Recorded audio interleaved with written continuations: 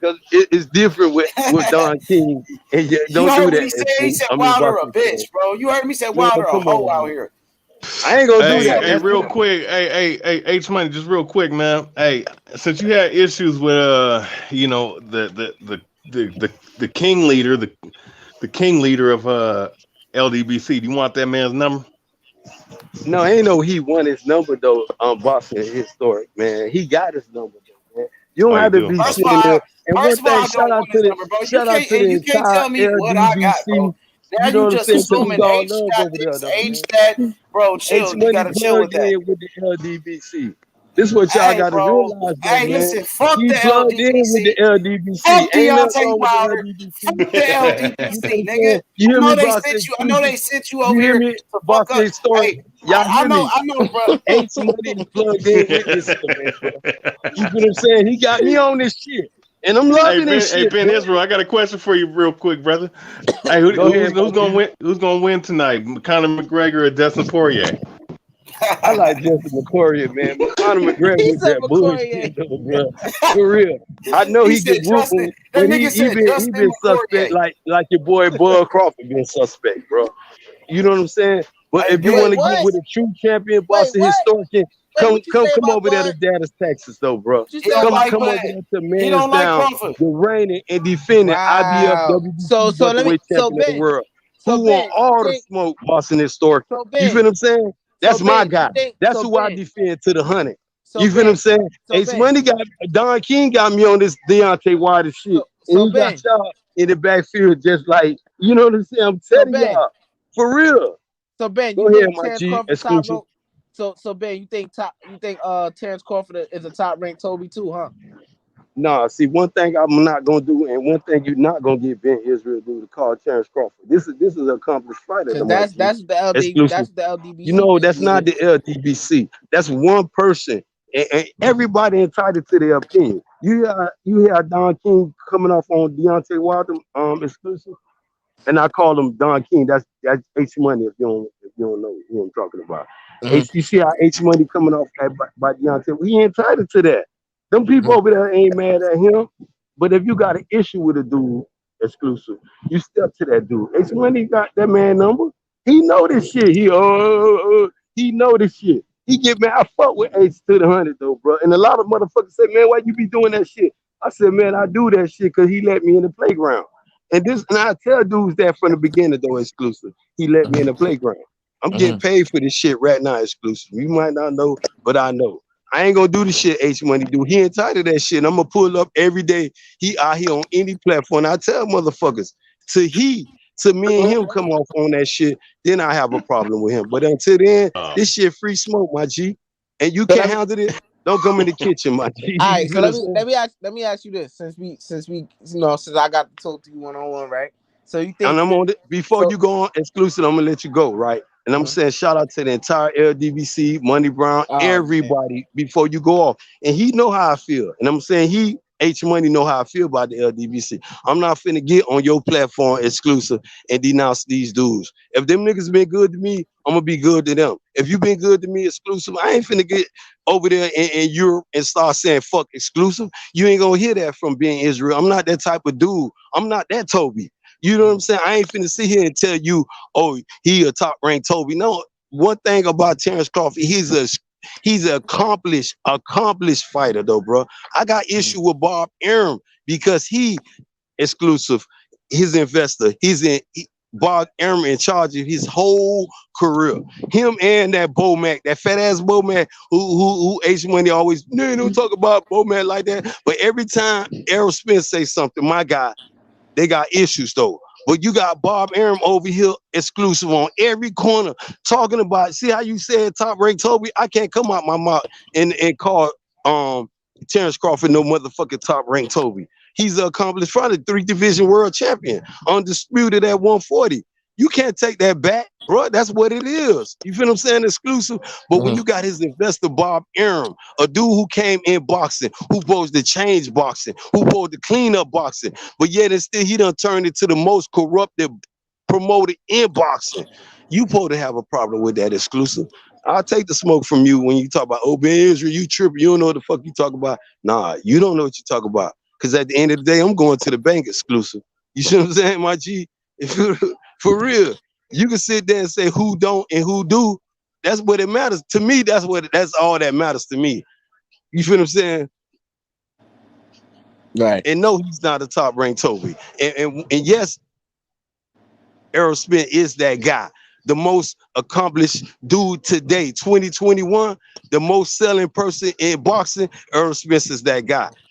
Ain't nobody doing numbers like Errol Spence to this day. You can pull Floyd Mayweather in what he did with the Logan brother.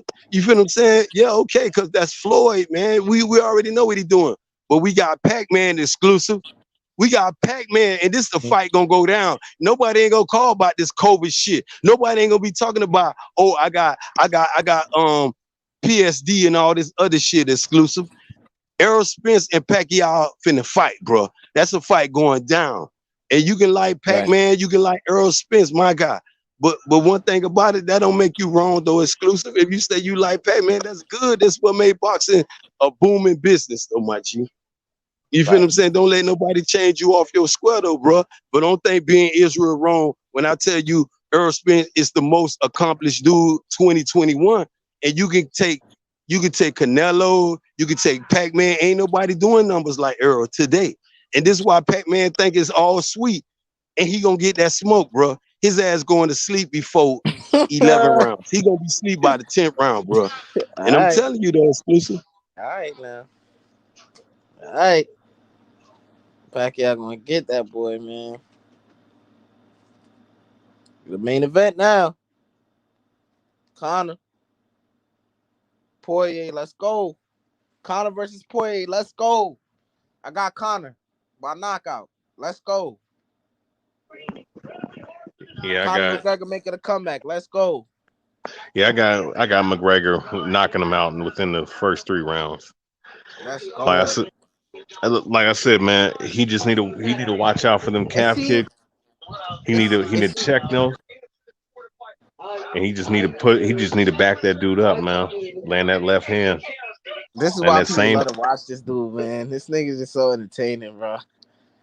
This shit is crazy. He just got that swag, bro. Shit is crazy. Oh, what happened? This is why people love to watch this dude, bro. Shit is crazy. Yeah, man.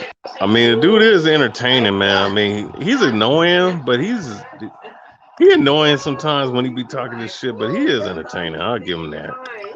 The dude got charisma. I give him that. And he can back it up in the ring. First 2 division champion, in UFC history.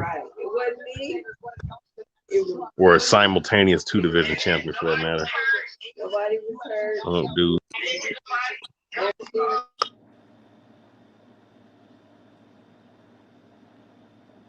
Oh shit. It seemed like they just fought it seemed like that's the great thing about the UFC. It seemed like these dudes fought like a couple weeks ago, bro. Like it wasn't that long that they just had their second fight. That shit's crazy. I was just watching that shit, bro. It looked like deja vu, bro. All over again.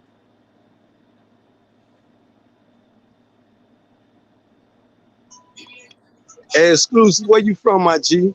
I'm from New York. Oh, what part of New York? The big BK, Brooklyn. BK, what part of BK, my G? Brownsville. Yeah. I'm gonna be out there next week though, exclusive, man. You know Oh, that's what's up, man. But yeah, man. If you you yeah. I got sister, brother, and I got a little girl in Harlem. But my people really from okay. Well, my sister and everybody from Baltimore. Oh, okay. But my mama was born in New York, though, bro. So all my aunties, grandmama, everybody right there. You going in and out, brother? I can't hear you. I said everybody, all my grandmother and my aunties, everybody from NY. Oh, okay. That's what I'm saying. But I'm down here in Miami right now, but I'm finna head to Texas. And after that, I'm heading up that way where you at, though, my G. Oh, okay. That's what's up, brother. That's what's up. Man, I ain't got no problem with nobody, rocking with Wilder. It's just, a lot of the shit that, Man, you entitled. If you feel the way you feel, though, exclusive, that's you, though, my G. Right. Don't let nobody change your feeling. But one thing you can't do is give a cheater a pass, though, bro. You feel what I'm saying? But dude, a cheater, he a cheater.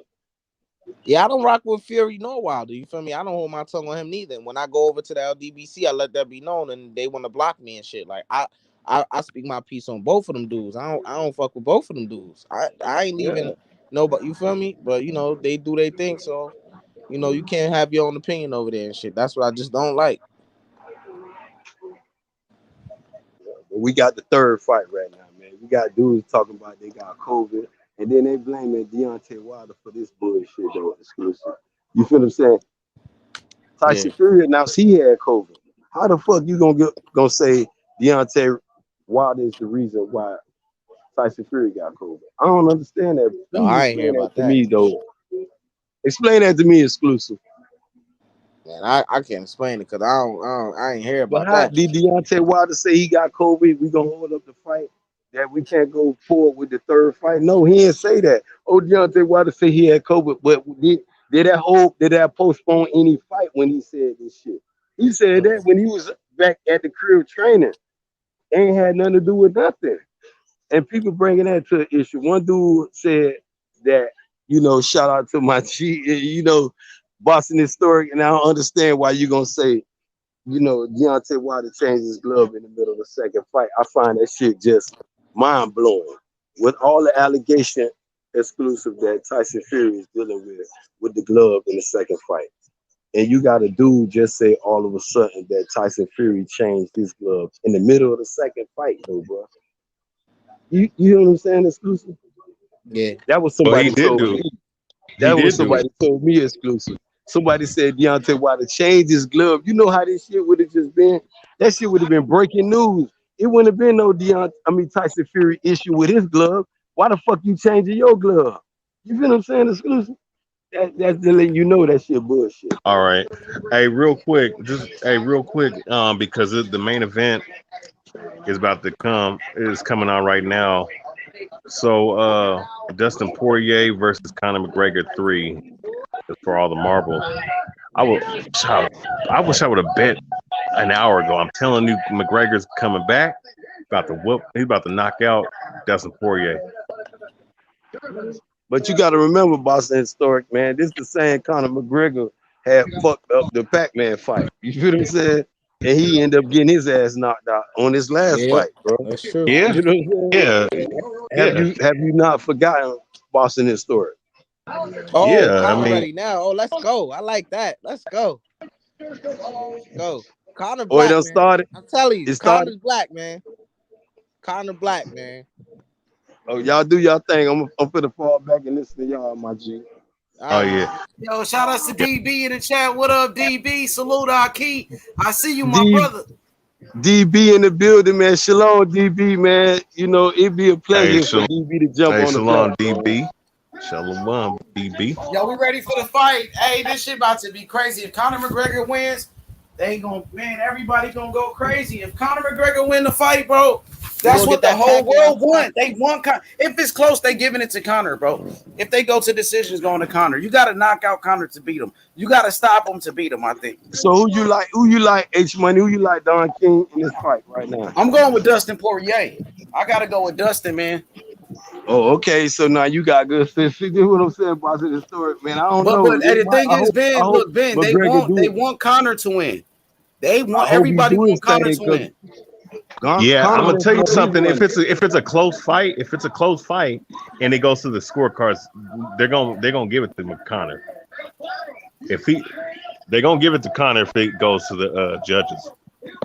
Yeah, every time he lost, Conor got stopped, right? Either he was submitted or he got knocked out every time he lost the fight. Yep. Let's go. Conor looked like he ready, though. Conor looked like he's in good shape. He looked kind of slim, though, don't it? He look like he in good shape. Does. All right, man. Don't look like any fat on his body, man. Yeah, not at all. He looked real slim. He look lean, don't he? Yeah. Hey, he looked like he looked like he gonna blitzkrieg him for the first 2-3 rounds if we don't knock him out for he gonna blitzkrieg this dude.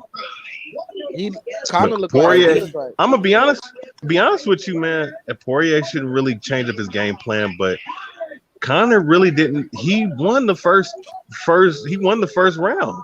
he was winning the second round till he got eating them damn calf kicks, and you know, everything else. I mean, he got caught, got knocked out. But Maybe he if he started can, slowing down. That's what it was. He got tired a little bit, and that's when Poirier yeah, started to catch him. yeah. Dang, come He just on, needed Poirier. I need this. Come on, bro. You gotta I'm get telling it. you, all on he the fight? No, I didn't bet. I don't never bet on the fights. I just be into the shit. I don't fuck with Conor, man. I would have bet Conor's a joke, man. Yeah.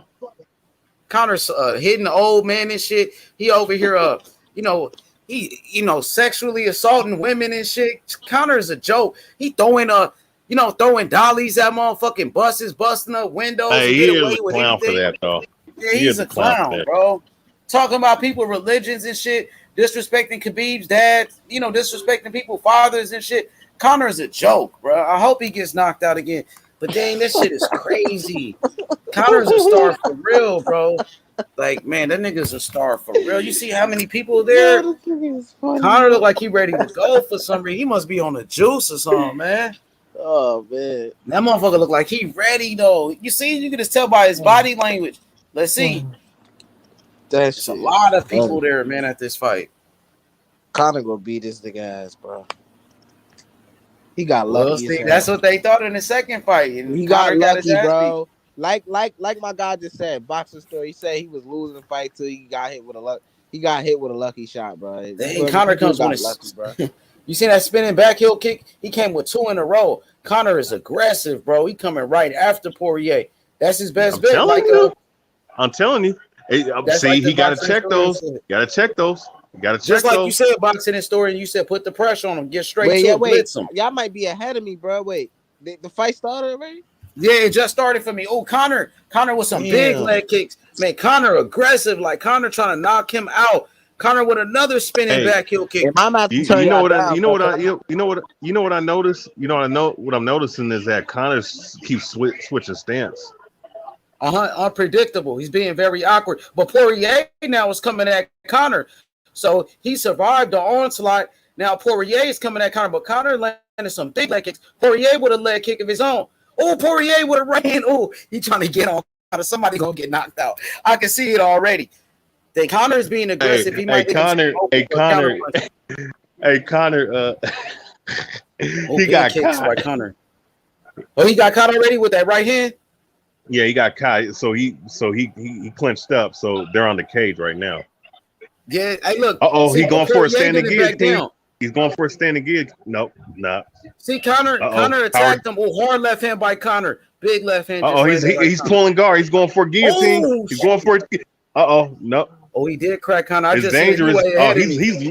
Poirier's lucky he's on the cage because that's jamming the leverage right there. Oh, yeah, he's getting Conor tired too. He mauling Conor right here. Got him on a cage like that. Conor gonna lose a lot of energy. And once Conor gets tired, that's when he quits. That's when he folds, when he gets tired. Yep. If Poirier survives the first round, if he survived the first round, he got a chance to win. Oh, dang, that guillotine. I just saw it. Conor tried to get him in that guillotine. Yeah. Conor has no guard game. His guard is garbage. So he's in a bad position right now. He needs to try to get up on his feet. And Poirier is a better grappler. Mm-hmm. Got him in a headlock. He passed guard. Oh nope, he's in the butterfly guard. Is this a bad position for Conor to be fighting from the ground like this? Yeah, because he's not a grappler. You know what I'm saying? What he needs to do, he needs to pull guard. His back's against the cage. He needs to try to scramble and try to stay in a sprawling. He's getting caught throwing strikes. He's landing those elbows. Oh, hard elbows by Poirier. Conor breathing hard, and he's looking at the clock, and he's bleeding from the mouth. Dang, Conor fucked up. He fucked up, bro. Yeah, see. Yep. He should have never went to that guillotine. That's how he went to the ground. Oh, hard elbows from Conor from the backside. Conor fighting from the back. Conor fighting off his back. Big elbows. Yeah, Conor need to make it out of this first round because Poirier, Poirier, he's not wasting too much energy. He's landing the right shots. Ooh, dang, you right, man. You right about that. Oh. He's taking his time and breaking them down. Yep. Yeah, because he's not, he's not doing craziness. Oh, he hit him with a up kick. Oh, Conor landed an up kick on him. Oh, dang. Conor looked like he bleeding from the ear, too. He's busted open from his ear. Boy, Dang, Conor, he better grab that dude's wrist. He better grab his wrist. Yep, there you go. Oh, okay, he's going for the guillotine again. Uh-oh. Yeah, I would say it's 10-8. It's 10-8. I mean 10. My bad. 10-9 for Poirier. Oh, sure. shit, he beat it Conor's ass. I think Conor might survive this round. The best thing. Okay, there you go. He did land that up kick. I just saw it. He got it. Okay, they're up. They're on the feet. Oh! Is it what almost happened, bro? Damn, Conor getting fucked up, bro. Hey, oh my! Tell me what happened. Poirier almost stopped him. Poirier almost stopped him. Oh, he is lucky the bell was there, bro. Oh, he broke his foot. It's over. It's over. He broke his foot. It's over. Who won? Oh man, Poirier. How he break his foot? Conor broke his left foot, man. Oh, I saw it. No, Damn. he's not a champ. Oh, No, I saw that shit. That shit was nasty as fuck. Oh shit. Dang. Oh shit. Fucked up, bro. That's nasty, dog. But you know what? I'm gonna say this though. Poirier was already beating him. He was already beating him though. So he was beating his ass. Oh, his leg is fucked up. Nasty. Oh, I seen it when it happened too. He was whooping his ass anyway. He was gonna get stopped. Yeah, he was gonna be stopped before that bell rang. So they gonna count that as a win for Poirier? Yeah, that's a technical stoppage. And he would have. Oh man, he gotta go. He gotta go to the hospital, man. Get that. I saw what happened. He's putting the pressure on Conor. Dang. It's over. He knocked him out again. Bro. No. Oh, that's why he jumped. That's why he didn't get knocked down. He broke his foot. He broke his foot in the last 10 seconds of the round. He was already getting his ass. No, he broke his foot when he exchanged, when his foot got caught. Yeah, but it was in the last 10 seconds though. In the last 10 seconds of the first round. No, they're playing it right now. Okay. Yeah, it was at the end of the round, my brother.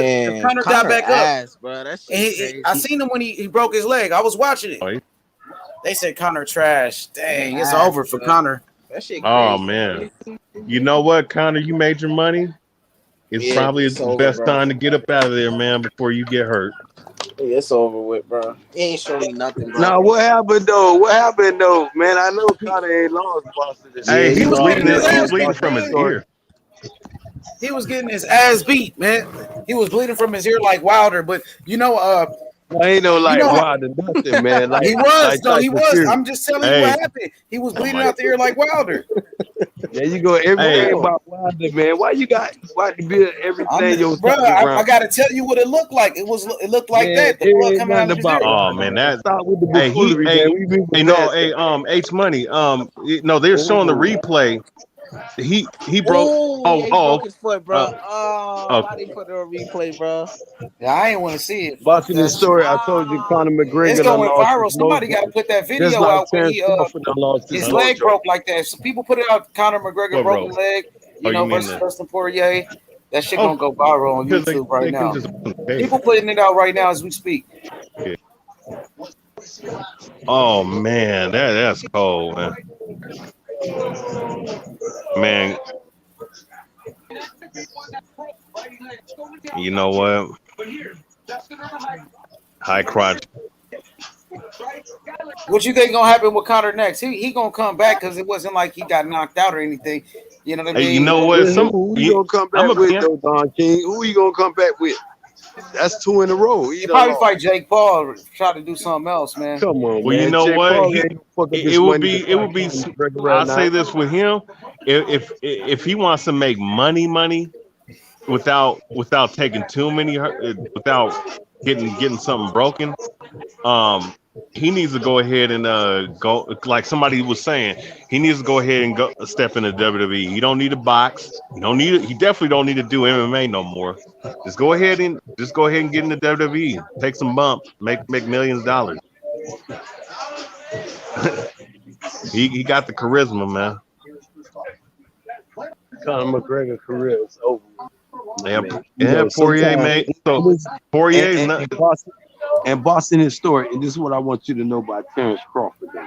You may think I'm finna be a Terrence Crawford hater right now, but I'm finna say, Man, same, I'm a fan of Terrence Crawford, bro. He's doing the same thing Conor McGregor. Poirier is mocking Conor. He's mocking. He's supposed to. He don't beat his Do you ass. think he broke his leg or his foot? He broke his foot. That's what it looked like. Wow. So let me. Yeah, Dustin Poirier, he's gonna challenge Charles Oliveira for the lightweight title now. That's fucked up. You said a broken leg or broken foot? Broken foot. Dang. And Dustin Poirier saying he broke his foot because I checked one of his kicks, so he ain't even giving. Oh man, that's how you know this. That's how you know these guys do not like each other.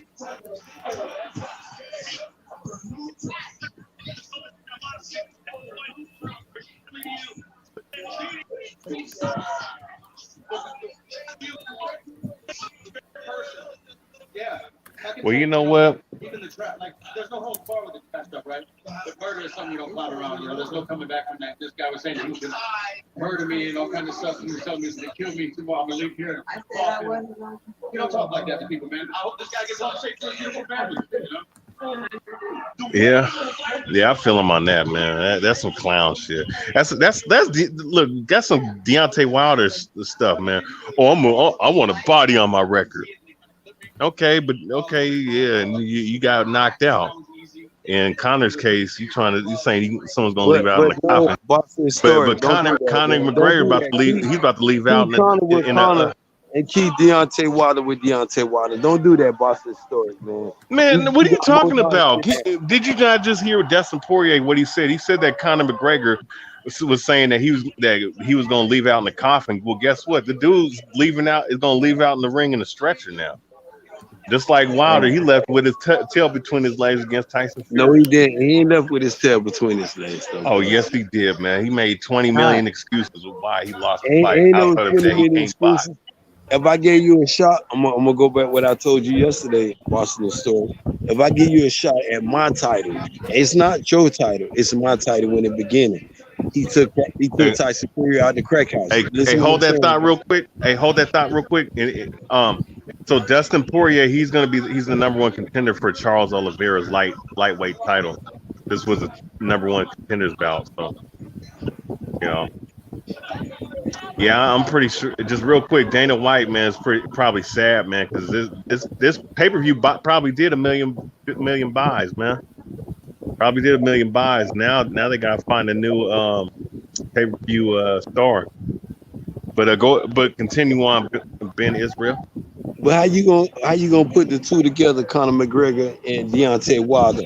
And a lot of people, this is why I'll tell you Boss's story. The man had one fight, he lost the second fight. And one thing you can't say what he this feels. white guy's got a nice rack, bro. I ain't gonna lie. It's over. That shit is crazy. Conor McGregor breaks his foot, broken foot. Conor McGregor loses again to Dustin Poirier, broken foot, bro. Crazy, bro. That was nasty. Conor McGregor, will he retire? What's next for Conor McGregor? Is his career over? Is this the last time we see Conor McGregor? It got to be over though, because 2 times in a row, it don't look too good for it. It don't look promising right now. Hey, this dude. Hey, Conor is a piece of shit. What happened? Hey, they're interviewing him now, and he's talking all kinds of mess. Man. He called him a hoe. Oh look, Oh wow, see, they put the cast on his foot. Nah, it's 2-1, man. Dustin Poirier beat you, man, twice, back to back. There's no rematch. There's no running in the back, man.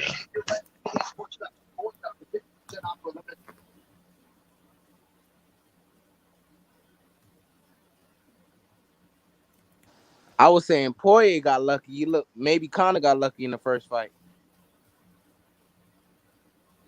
Oh wow, he got Where do Conor go from? Where do Conor go from here, Boston? This story. What he do from here? I mean, nobody wants to keep seeing him lose. So if he may have 1 or 2 fights left. I mean, but he would have to win his next fight, man. Because at this point, man, you lost back to back against Dustin Poirier, man. Like, it's like you broke your foot. I mean, yeah, he's done. He's done. He can't. He probably needed, but it's not done as far as his earning potential. His earning potential is still through the roof, man. Because he's he's popular. He got a fan base, and he's making money. So there goes the champion Charles Oliveira. But yeah, I think that Conor McGregor needs to go ahead and go to WWE, man. Go ahead and get with Vince. Go talk to Vince. You know what? I can pull your ratings up. You guys doing 1.5 million viewers on Raw. Get me up in there. I'll shoot that. Shoot that up through the roof, man. So, yeah. This is crazy. Conor McGregor just broke his leg. UFC 264. Hit the like button. Incredible. Conor McGregor, broken leg. It's over. Broken foot. It's over for Conor. They had to stop the fight. Conor McGregor was getting beat down. Hit the like button if y'all just tune in, man. Breaking news. Conor McGregor, broken foot. It's over with. It's a broken. Did they say it's a foot or a leg? They said it for sure it was the foot. Yeah, it was the foot because, and I do think that Poirier may not be just talking mess, man. I think he was right because when you check a kick, man, you don't try to land the foot on the when you're throwing a kick to the leg, you definitely don't try to land the foot. You try to land the shin, and that kind of messed his foot up. And I think when he pulled back and when he went down, they got Teddy Atlas on here. And he ended up, pulling his foot, and he ended up dislocating it and breaking it, and he's done. I mean, he definitely hurt his foot probably early, and it just done. They got Teddy Atlas on here.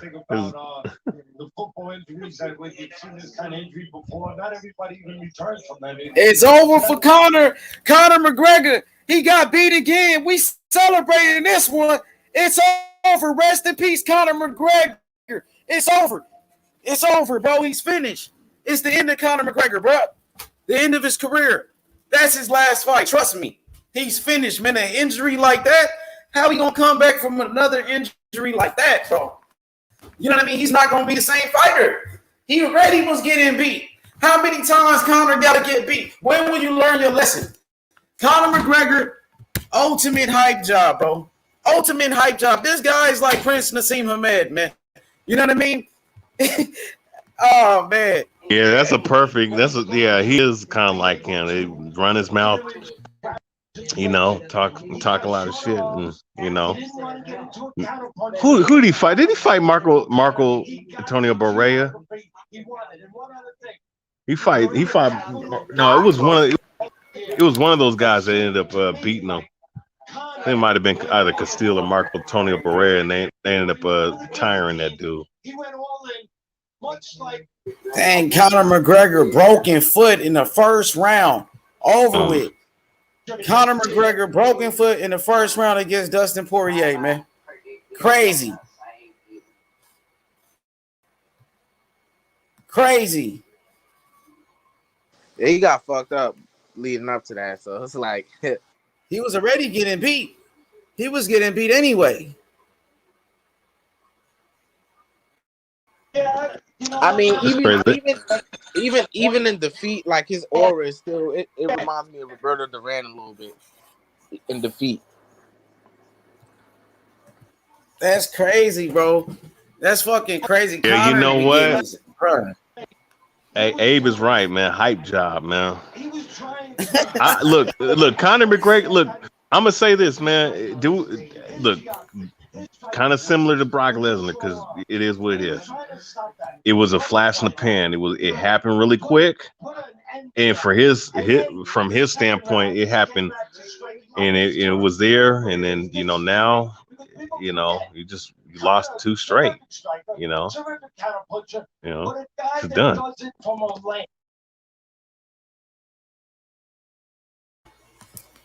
Hey, Toby said H Money, Conor and Nas both took the bag. Deontay bet on himself. Yup. Conor, one thing about Conor, he brings a lot of excitement. A lot of people want to watch the fight. I got another good Go ahead. comparison for y'all. This guy's AB, bro. That's exactly who Conor is. He AB, bro. What'd you say? I said this guy's AB. Like that's another good comparison for Conor. He's AB, bro. Oh, AB. Yep. Yeah, but he's behind bigger than AB though, for sure. AB was big, but Conor a little bit bigger though.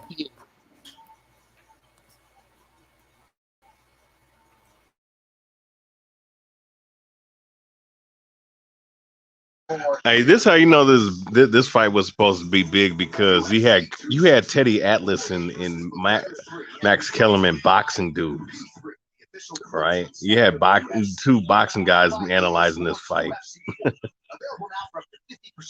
Now Teddy Atlas, he been covering a couple UFC fights lately. Oh yeah, okay. I don't know why, because I heard him. He don't know jack shit about this sport, but I guess his name is good enough for them. Well, what's crazy is that they don't have him on the booth no more. They don't want him talking boxing, but they have him talking MMA. But boxing is a sport, though.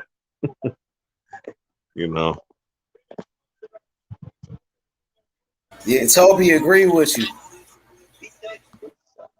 Yeah. For what I'm hearing, he's not too fond of Mike Tyson. For what I didn't know about. Oh yeah, he put a gun to Mike Tyson's head, man, because Mike Tyson tried to get at his daughter. I thought it was his niece. Or his niece.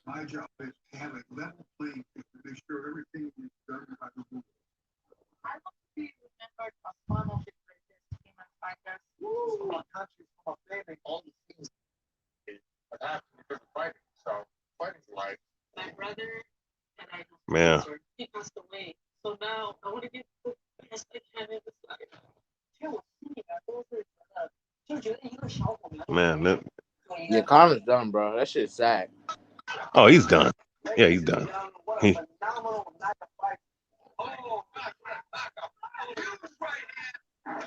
got another one of them little paychecks that he could just throw down the toilet if he wanted to. What you think he got for this fight? About what? 100K? 150K? Who? Conor. No, Conor made $1 million. He made over $1 million. I think Poirier may have made 700,000. Actually, let me look at it. Let me look at the UFC fight. Let's see, UFC 264 purses.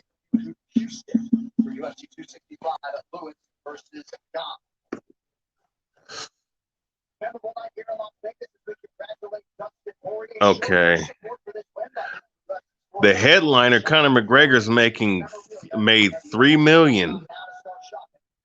Poirier made $750,000 a show, $50,000 performance bonus, and 30,000 sponsorship bonus. Yeah. Yeah, Conor could wipe his ass with that $3 million. Yeah, I agree with that analysis. I felt like Conor was fantastic early on. Damn, Taco K, you man. Listen. It's a fight and it's a war. It doesn't. Better know UFC fights. Anything can happen in that shit. Anything is more likely to happen in the UFC more than it is in boxing. Well, yeah, I mean it's more dynamic in terms of the different because you know when you deal with boxing, it's one it's one discipline, it's one art, and it's that style in that art form of fighting. But when you're dealing with like MMA, it's boxing, kickboxing, Muay Thai, traditional martial arts. You have other creativity type martial arts where people just do unorthodox things. Then you have the grappling and wrestling aspect, and that's a whole nother dynamic. So, and there's so many ways to hurt your opponent. You know. Yeah, Conor McGregor. Yeah, see what it was. Oh yeah, he messed up his foot when he didn't check it on, but still, he messed.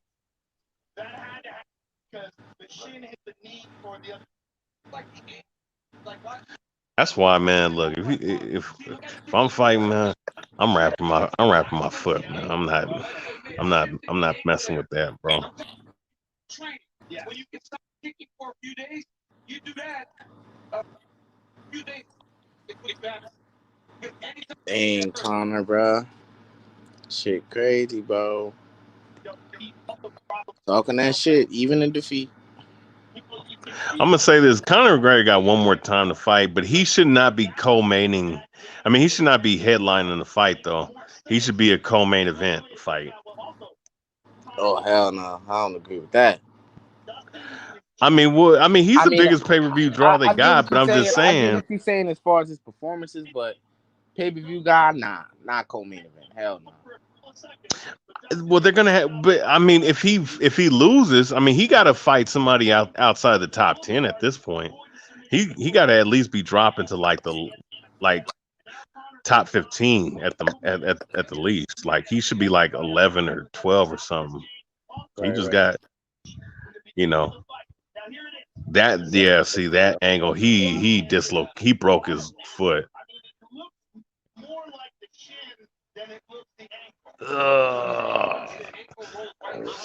You know what's crazy is that in kickboxing, this kind of injury don't happen like that, but in MMA it happens a lot. I'm gonna tell you something. Grappling will injure your legs more so than actual kickboxing. Wow. Yeah. The connector of his foot and his ankle. Look, make no mistake about it. This fight was trending in the wrong. Conor McGregor. Yes. Yeah, Poirier. Look that. Yes, right? For all that he is, Dustin Poirier is at the top of the game, and he was keeping him up on the ground. Now, you gotta ask. Conor McGregor felt that kick. Then he go for guillotine out of character a bit because of how my. Yeah, he don't go for no submission. You don't know. A lot of questions. This might be though a good way to lose Conor McGregor because I looked online already and I see so many people going, you can justify a fourth fight. Man, no. Right. Nah. Right. Well, I'll say this: there should not be no fourth fight. I mean, you lost by doctor stoppage. You lost twice in a row to the dude. Just leave it alone. Go fight someone else. Yeah. He got his ass booked bad, bro. I mean, When you watch back, he's like, the officials are holding Dustin away because there was a lot of personal things said. yeah, Conor McGregor be getting personal with guys like Habib with his religion. He gets the people in a way No. that really upset. But guys, tonight belongs to Dustin Poirier. Yeah. Goes out and fights Charles Oliveira. A lot of people consider him the best lightweight in the world. He becomes champ. Yeah, you know, boy gonna be on his head too. Jake Paul. McGregor's gone for a while. gonna take time to get better. Yeah, I said the same thing about this.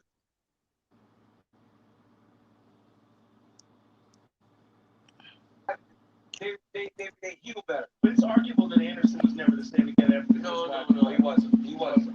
I mean, that's saying he just beat Julio. Yo, what rap? It was good, bro. Conor got beat again. Saw that, brother. I was getting something to eat, and I looked on the fight, and I saw Conor went out with a little supposedly broken ankle, broken foot, whatever it is, right? This guy's a master of getting fights after losing and shit. I don't see no. I don't. Do you guys even see a Nate? I was waiting for him to get Nate Diaz again. I don't see that fight happening anymore either. Why would I want to fight this guy? No.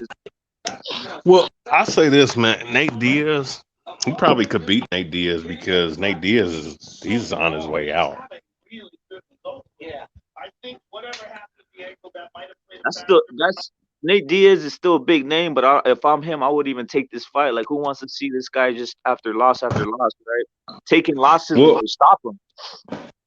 Well, I'll say this, man. If UFC want to get some big pay-per-view buys, they need to give him at least one more chance, and then, like I said, have him fight somebody outside the top 10.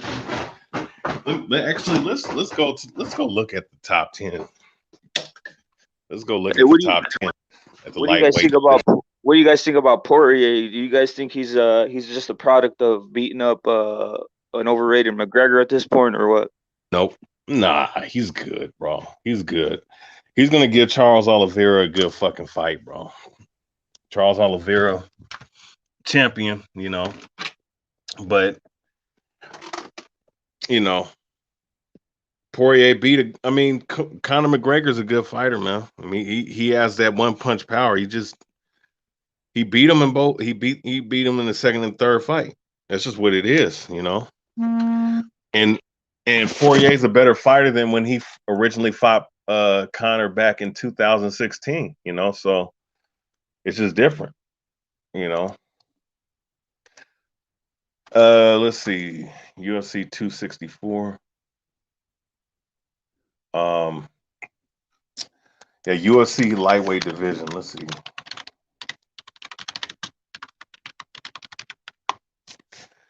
No, H Money's happy. Let's see. Okay, let's look at the rankings. Okay, this is MMA World Rankings. Let's look at the official UFC rankings. Pound for pound. Fuck the pound for pound. Let's deal with the lightweight. So, yeah, this was a number one contendership fight. Yeah, Oliveira, Dustin Poirier, number one. Justin Gaethje, number two. Beneil Dariush, number three. Michael Chandler, number four. Conor McGregor is number five, but he's going to drop down. Tony Ferguson. Rafael Dos Anjos. Dan Hooker. Islam Makhachev. Gregor Gillespie. My bad, I can't even pronounce his name. Oh, that's your top 10 guys. McGregor's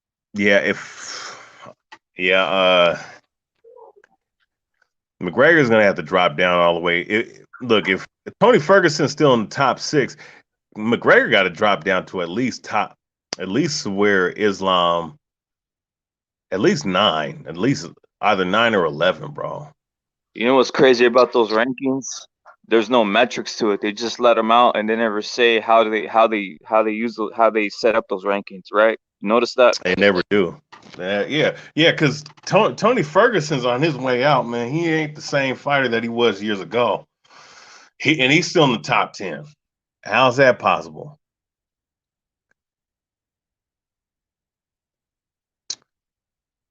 Let's see. Who? Let's see. Okay.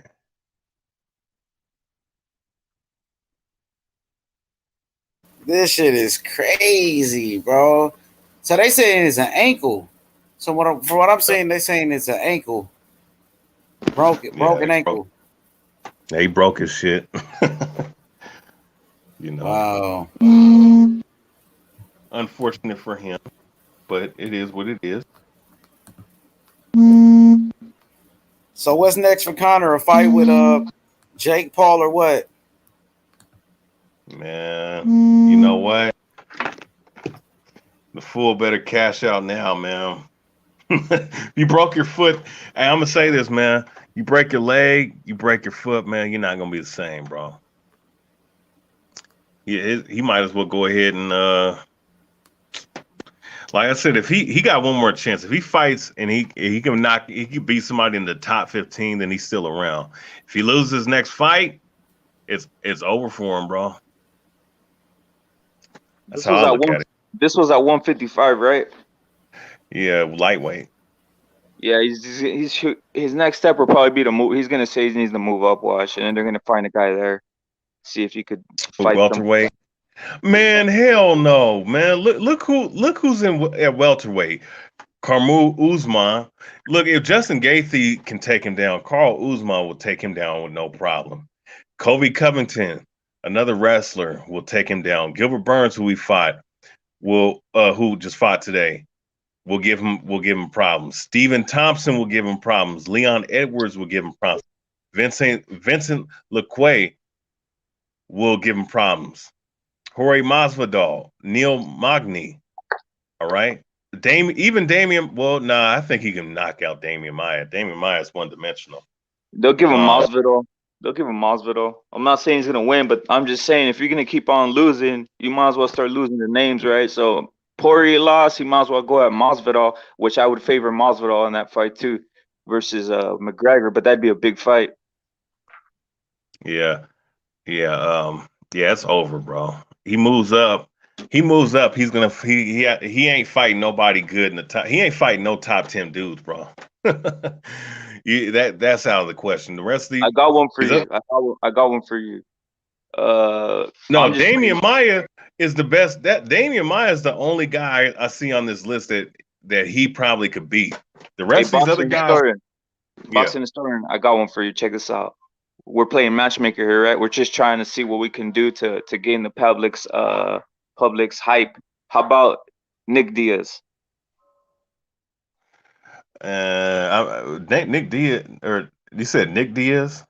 Yeah, he's retired, right? Pull him out of retirement and give him that fight. That'd be like Nick Diaz is already old, so who knows what could happen. Man, Nick, that wouldn't look good, bro. I mean, I know that Nick Diaz, he's a character. He is. I mean, he's always gonna be one of my favorite all time. But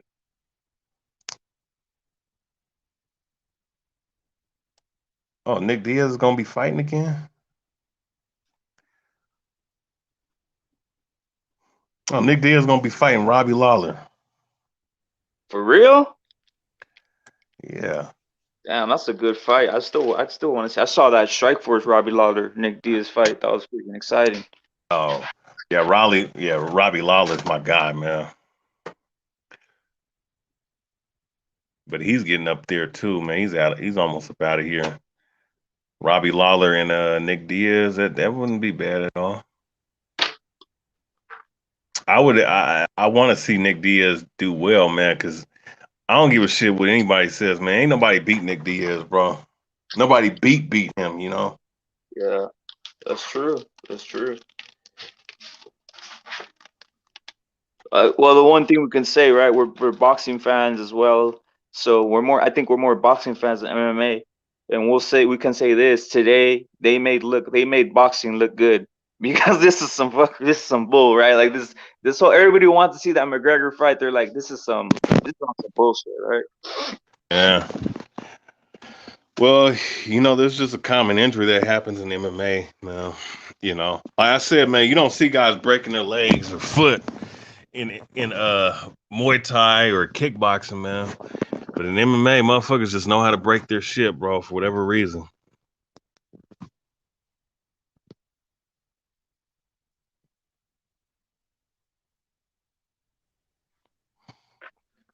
Hey, And that it's no Dos Anjos, that Brazilian guy Dos Anjos, he fought on the card or what?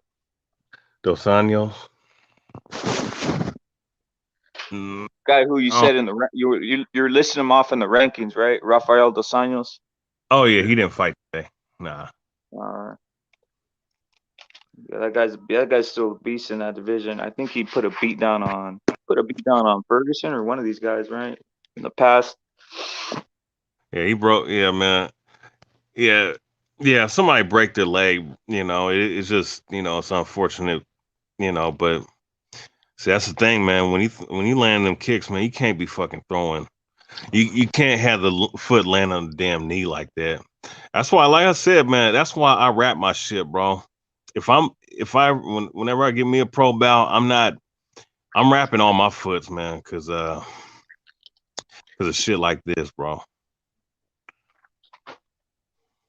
What was that whole thing of the ankle roll exercises, right? I don't know if you do that. Do you do that? Ankle roll I mean, exercise, warm ups and stuff. Yeah. You do warm ups, for your knees and whatnot. But I'm pretty sure they all do that, I know for sure back in Robbie. I know the typical stretch, right, for the ankles was you always gotta do the ankle exercise where you roll your ankle, you roll it from side, you pick it up with you put your wrist under your shin, and you pick up your shin as you're sitting down, and what you do is you get your ankle and you rotate it one way, and then you rotate it the other way, just to keep it loose and not have that stiffness and shit in it, right? Yeah, that's the thing about it, it's the stiffness. Yeah, Robbie Lawler was a beast in Strikeforce, man. Yeah. Remember, he knocked out my guy Melvin Manoff, man. Oh yeah. Hey, Melvin Manoff was chopping his fucking legs like he couldn't walk after the fight, but he knocked his ass out though.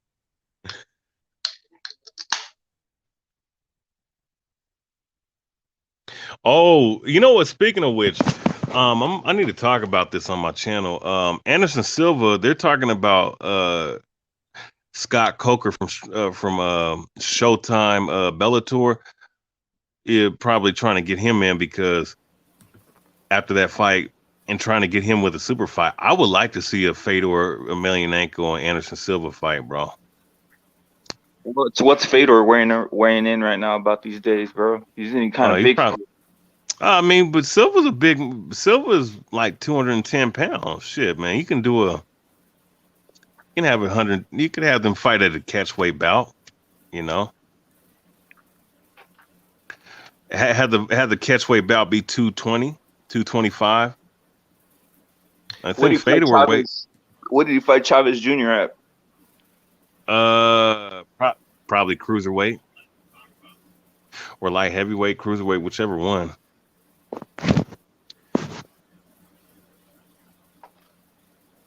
Shit, they used to do open weight bounce back in Pride, man, where they had Vanderlei Silva, who was a middleweight fighter, light heavyweight, and what's his name? Oh no, yeah, he fought Milko Krokop.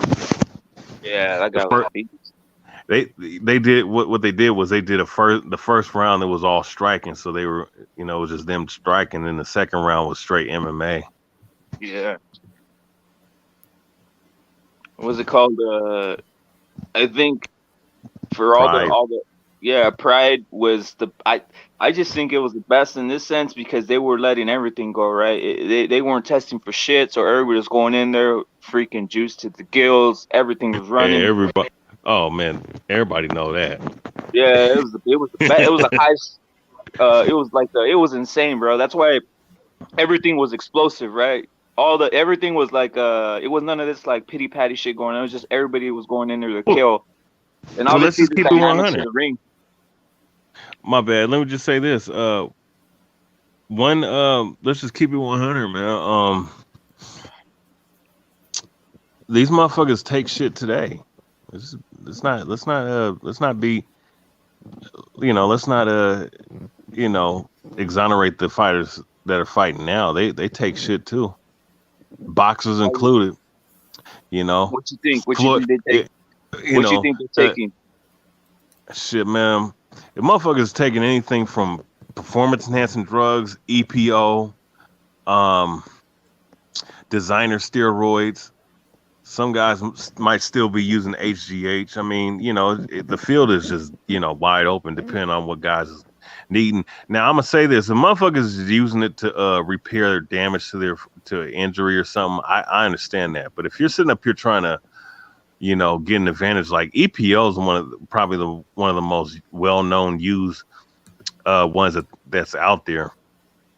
I mean, that motherfucker, like it accelerates the flow of your blood, so it makes you more. It gives you more stamina. Like the one motherfucker, Gerald Big Baby Miller. That's what he got popped with, man.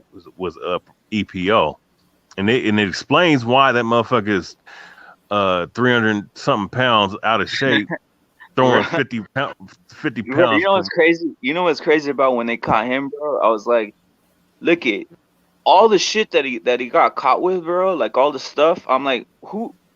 I wonder who his guru was, bro. Like that's the whole thing, right? Like, was he doing this shit on? Was he doing this shit on his own? Was he like, I don't know, bro. I think he had a guru bro, somewhere, bro. He had a guru. You know how like people buy drugs, right? And they have a dealer, and they be cooking that shit in their backyard. That's the same shit with this damn with these new design. It's called designer steroids or designer performance enhancers. Shit that you can't really get off the counter. Like you have to go to the right people to go grab the shit, bro. We could do a whole show on this shit, bro. No doubt, bro. I just know for a fact some of the top guys been using some shit, bro. I just know it, bro. Personally, I know. Oh, a lot of them are. A lot of these niggas. All time. I'll just say this: the all-time greatest was on some shit. The all-time greatest UFC fighter. Just put whoever you think that is. I'll just say that guy was on some shit. Let me just tell you something, man. The first MMA gym I was training at, the trainer that I was speaking to, he was telling me Greg Jackson MMA, right? The guys that was training John Jones, Shane Carwin, those guys that were up in that camp at that time, and they still doing it today. They said that those motherfuckers trained 4 times a day, 4 times a fucking day. Well, you mentioned one of the number one like guys that no one mentions, right? We were talking about Brock Lesnar earlier, right? You don't remember that Sean Carwin versus Brock Lesnar? That was a straight up like a fight. That was a fight. That was a fight of substances. That was a fight of substances, bro.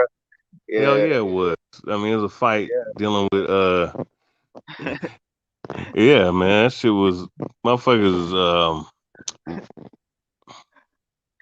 Motherfuckers was, oh my god, bro. Motherfuckers was on that shit, bro. Yeah, bro. I was like, this is like whoever took the most shit's gonna win here, bro. That was a great fight though. That was a hell of a fight back then, bro. I remember back in the days, back when MMA first started, like in gyms and shit people were taking was halo tested. Oh yeah. Well, I'm gonna tell you something. I'll tell you this. Motherfuckers be making such a big deal about the Olympic style drug testing, where the random drug testing makes sense, right? But here's and that works, That's why a lot of motherfuckers have been getting caught in the UFC now. Now here's the thing though. A lot of the USA men's basketball team, them motherfuckers was all on that shit, bro. Brother, come on, bro. I'm gonna tell you something. You hit on something that no one talked about. I've said this before on certain panels. You're the first brother to ever say this, bro. People don't even realize it. Mid-90s basketball, the entire NBA, Jordan coming back like that in his late years, that wasn't on some natural shit. Yeah. Right? That wasn't on some. You don't just come from 2 years of Major League Baseball, come out bulk 20. You don't come back bulk 20 pounds up. Listen, all the team sports players or the different players on these team sports are taking shit, bro. It's not. That's not rocket science, bro. Exactly, but no one talks about it, right? Everybody says it's a clean. I'm talking about the big 3, which would be the NBA, NFL, and we could throw in any other. What's the other bigger? What you consider the big 3 sport? MLB, right? Those are full of like enhancers and shit. Yeah. Man, look, what's his name? what's his name? What was I gonna say? What's his name?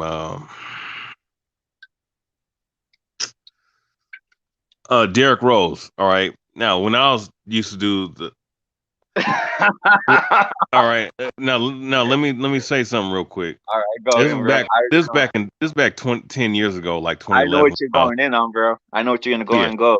I brought this to Bruce Bliss back in the day, way back in the day when I was on the little podcast with him. The Okay. motherfucker um motherfucker came out on the whole Olympics team and said that the NBA has a performance enhancing drug problem in men on the USA basketball team, which include Kobe Bryant, Dwight Howard, LeBron James, Kevin Durant, so on and so forth. That same team that he was on was taking that shit. And he retracted his statements like a week later, bro. All right. And don't get it twisted. Them motherfuckers in the 80s and 90s was taking shit too, but them motherfuckers was taking the fucking old school steroids, the shit that was more dangerous. And then Winstrol those guys, and shit. And and not those only guys, that, amphetamines and shit. That shit was way more dangerous to take, man. Like Jordan and niggas, the motherfuckers was on that shit, but that shit wasn't. That shit was nowhere near the shit that these niggas is having in the NBA today, nigga. Another thing about what you're saying right there is this, right? They weren't even testing in those eras, bro. So it was all like, and that's something, that dirty little secret of that no one talks about of sports, right? The NBA wasn't testing for shit in the 90s, bro.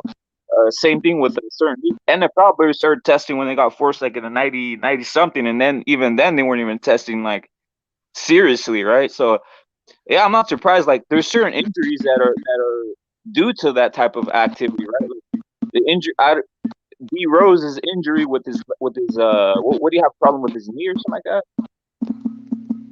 You remember that injury he had? Yeah. I think I'm gonna be honest with you, man. How he injured both his knees the way he did, that shit. The way he injured his knees, bro. I'm telling you right now, motherfuckers in the NBA or the higher ups that control that league, not the fucking Davis. I'm not talking about those clowns. The people that actually control. Tell you something. They probably had his injury rigged, man, to have happen. Because he made mention of that shit like this motherfucker was on top of the world and he just fell, man. He fell very hard. Now, like I said, Derrick Rose came out on the league. And the thing is, that same article, I think you guys you can pull it up. Motherfuckers in all the professional sports were talking about that. I think Josh Thompson, I know you remember him. He was talking about, I don't know how guys is 40 years old being able to fight guys that are 20, 30 years old without help. And he was talking about guys like Randy Couture. Somebody mentioned something about boxing, saying the same thing. And I forget who it was, but he was basically talking about Bernard Hopkins. Also, I knew that's what we're going after. Bernard Hopkins. So that ESPN article that they did in 2011, everybody was talking shit about their sport, about motherfuckers taking shit, bro. So yeah. Well, it's like you said, right? The one thing about certain like enhancers is now there's gurus that are paying, that your favorite athletes are paying for, or not favorite athletes, but they're like, that's why I mentioned Big Baby. Like he definitely has to have a guru that someone's working with them, and no one's snitching, right? So that's what you got to give props to Big Baby for not snitching on whoever the hell's, you know what I'm saying, whoever his chemist is and shit, right? So it's whatever, bro. Yeah, Tyson, it is. what do you think Tyson in the early days? You think he was on some shit? No, he was on a lot of shit, man. He also got broken in by his damn master. I'm gonna just put it out there.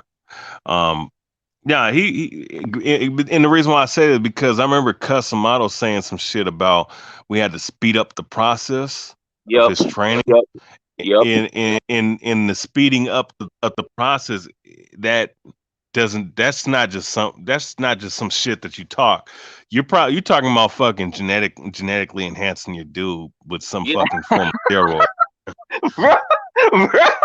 I'm just keeping. Hey, I don't get. Hey, look. You're on my wavelength, bro. You're on my wavelength, bro. Yeah. You're on my No, wavelength. I'm talking about because this is what this.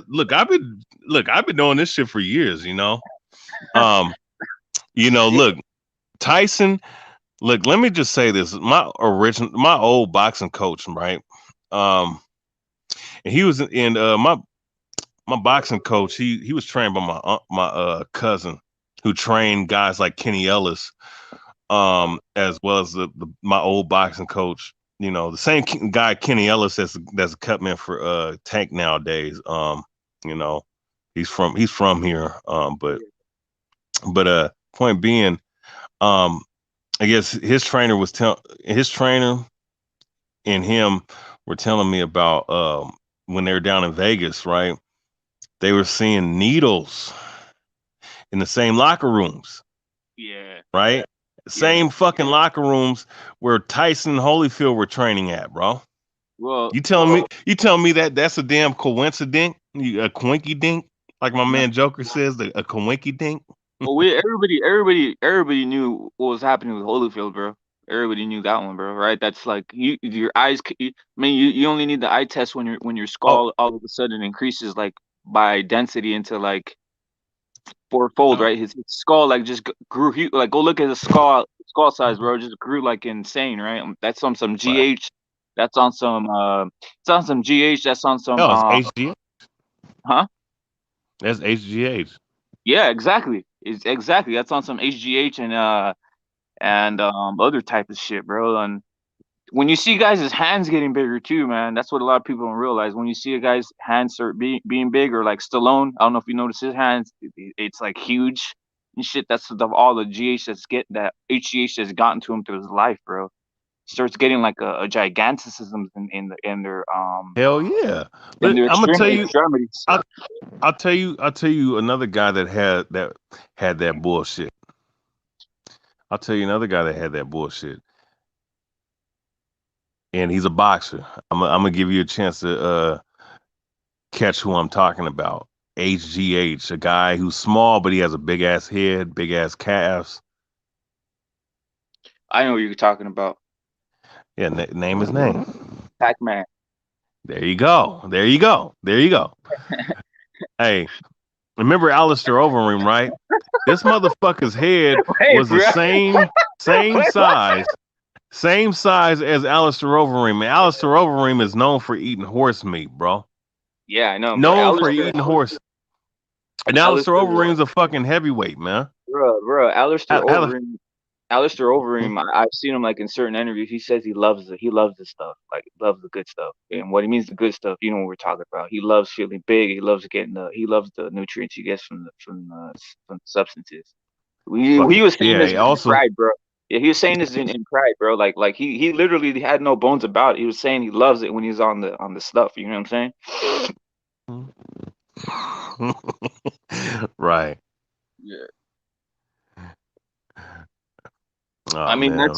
that's why I'm kind of excited. Like a lot of people are tripping on that De La Hoya versus Belfort fight, but I don't think they're testing. So I'm kind of excited to see what's going on, because I know De La Hoya, he's not going to go in there without taking some shit, right? Same thing with Belfort. These guys are going to go in with all kinds of shit in their system, so they might look younger, even, right? So they might even be explosive in the exhibition fight or whatever the hell it is. So I'm interested. That's the one thing I do like about exhibitions. Like, they don't test. Definitely Mayweather had some tests. Definitely he took some testosterone, bro, to when he fought Logan Paul, bro. He wasn't going in there on some bullshit. Yeah. Yeah. Yeah, man, that shit is crazy, dog. You know. I mean, I'm gonna tell you something about what you were saying about Mayweather. Yeah.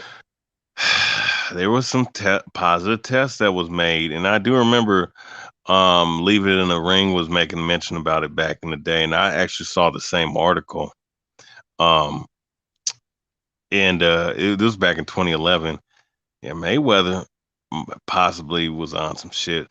And guys, guys be making channels like Skills versus Pills and all this other stuff, Pac-Man, the Pac Juice and all that. But nigga, it's always the motherfucker that's pointing the fucking finger, though, that you got to be aware of, just like Mike Tyson and Holyfield. Okay, Holyfield, you can make a case for, but what about Tyson? A boxing historian, you want to see the analytic, you want to see the proof in the sense of just go look at the thumbnail or any interview of the picture between before the De La Hoya versus Mayweather fight.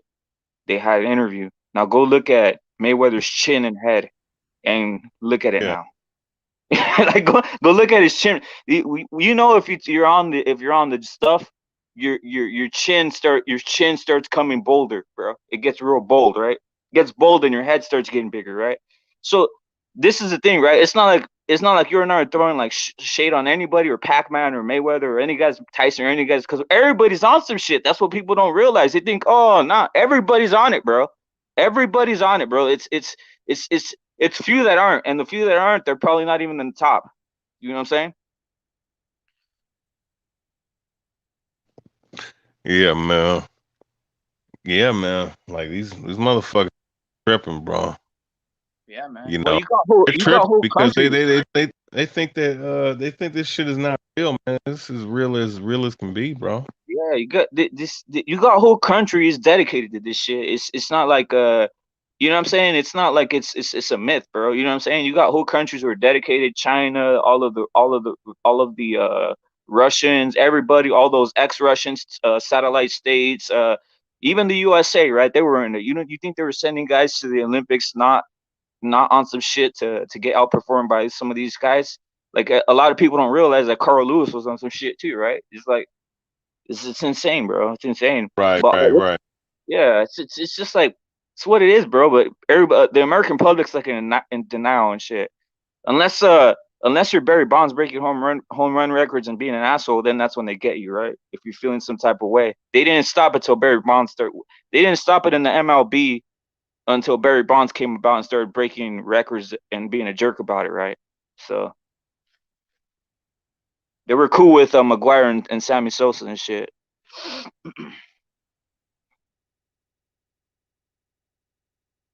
Yeah, man. Yeah, bro. I remember mean, that it's shit. Mark McGuire and Sammy Sosa hitting home runs like crazy out of nowhere. You know what I mean? That hey, shit was crazy. skyrocketing and shit. Hey, no, Rafael Palmeiro was the funniest motherfucker of all of them. This motherfucker was in court pointing at the judge. Hey, I never took steroids. Yeah, I was laughing when I seen that shit. He's like, he pointed to this, he pointed his finger. He's like, I have never taken, or it's on like some corny shit, right? It's like, come on, bro, come on, man. And it's like it came out like in Canseco's book, like literally Canseco injecting him in the ass with some shit, right? It's insane. Jose Canseco snitched on everybody. That dude. Yeah. He took everybody down with him, huh? Yeah, he's like I'm blackballed. He literally, and I believe it, bro. He says they blackballed me because I was gonna tell people that this was going on. So I said, fuck it, let's write a book. And since you're blackballing me from the game, I'm just gonna snitch on all you motherfuckers. He even threw like Roger Clemens under the bus and shit, right? So it's crazy. It's crazy shit, man. But that surprised me when Roger Clemens was on that shit too, bro. Because he was so good back in the day. I was like, man, this dude is like the Michael Jordan of baseball and shit. It's like all these guys were fucking cheaters. That's the crazy part. Everybody was a cheater, bro. Sammy Sosa, man, crazy, man. You know what's crazy though, bro? Like the freakiest athlete, one of the freakiest NBA athletes, never gets any smoke about that, right? Like LeBron, right? Like looking like a freak of nature. Everybody's just assuming like, hell no, he's just a freak of nature, bro. Like nothing's happening here, bro. Nothing exists, bro. You think LeBron all that shit too? For as what boxing historian just said, he said everybody was on the Olympic team, bro. And LeBron was buff as hell, like that strong, you know, coming out of high school. He had to be on something, huh? You know what I'm saying? Like, yeah, it's not like, man. Yeah, it's not like and think about basketball isn't one of those sports that's like a sport where you need to get a physique, right? Basketball, you're running all the time, so to build muscle like that, and you're running all the time, that's not natural. You know what I'm saying? Like, You're not gonna get built like that just running. Like I can't just go start jogging and shit and start building muscle all over the place, right? It's insane. Shit is crazy as fuck, man. Dang, Conor got fucked up, man. He was losing too. Like, you were losing the fight. I don't want to hear nothing. Oh, it was the ankle injury. That's the reason why he lost. No, he was getting his ass beat. He was getting his ass beat, bro, before that stoppage.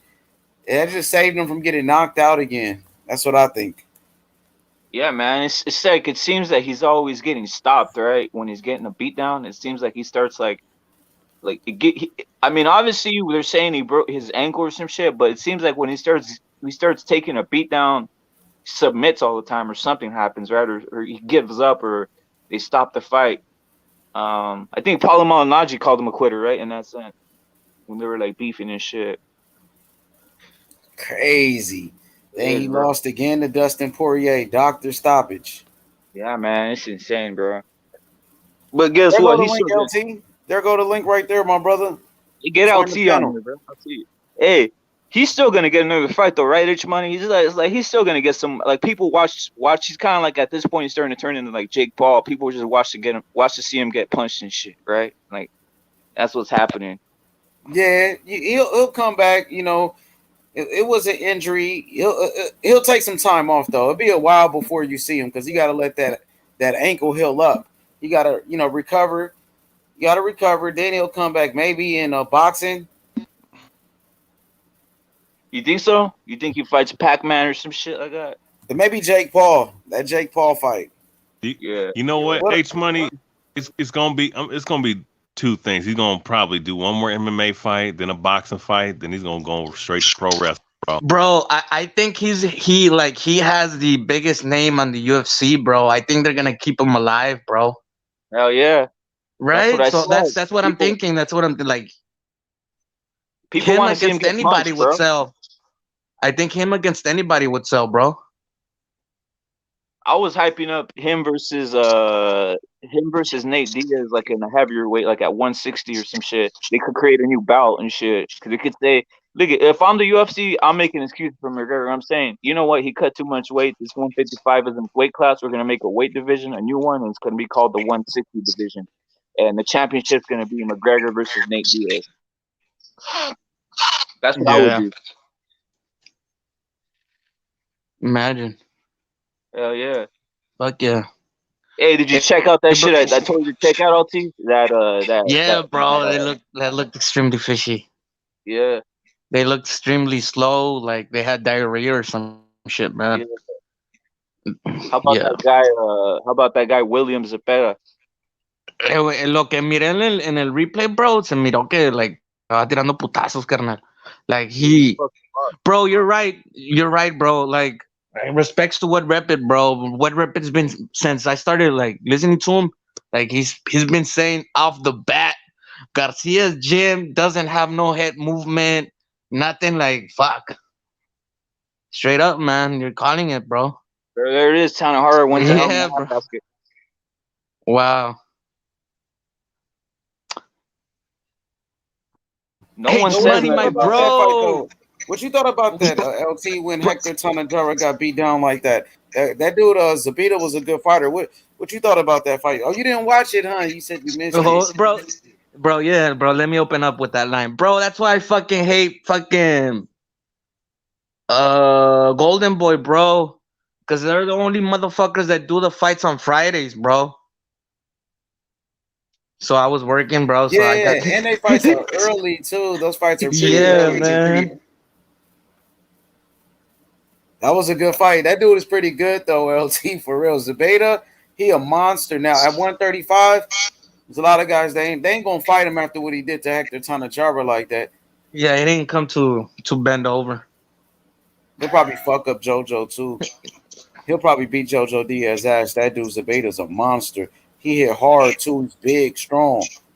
I don't know, bro. This is what I'm thinking, bro. Or either they get him or either he gets signed with a big promoter, or he's not gonna end up getting fights if he keeps fighting like that. Somebody gonna sign him. Maybe he looks scary, man. Yeah, he did look he looked scary. fucking scary on that replay. You seen the highlights? Yeah, bro, that's all I saw, man. That dude is And a and and monster. I when I got home, I only got to see Zurdo fight, bro. What you thought about his performance? Brian on Zurdo, bro. Man, Zurdo's never lived up to his fucking potential, bro. I don't know if that fucking name calling's gonna like get, because he's been calling names, he never doesn't move. You know what I mean? Uh, so hopefully he really says does what he what he means or what he says. Cause I think he just wants that clout, bro. I think fucking Oscar de la Hoya said they're gonna get Zurdo up to 50 and 51 or 52 to beat Floyd Mayweather's record. So that means he's gonna have to fight at least 5 or 6 bumps along the way. Why not? You don't think he could beat those good fighters? You don't think he could beat like the I mean, that's champions? a really close call. Maybe he can. I'm not gonna, maybe he can. But Bivol is a beast, bro. I'm high on Zurdo, you know what I mean? But I've never seen Zurdo with that type of competition, bro. That's a really you know what I mean? You know what they were saying about Zurdo? I read some shit just like on, I think it was like a day ago. He was saying that his plan is to move to 175, then cruiser, and then he wants a heavyweight championship. He says it's big enough and he trains with heavyweights already, and he wants to get into the heavyweight division and shit. Really? That's what he said. I don't believe him, bro. Wait, who wants to get in the heavyweight division? Zurdo, that they're gonna move him up. That he says he spars with heavyweights already. He says that his goal is to start getting the food in the system and to start slowly going into cruiser, and he's gonna go into heavy. Who? Zurdo Ramirez. How tall is he? Like 6'4". Oh well, yeah. I mean, shit. If he's 6'4", Nah, but I don't think for heavyweight, bro. He doesn't have that frame though. He's tall. Well, as me and boxing historian were talking, he just needs a couple supplements and shit.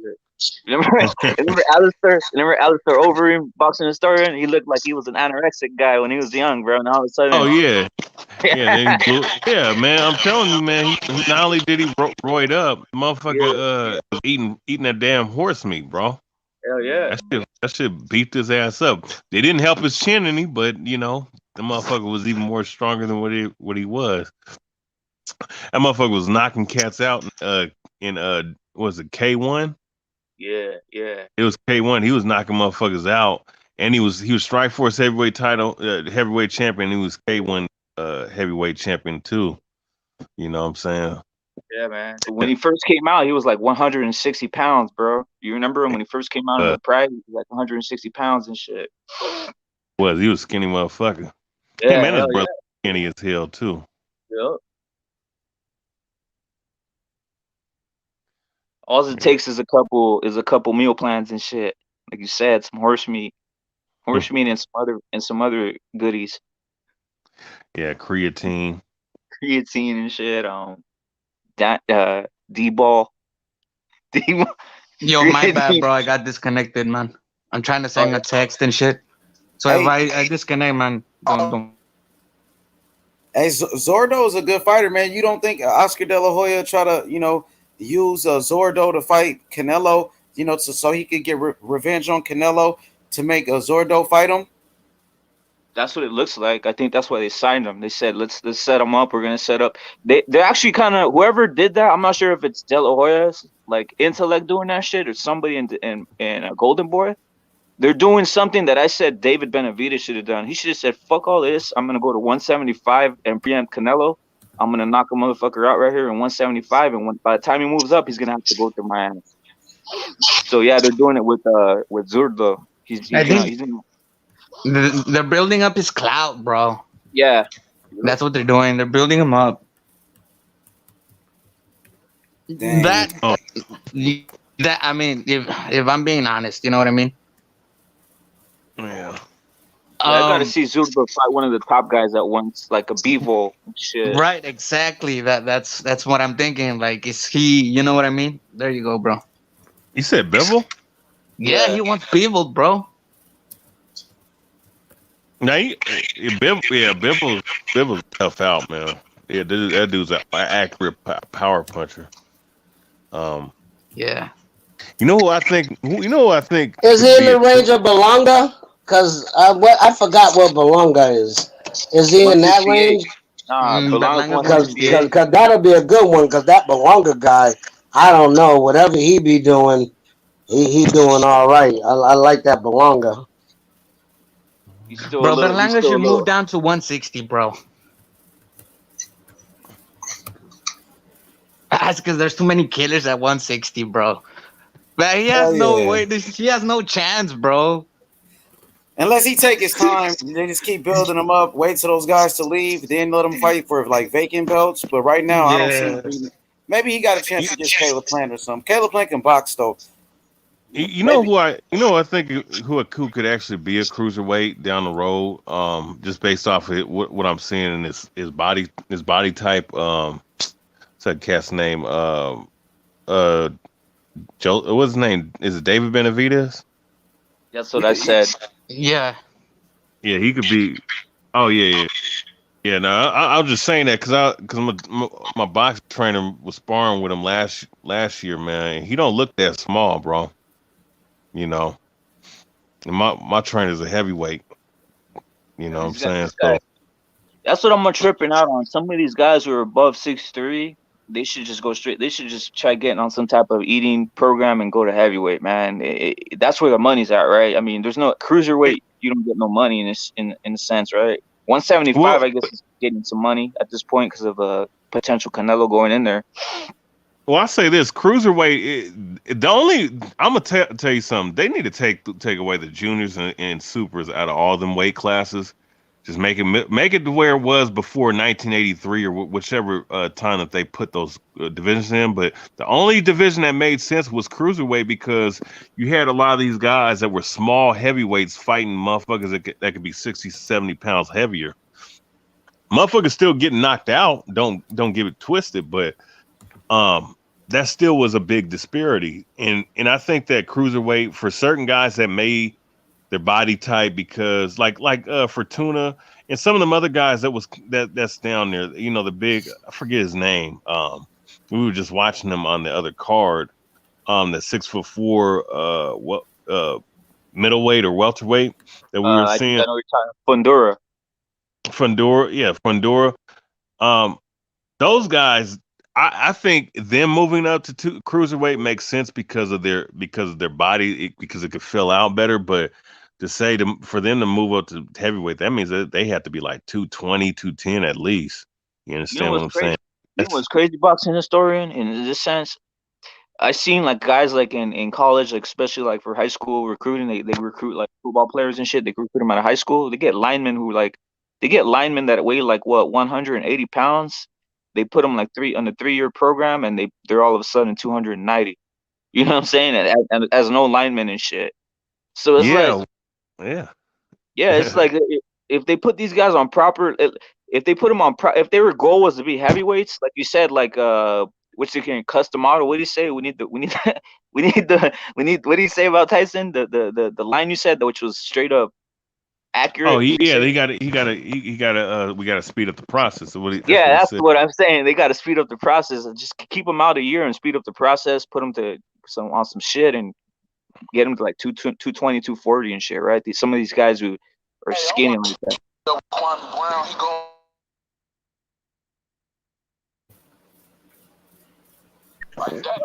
But he gotta gradually move up though. You don't want to just throw him in there. You want to go up a little Hell no. bit. Like you don't want to just throw him in because I ain't gonna lie. Everybody talk about Manny, but Manny did it the smart way. He went up a little bit, and then he tested the waters. Then he went up a little bit. Then he tested the waters. Then once he got to 147, he said, "All right, I'm comfortable here. I'm gonna chill." So you gotta test the waters. You really like everybody want to do a Canelo. You can't do a Canelo jump up there and fight whoever Cobra, whatever his name is, the guy that beat up the woman with the dog.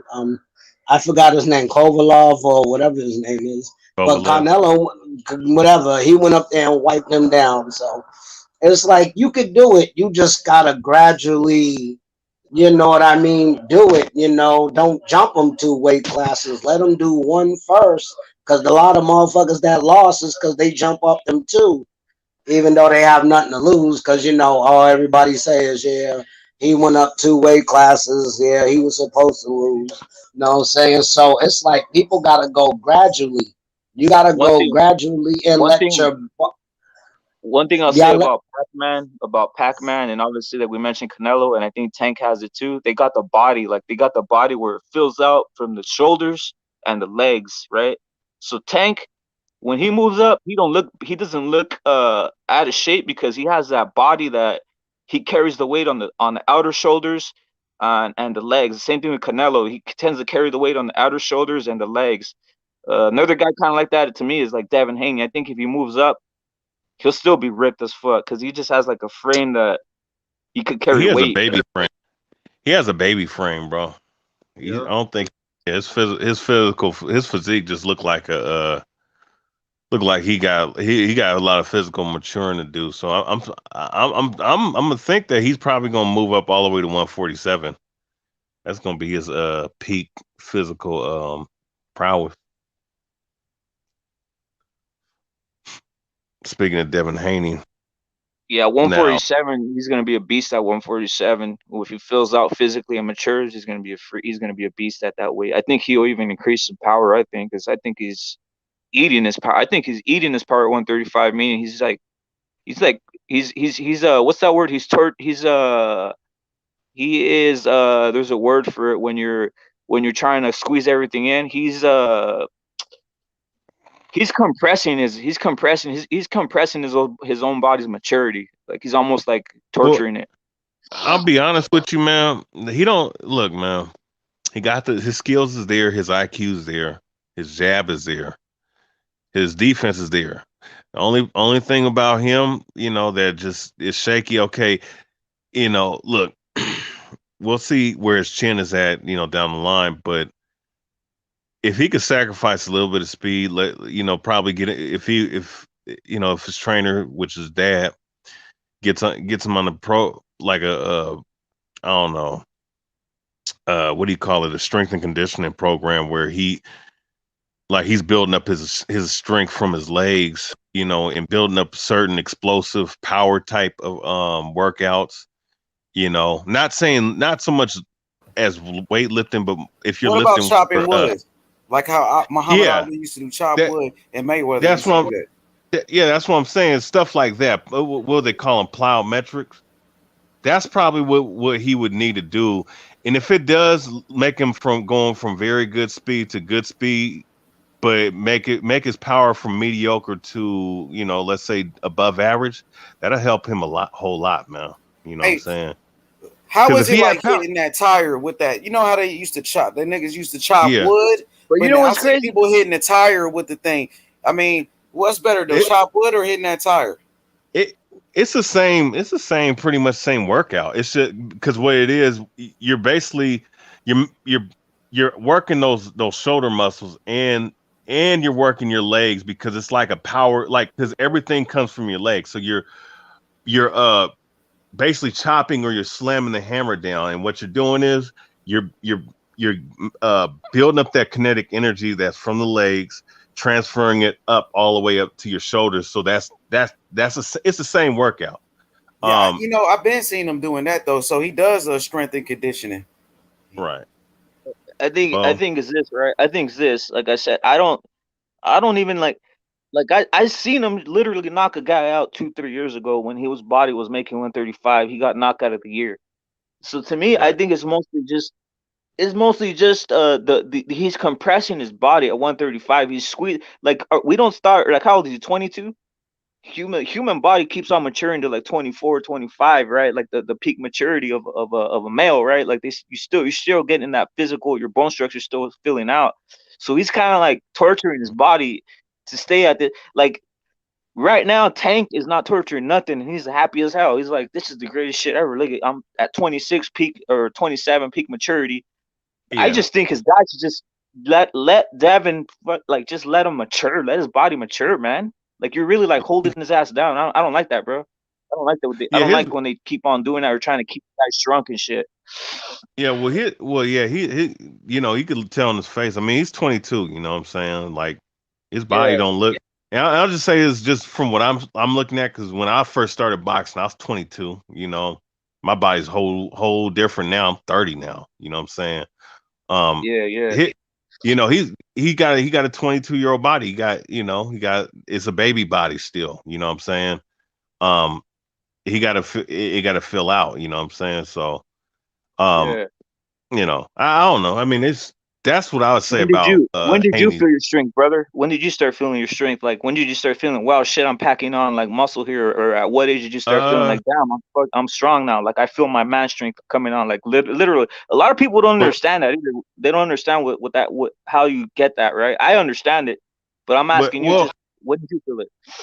I mean, and it's different because, for a guy like Haney, he's a speed guy, you know what I'm saying? Not to say that I'm not fast or quick because I'm, for my size, but, everybody's going to say that I'm a power puncher. I mean, I'm a, type of guy that I'm a power guy, you know what I'm saying?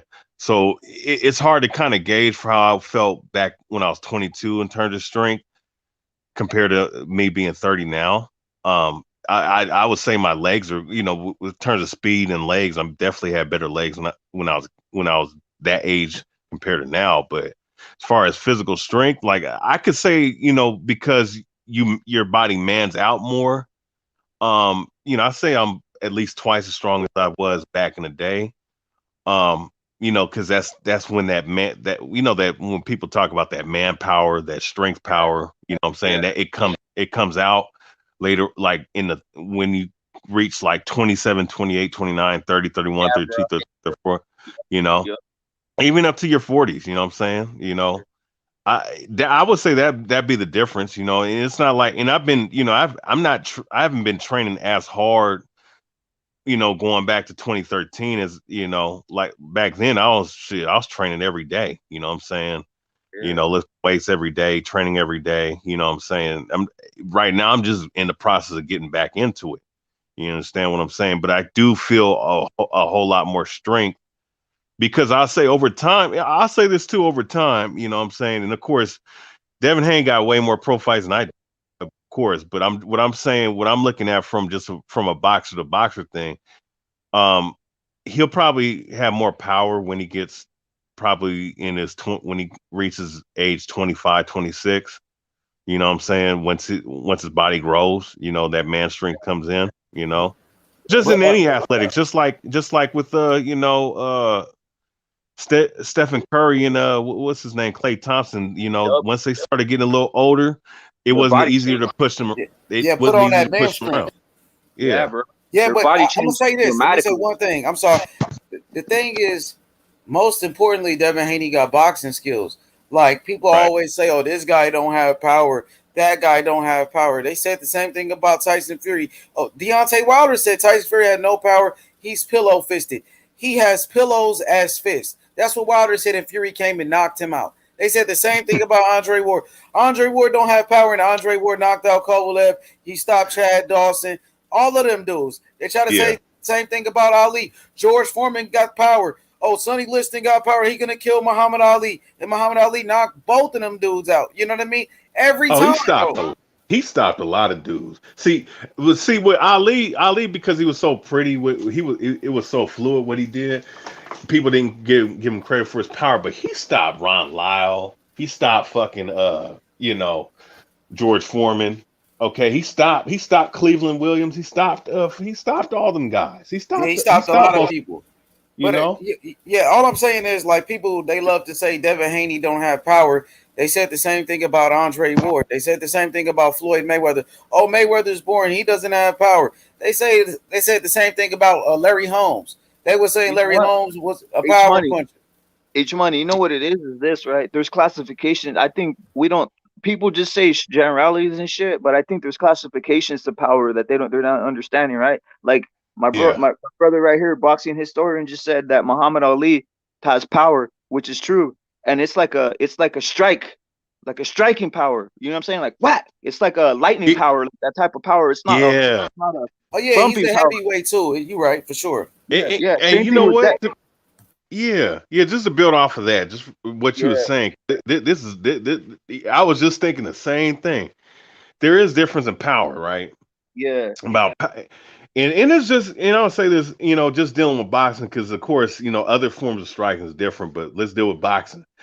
You know, when you deal with certain punches, right? You got four types of punches, and I'm gonna classify them as them. You have the thudding, impactful punches, right? The George Foremans, the Sonny Listons. Then you have the explosive punchers, Mike Tyson. All right, Yep. You got who's Mike Tyson. Like You have Tank. Tank, Tank, explosive power. The thudding impactful. I want to put them in another category. The Maidana, Heavy-handed, like a Maidana, heavy-handed, like a heavy-handed. Yep, Maidana thudding, right? Thudding's like a yep, thudding. Maidana. Yep, every punch. And I guess Like I could put Crawford. I myself. think Crawford got that type of thudding power, like heavy-handed power. Yeah, I say I put myself in that because all the trainers be saying, man, they remind me of George Foreman or some shit. So I guess I can put myself in that category, and just because everybody, when you come into boxing, everybody, the trainer knows who you are pretty much once they see you. You know what I'm saying? Okay, the other power, the accurate punch, the accurate power, the Floyd Mayweathers, trying to think what I think stinging. What about stinging power? There it is, Mayweather had like the stinging power. the You stole the word out of my mouth. Stinging. That's a that's like stinging, right? yeah, the stinging power, the stinging power. Ali, and another guy like Ali with that kind of power is Manny Pacquiao. Stinging, quick, lightning power. It hurts. It's not thudding and impactful, but it hurts when it lands. You know what I'm saying? Like Floyd, when he caught that left hand from Pacquiao, boy, he did not want to fucking engage Pacquiao after that. He just said, you know what? I got the 5-inch reach advantage. I'm just gonna box my way to victory. Because he got stung. You know what I'm saying? then you have the accurate power punches. You know what I'm saying? Who's like Kovalev? Kovalev's an accurate power puncher. Bernard Hopkins, James Toney, accurate power punchers. They're not thudding impactful, but they're accurate. You know what I'm saying? Floyd Mayweather in his early career, he was that kind of power puncher. You know what I'm saying? So it's different when you go those different categories,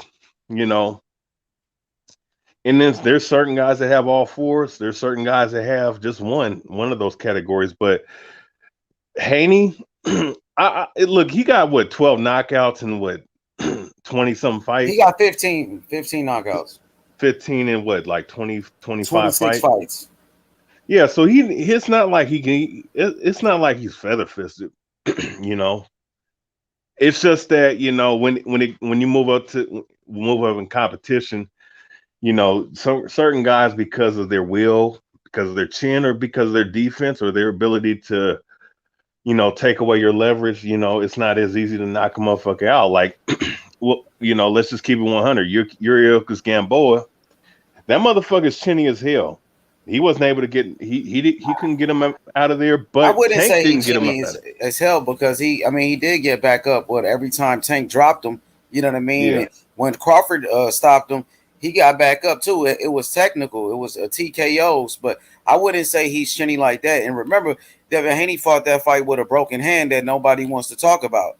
You know what I mean? They said why you didn't get the knockout, but he had a broken hand. Even the dude Kid Austin said that. You know what I mean? So I feel like they said the same exact thing about Andre Ward. Oh, Andre Ward, he wasn't knocking nobody out. He had no power. He was feather fisted. But Andre Ward still was an all-time great fighter, and he stopped people. I'm telling you, people gonna keep saying that Haney ain't got power, but Haney got skills. They said the same thing about Andre Ward, and Andre Ward is in the Hall of Fame. Mm-hmm. Yeah. So, how would you categorize Andre Ward? How was his power? Oh, I mean, his power is effective. It's not that it is accurate. You know what I'm saying? Like, like what it was like certain guys, they don't. They just body punch. The precise Andre body Ward punch. didn't stop Alexander Brand, a fighter that nobody heard of, and people were saying, "Oh, he should have stopped Alexander Brand." I saw Andre Ward hit Kovalev with some precise, heavy-handed body shots. He was a hell yeah. I'm gonna tell you something. Though. That's how I'm Haney gonna tell you was doing Linares with the same type of punches. That's why Linares was on the ropes. He was hurt in there. I'm gonna tell you something, man. You know, and this was when I was still fucking commenting on 7-8's shit.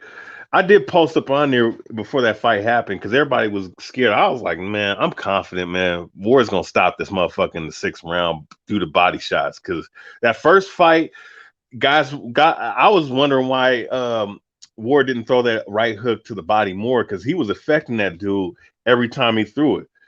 And then this fight, in the second fight, he just went up and bullied this guy on the inside. You know, he hit him a couple times, but he hit him, belt line shots, man. And he was bullying him. He stopped him in the 8th. You know what I'm saying? I mean, look, because look, we're flesh and blood. They're boxers, but they're flesh and blood, man. Everybody got a weakness somewhere. Just because the guy's a power puncher, Hey, you know you what else know. we gotta you know what else we gotta talk about too in regards to power punching, the types of punches you're throwing. Like if a fighter is used to throwing certain types of punches, they're not gonna knock someone out, right? If they Yeah, concentrate on throwing power punches in a certain manner, like Tank, I've seen him. His concentration is upper. I don't know if I've noticed that he loves throwing that power uppercut through the guard, and he catches a lot of guys with that shit, right? A power uppercut's gonna injure anybody who lands a power uppercut is gonna put some damage. But imagine if you have power like Tank, right? So it also depends how many types of power punches you're throwing on a consistent basis that increases your power too, right? Your power output. right. Yeah, that's true. That's true too, because some guys can stop somebody through accumulative punches, like James Tony. You know what I'm saying? He wasn't like they call him lights out Tony. Because he stopped guys, but he wasn't no knockout artist in that sense of just one punch knockout. He was stopping guys due to wearing them out. You know, but he had good enough power to hurt somebody. You know what I'm saying? Like, you know, another stinger type puncher would be fucking Roy Jones. Nah, Roy Jones is explosive. He's explosive, I man. That think Roy. motherfucker. I think Roy can be classified as one of those guys who has variances of how to use different power punches, right? Because he has some Yeah, shit that, yeah, he had some shit that was explosive. He had some shit sometimes that was stingy, and he even had some studying shit sometimes too in his prime, right? So he just had a right. variant, that's in a sense. But he never. He would always. You know what he had? He had that kind of like the one thing about Roy Jones was kind of rare back in the day is he had that where he catch you from the outside with the punch, right? He catch you from the Right. outside, which was pretty crazy, right? It's nothing that you see. The guy who does it obviously in this era, who's controversial, who was doing it a lot, was like Wilder, right? When he catches you with that long 1-2, right? He catches you with the outside long 1-2. That's not something that people really catch people with in power punching, right? Usually power punchers, they're using some check hooks or some other shit, right? Yeah. Well, when you're doing a check hook, it can generate a lot of power, especially if somebody's coming forward and you land it with the right leverage. You can really catch somebody and really hurt somebody doing that. Um, especially if it lands on the button. Um, yeah, Wilder, his power is explosive. You know, but trying to think. Sonny Liston, he had the largest fist size in boxing history outside of the big ass 7-footer. Um, and I think, man, his jab was so hard, man. He was knocking motherfuckers out with his jab. There was one fight I think he broke somebody's face, and the motherfucker his teeth was stuck in this dude's glove and shit, bro. Yeah, man. And Sonny Liston, he was what, 6'1". People said that his arm reach was like about 84-inch reach, some crazy shit like that, either 84 or 81, but either which one, I mean, shit, it's still long for a guy's height, man.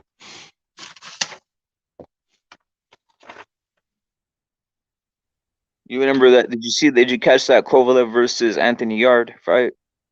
Yeah, Did you see how when Kovalev caught him with that jab and just like freaking put him down? Now that's crazy when you got a power jab like that. It's insanity.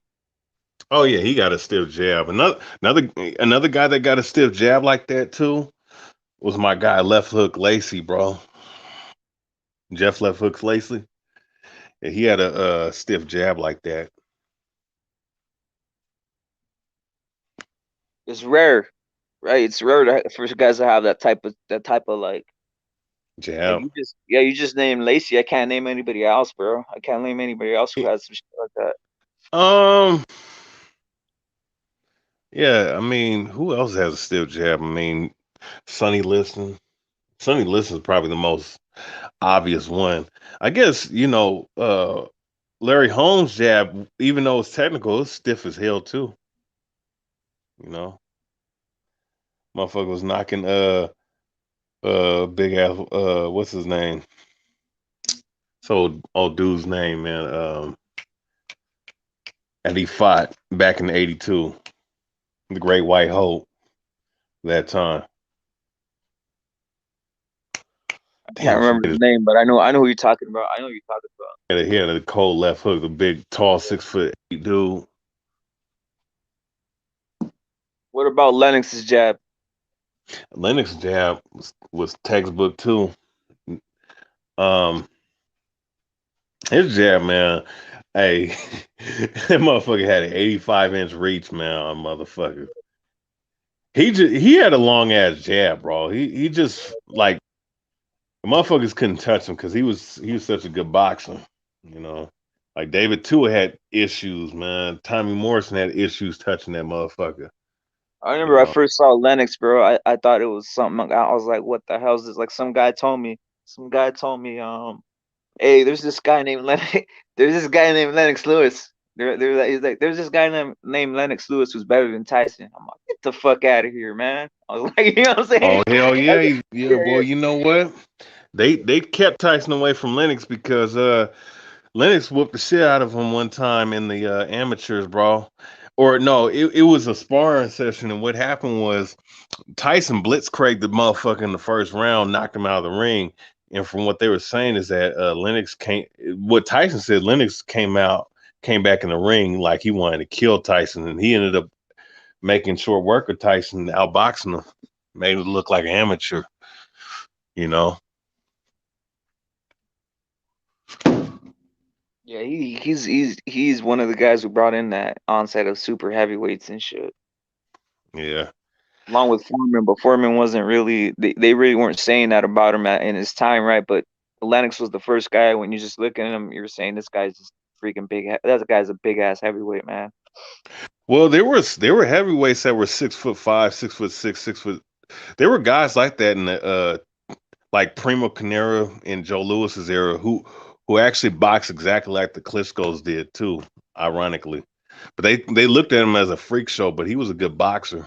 He had power, and he boxed from distance. He had a white. There was a white dude during Rocky Marciano's era who was 6'6". He had an 80-inch reach. Ernie Terrell in the '60s. There were some 6'6" boxers back in the day. Don't get it twisted, but if you're talking about now, yeah, you know what it is. Like these motherfuckers trying to find all these tall, big ass heavyweight motherfuckers, but a lot of these guys are just not.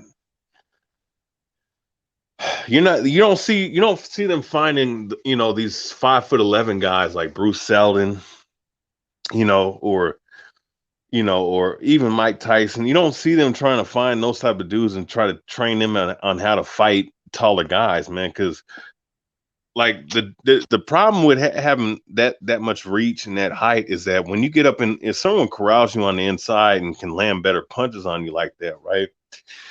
That jams your leverage and it gives them the most leverage, And the fact that most of these motherfuckers, like the reason why you don't see these fucking basketball players going into boxing like that. I mean, you see guys here and there, but the reason why you don't see no 6'7", my bad, not 6'7", but the reason why you don't see, oh, well, how come all these are guys in the NBAs or they should be the world heavyweights? No. The reason why they're playing basketball is because their fucking body type is not built for fucking fighting, bro. That's you don't true. see no 7-foot fighters in MMA becoming champions. There's a reason for that. You know what I'm saying? And there's the one 7 footer that Let me Yeah, pick it go back ahead. to what you're saying in this sense, right? Check this out. It's exactly what you're saying, and you're saying it perfectly. So it's similar to this, right? You know, a Great Dane is a Great Dane, but a Right. fucking pit bull will eat his ass up. Hell yeah. You know what I'm saying? A Great Dane is a Great Dane. So these motherfuckers are Great Danes, right? But they're not. Yeah. They're not like built like a fucking Well, pit bull or built with well, the well, ability well, physical. look. I look at it this way, right? Because my boxing trainer, he fucking trained. He actually been in the ring professionally with Gerald Miller. What's his name? What was the other motherfucker? He fought Charles Martin, and he also was in the training camp for not Joshua, Joseph Parker. You know, um, and he gave all those guys a tough go around. In the real fights and in sparring. You know, I'm coming back into boxing like the last year or so. You know, And I was asking him like, well, because I've sparred with him. He was like, well, I mean, I have an 80-inch reach, but I'm 6 foot, and really and without the shoes, I'm like 5'11" and a half, right? But he was like, nah, you can go ahead and do heavyweight because a lot of these guys, they're not, a lot of these guys, what he was saying was a lot of these guys, their footwork and their timing, it's not there. You know what I'm saying? And being a shorter guy with the reach I have, you know what I'm saying, it gives you an advantage because, even with like Tyson, he has shorter arms. Even though you're a shorter guy, you're a smaller target, bro. And if you do have better footwork than other motherfucker, that range and that long reach don't really mean shit if you have the better reach. Like case in point, Lomachenko versus Nakatani. Nakatani had the reach and he had power, but who had the better footwork and who got their ass mollywop? Yeah, who got better skills? Lomachenko. Lomachenko fucking styled on that dude, man. I knew it. I knew that was gonna You happen. know, I thought Nakatani really is a bum. That's what I think about now. He doesn't have any skills. H Nakatani is Money, just big. I'm with H Money, bro. Like, have you heard me say that H Money? I be shitting all over. Like, come on, bro. Nakatani was a hype job, bro. Yeah, he was. They hyped him up because Teofimo Lopez struggled with that bum. So they try to say, "Oh, he's such a killer. He's this and he's that." That was some bullshit. That was some bullshit, bro. Like, literally, Nakatani should send money to T.O. Senior because that's the guy who hyped him up, right? Yeah, because his son struggled with him. Because his son struggled, so he had to make him seem good because he don't, oh man, he didn't want his son to look bad. So he got to say, "Oh, he's so good." And then we seen what Loma did with him, treat him like the bum that he is. Well, hey, I got a question. Do you think Haney would have knocked him out? It's possible. I mean, I feel like Devin Haney. I think Devin Haney would beat the fuck out of Nakatani. Probably stop him. TKO technical. Probably would have stopped him for real. Yeah. Go ahead, rep it. That's what I was gonna say. I think he would just basically land a barrage of punches on him. Like at a certain point when Nakatani doesn't even have like a I don't know if you noticed his he's predictable in a sense, right? Once you catch his timing, it's over. That's what I've seen. Like, and the thing is the one thing that Loma did and that I think that would do, they know how to go to the body and the inside. Tio never went to the body and the inside versus Nakatani because that's not what his dad says for him. That's not what he coaches him to do. He coaches him more to do that one jab to the body. I don't know if you heard Tio Senior say that he don't even believe in doing all that like inside fighting type shit. That's what he said. He said he don't believe in no. Really? Yeah, he don't believe in that. He said that Canelo's a bum and trash, and so is Triple G for doing some inside. Like, whoa. Who the fuck? No. I think I heard you wrong. I think you talking about somebody else. Who said that?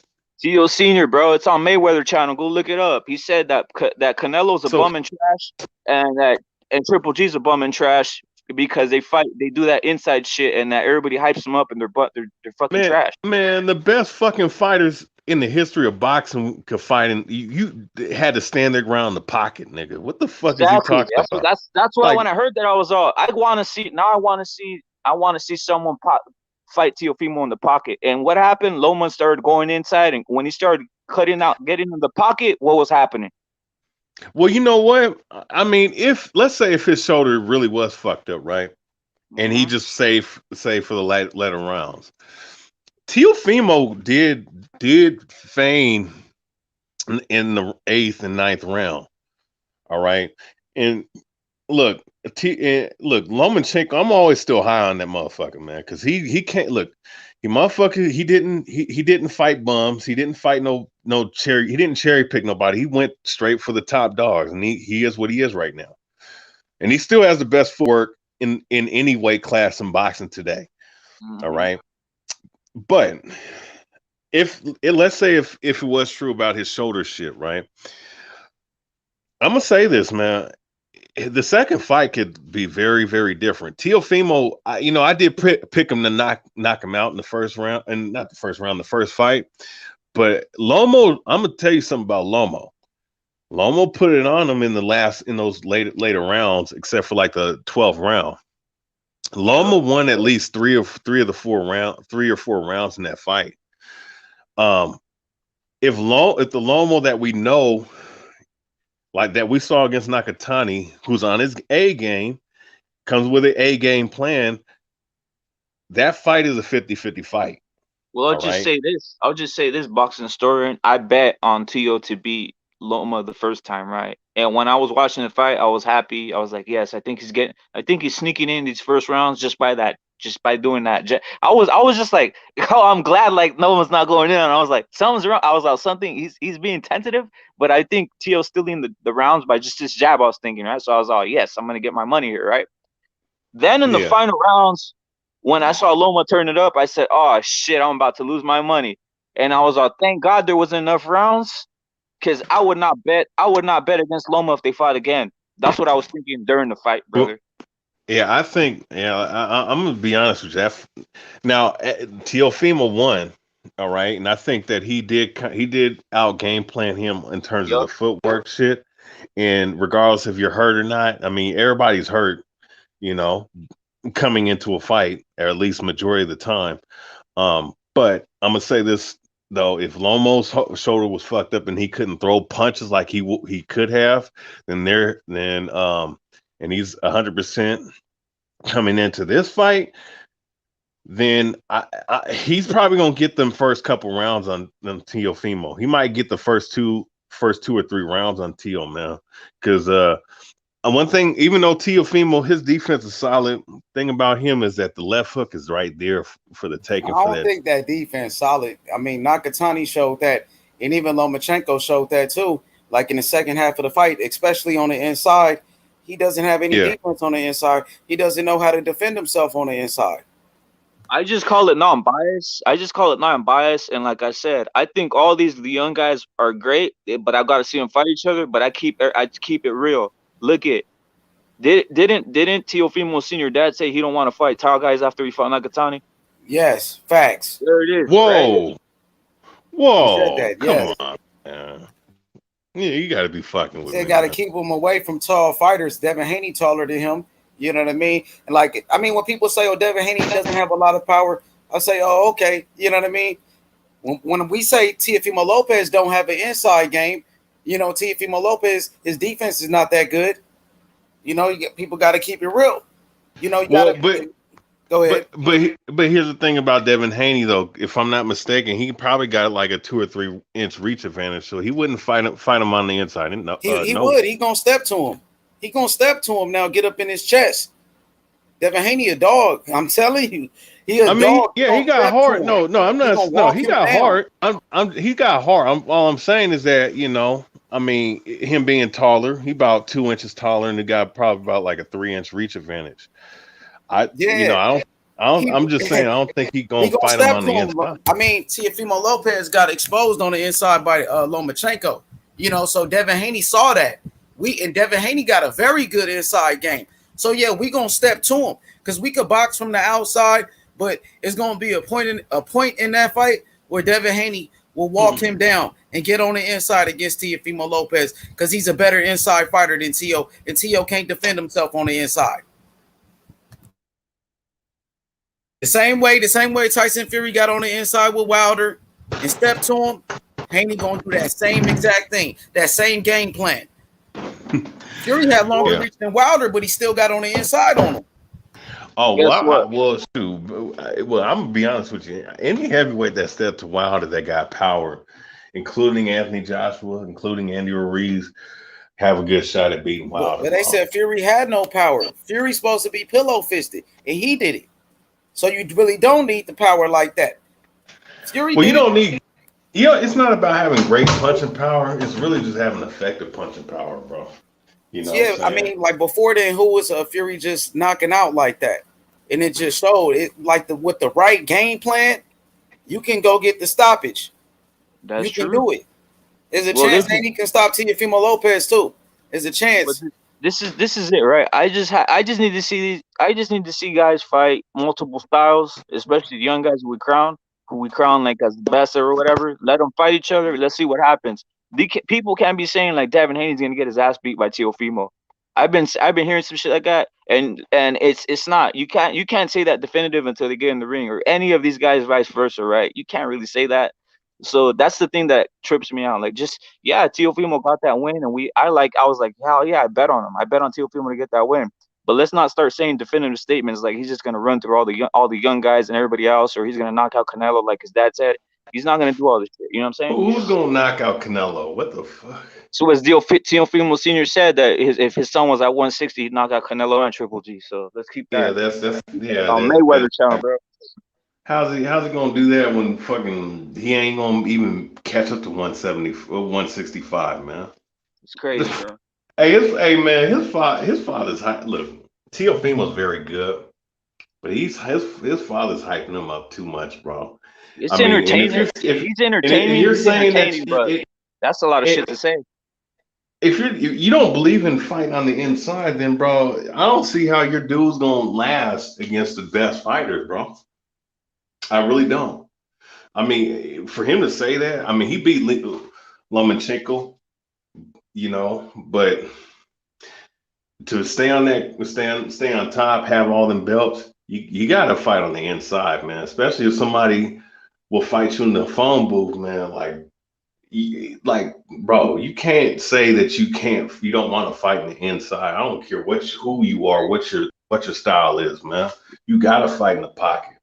If you want to be a complete fighter, you have to have all styles mastered. And if you're saying the inside game is one of the most fundamental parts. That's why when I heard that, I was like, come on, is he serious or is he just bloviating, right? All I know is this guy's entertaining, but you can't be saying mad shit like that and stuff that's just like, come on, brother, like, you know what I'm saying? That's on some heavy shit, man. You can't be calling people one thing I don't like is when people call people trash, bro. Like you can't be calling fighters who fight all their life trash. Like, no one's champion. Someone who's been kind of champion isn't trash, bro. Like, let's keep that real, right? You're obviously one champion. Bro, if you really want to fight Canelo, man, why don't you have an open weight bout? Let's do it the old school way. Open weight bout, Teofimo Lopez versus Canelo Alvarez, bro. Yeah, that's not gonna happen, bro. The whole point is this, man. I don't know if Teofimo thinks that, but the Teofimo Senior saying all this stuff, it's entertaining. But guess what? That's that's messed up, bro. You can't be talking shit about fighters, though. Well, look. I mean, we got you got 3 different fighters that had their sons, or I guess 3 active fighters that had their fathers talking for them. And I'm not even gonna include Sean Porter in this because his father don't be talking shit, but you know, or really be vocal like that. You got, you know, Danny Garcia and his father. You got Devin Haney and his father. You got Teofimo Lopez and his father. Now, you know, look, father's gonna be living vicariously through their son as they should. You know, that's your seed line. That's their legacy. I got you. I feel that, but you know, the overhyping.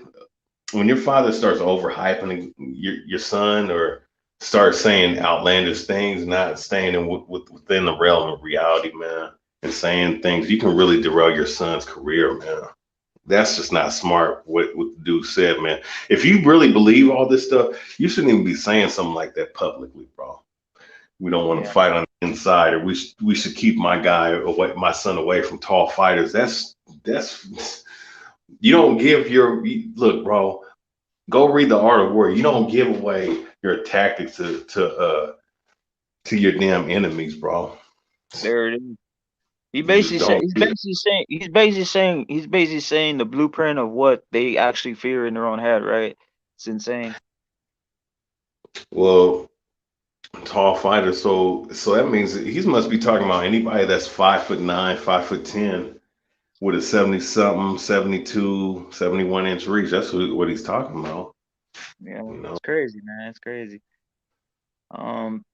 Yeah, man, this is people shit talking all over the place, man. But the point is I just want to see all these guys fight each other, and let's see what's real. At the end, let's see what's real, right? Let's see what's really happening, and let's see who the real champion is. But I don't think we're ever gonna see these fights. Like, none of these young guys are ever gonna fight each other until maybe they're older, and by that time, who knows what weight class it's in? Because Top Rank has a system, and their system is keep everything, keep your guys in there. Milk it till you milk it, and so does PBC with Tank, and every other network has the same shit going on, man. So at this point, it's just basically shit talking everywhere, bro. Yeah. Yeah, man. Well, I can't stand the PBC. I can't stand overhyped fighters like Errol Spence. I can't stand Wilder and his shenanigans. I just can't stand that bullshit, bro. People talk shit about Top Rank and Bob Arum, but these guys are putting on excellent cards for free. The Zone's putting stuff on their stuff on their cards for $20 a month, man. I'm a DAZN fan, bro. I'm a DAZN fan, just like H Money, bro. I'm happy with what DAZN's doing. Also, ESPN, they're pretty cool too. Yeah, man, Yeah, the pay per yeah, views. Showtime too. Showtime's putting on some fights too. Yep. Well, I guess they cross promote anyways. They have different promoters, but still. But PBC is garbage, man. They haven't been on Fox for how long? you know? If they did more Fox events, they'd get their fighters more promotion, man. That's what they should do, bro. You know what I'm saying? Because Top Rank, doing those fights on ESPN is like always great, bro. I watch all of them, dude. Or same thing with the Zone, right? The Zone, you know, every Saturday you're gonna see some shit at least, right?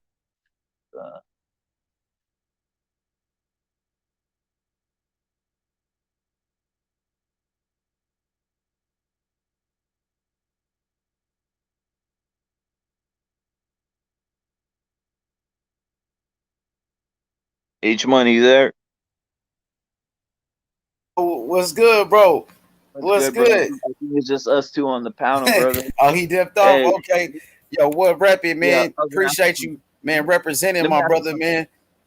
Let me ask you something What's good? about what you foresee in the future with these 135 division, or you think Haney goes up to 140 in your opinion, or what does he do at the end of this year? What do you really see in your heart of heart? What do you really see him doing in the sense?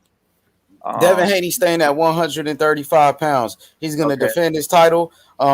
He wants to fight the best. He wants to fight Teofimo Lopez, Ryan Garcia, Lomachenko, everybody, Tank Davis. He wants to fight the best.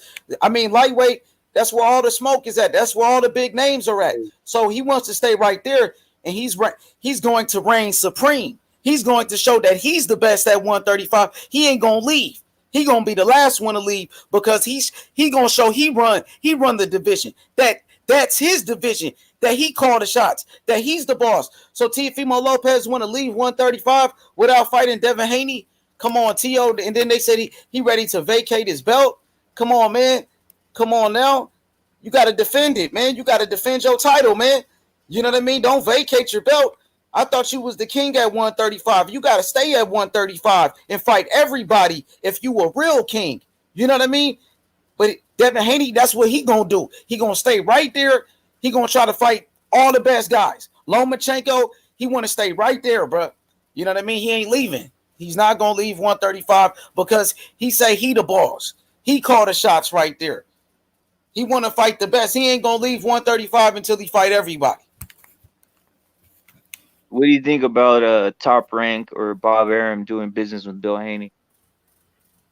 Yeah, I mean he should. They should be been doing business. They should have made the Lomachenko fight, but Bob Arum he said Devin Haney signed with the wrong promoter, so he wasn't trying to do business with Devin Haney. He even said it himself. So but he's doing business with Eddie Hearn all the time. He made the Pulev Anthony Joshua fight with Eddie Hearn. Bob Arum made the fight with Jose Ramirez, Jose Ramirez, and Jose Ramirez and Maurice Hooker. Maurice Hooker was on DAZN. They fought on DAZN. So Bob Arum made that fight with Eddie Hearn. So why you don't want to do business with Devin Haney? I guess he want to keep all the belts in-house at lightweight. He got those belts. He want to keep it in-house. So, I mean, that's what I think about that. Bill Haney, he wants to do business with Bob Arum. That's Bob Arum. He don't want to do business with Devin Haney.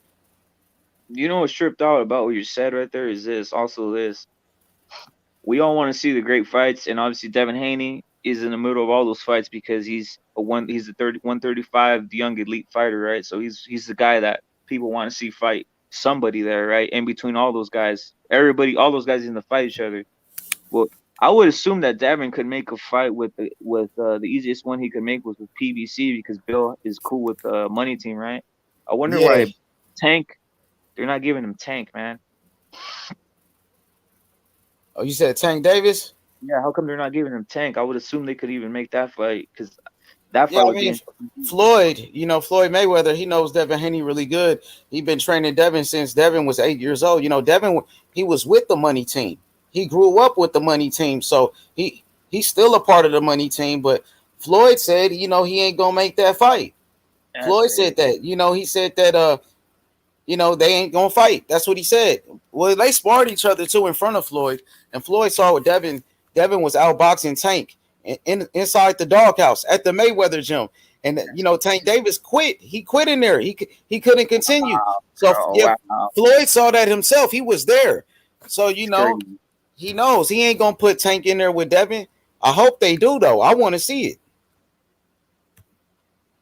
So that's real. That's not on some like hearsay shit. That's some real shit that happened. It's real, bro. You on Instagram? I have a business one. What is there someone on there that there's someone who has the fight or something like that on there? Nah, I was just gonna send you an interview where one of Mayweather somebody on Mayweather's team, his name is Nate Jones, the big dude. He used to have the bodysuit, and Floyd used to be punching it. The big dude, Nate Jones, he was there, like he did an interview, and he was talking about it. Chat. Put the link on private chat. Maybe I could open it. Put the link in. I'll see. And he basically says what? I got to get it from Instagram. I mean, I got to get the interview from YouTube. I was just gonna see if I can. What's the name? I'll look it up. What's the name? I think it's Nate Jones. Nate Jones. Yeah. Say Nate Jones, Devin Haney, or something like that. Yeah. And what did he say? He was there and he saw this whole. Yeah, he was there. He was just saying how Devin Haney outboxed him, and he's a part of the money team. He's a part of even Mayweather Senior talked about that. So there's plenty of people that was there. Yeah, man, they're never. Oh yeah, there go right there. As soon as you type in Nate Jones, Devin Haney, it's right there. Oh yeah. Yeah, man, it's one of those things where I guess it's never gonna the ability to make fights is always gonna be stopped from what I'm saying, bro. Because if a guy who was on the money team can't even make a fight with the money team, this shit's insanity, bro. Yeah, that's it. Devin Haney outboxed him. I just looked at it, so it's out there on YouTube. So it's real, it's real, of course. But that's the reason why Mayweather won't make that fight, no matter what. Man, I hate that shit. Floyd, he got a relationship with Devin Haney and with Tank, so he probably ain't gonna want to see that. Yeah, that's on some bull, bro. That's on some bullshit, man. But Devin want that for sure. And you know what's crazy? The one who has the advantage physically, though, meaning he's at his peak, is Tank. What's up, H? What up, T.Y.? What's good, my boy? Man, watching this bullshit, man. We're watching this fucking fight, man. That shit, man.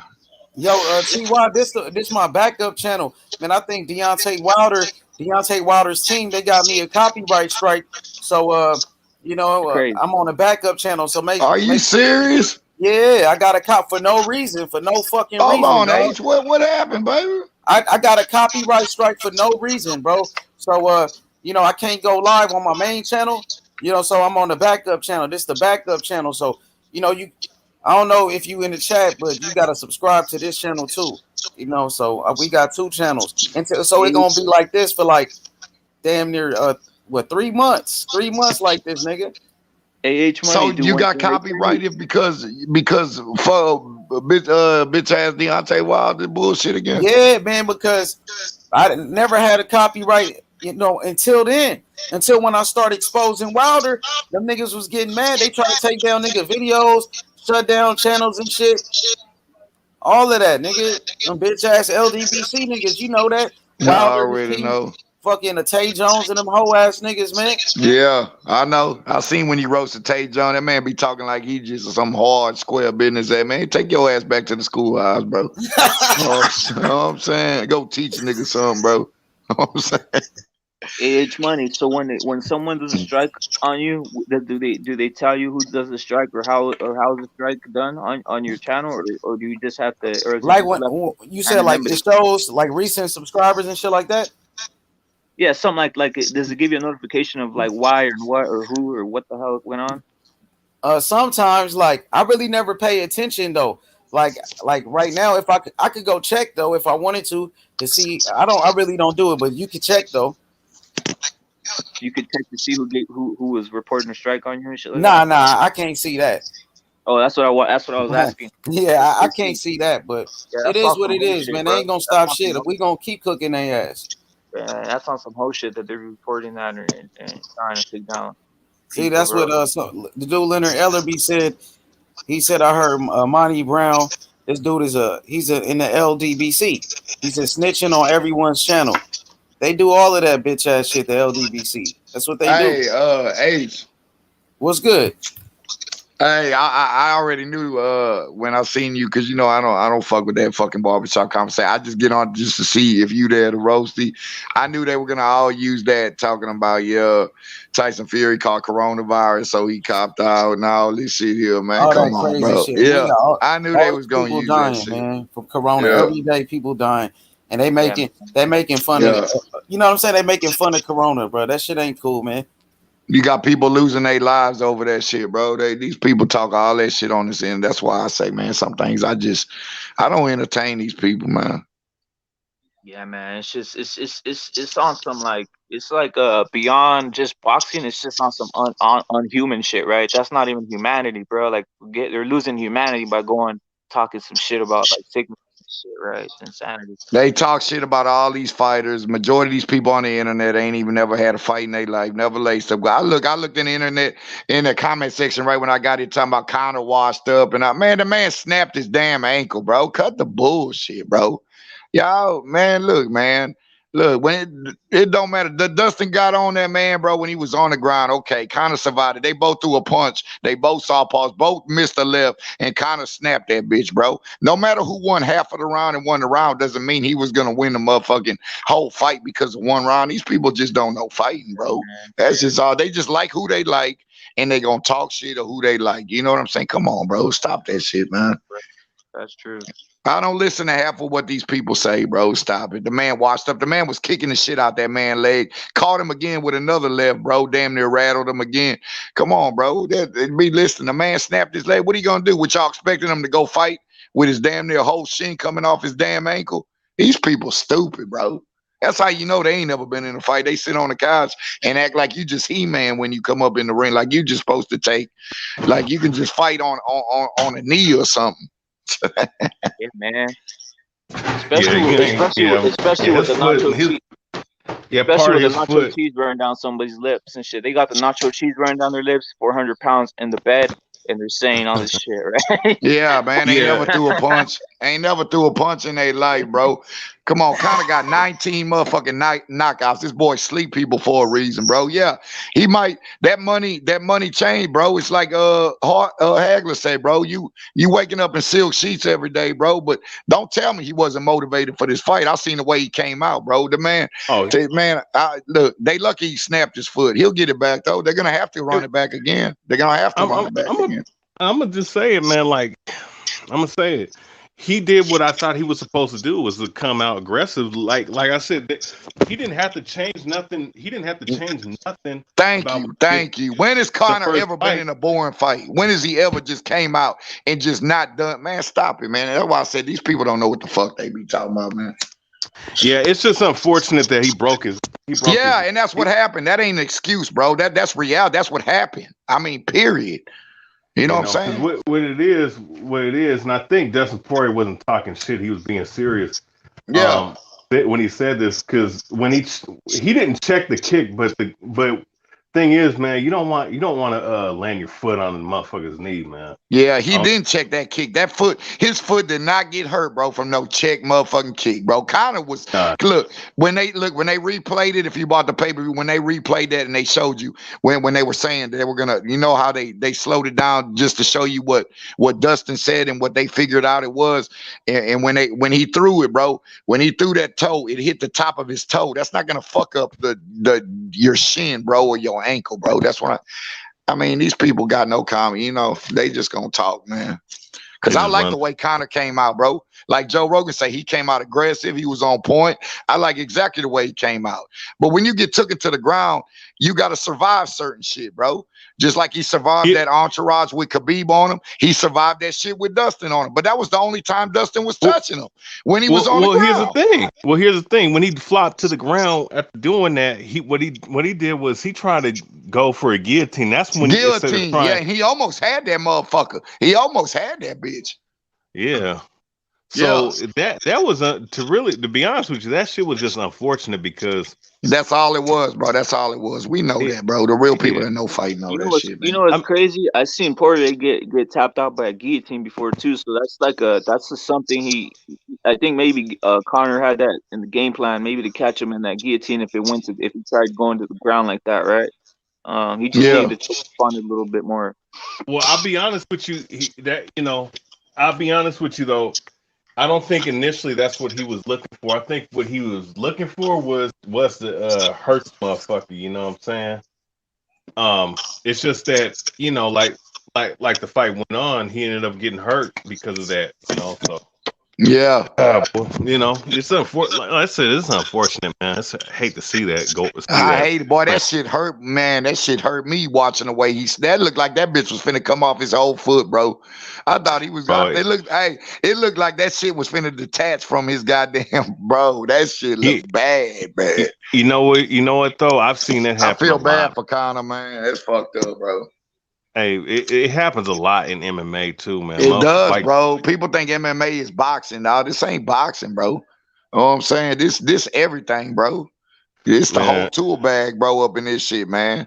They don't give these fighters no respect, bro. These people in these comment sections, they talk all that shit, bro. You know what I didn't like about the crowd though, in that Gilbert Burns versus fight. Gilbert Burns fought a good fight. I mean, yeah, he did. He did. People were booing him because he was getting. He lost the second round. I'm glad the judges actually scored it. But you know why the fans were booing that fight? Because it wasn't action packed. Like, some fights are just technical. When you fighting Wonder Boy, if you know every fighter, Wonder Boy's gonna make you look like shit, bro. Yeah, Wonder that's a technical fight. You fighting Wonder Boy, you got to be technical, bro. That man move around, bro. That man's a kickboxer, bro. Yeah. Oh no, he's straight karate. You know what I'm saying? No, but I'm saying he karate, but he got a kickboxer thing. You know what I'm talking about? He a kickboxer that's why I say they need to give those guys a card, bro. Like Wonder Boy needs a card because every fight he's in, he does that shit. You know what I'm saying? He does that shit. He needs to card his ass. Yeah. His foot's, man. you know, fight those type of fighters, man, like those traditional style, motherfuckers, man. They just hard, like they make you look bad. Like Lyoto Machida when he had his title reign Yeah, back bro. 10 years ago, that motherfucker was hard to hit, and he was like a puzzle that you couldn't really fucking figure out. Like you have to, They literally have their Yeah. back against the ring, circling it the whole time, right? Lyoto, remember, he'd literally have his back along the ring, and he'd just be like side shuffling the whole fucking yeah, fight. It's crazy. Hey, yeah. I'm not He, gonna lie. I love watching Greg Hardy get his bitch ass slapped. I ain't gonna lie to you. I love watching that. I love that one. I ain't oh gonna lie yeah. to you. I don't like Greg Hardy. I don't like what he stands for. I just don't like his character. I love that. I felt it was gonna happen too, man. He shook old boy, but that white boy, that motherfucker ate that motherfucker, bro, and then came back and caught that boy. He caught him right at, bro, Well, right at the end of it, right on the other end of that motherfucking punch. Well, Greg Maynard, man, like his whole style is he's a wrestler, He's a but he yeah. doesn't. He don't. He's not a good boxer, but he has a He's not a heavy good ass left. boxer, yeah. But he has a heavy ass right hand. But Right hand, exactly. if he could take it though, his own dimension is just to fucking wrestle you to death for like 3 rounds and win on the scorecards. But if you catch his ass, you can Hey, hurt when him. you a heavyweight, bro, with them light ass gloves, bro, you ain't taking too many, bro. And ain't none of these heavyweights gonna take too many, bro. Yo, bitch ass, bro, get hit. You just like you getting hit by a Mack truck. Them boys are big, bro. These boys ain't, man. These boys hit like a mule kick, man. For real. Yeah, man. Ain't Yeah. no joke. I Yeah, know. my favorite heavyweight is Lewis. Man, I love that, man. That's my city, H-Town, baby. Man, Derek Lewis, my boy, man. Derek Lewis want to beat him up so bad, bro. Greg Hardy, man, for real. Hey, Greg Hardy, man. I'm gonna be honest with you. Hey, I knew he was gonna get knocked out, but hey, he rocked the dude. The dude. Hey, that's what I said. That's what I told you. He rocked the shit out that boy, man. Hell yeah. Hey, he rocked it, but the dude came back with a fucking left hook and knocked him with a out. left hook and caught him right on the butt, right on that motherfucking eye, bro. That boy dropped like a goddamn bag of groceries. I said, man, come I'm gonna on. say something right now. I think Ngannou is ducking Lewis. No, You know what? I'm gonna tell you right now, bro. I'm gonna tell you right now. And one thing about Derek Lewis, everybody talk about Ngannou's size, all that. Like I say, bro, size ain't never look, bro. Derek Lewis hit you, bro. Dog, I'm telling you, your bitch ass going to sleep, bro. I'm telling you. Hell yeah. And people don't know about this Texas shit, bro, and this Louisiana, man. These motherfuckers fight, bro. These motherfuckers, I'm telling you, it's something in that water, bro. Motherfuckers fight out here. They think it's a game, bro. Fucking with this down south shit. You know what I'm saying? And motherfuckers hit, bro. These motherfucking country motherfuckers hit, man. Derek, bro, I'm telling you, man. That boy, man, that boy hit hard than he motherfucker. I'll shoot that motherfucker. Ain't no way I'm fighting his bitch ass, bro, on the street. Did you guys see Derek Lewis versus Ngannou Part 1? Yeah, that was the most boringest fight. Everybody know that fight was so trash, bro. They both said it. They both know it. Yeah. Oh, that was horrible, man. Yeah, that was horrible. That second fight won't be nothing like y'all already know that, bro. That fight don't not gonna be nothing like that. Hey, somebody's getting knocked. Somebody's going to sleep, dog. That bitch ain't going past the first round, bro. I guarantee. I'll make a bet. That bitch will not see round 2, bro. I'm telling you, it's not going to round 2.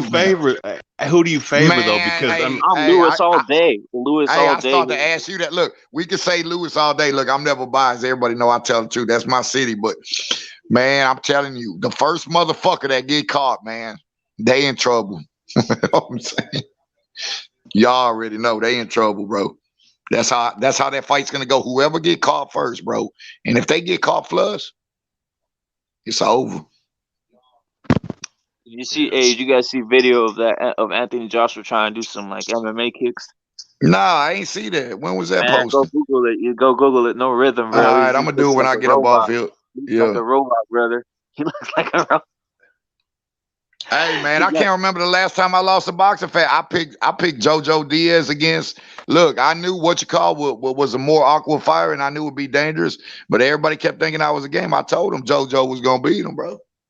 You got me there. I picked Fortuna, brother. I bet on Fortuna. I know most people took Fortuna, and that's a good bet. That's a good bet because Fortuna looked like he would beat somebody like JoJo, but I just felt like JoJo was gonna win, bro. I just felt that he was gonna be more sharper and he was, but he took some licks, but JoJo blocked a lot of them punches. It didn't look like it probably looked like the people that don't know about like them punches got through, but he blocked. But Fortuna a tough motherfucker, bro. There was some close rounds, a lot of close rounds.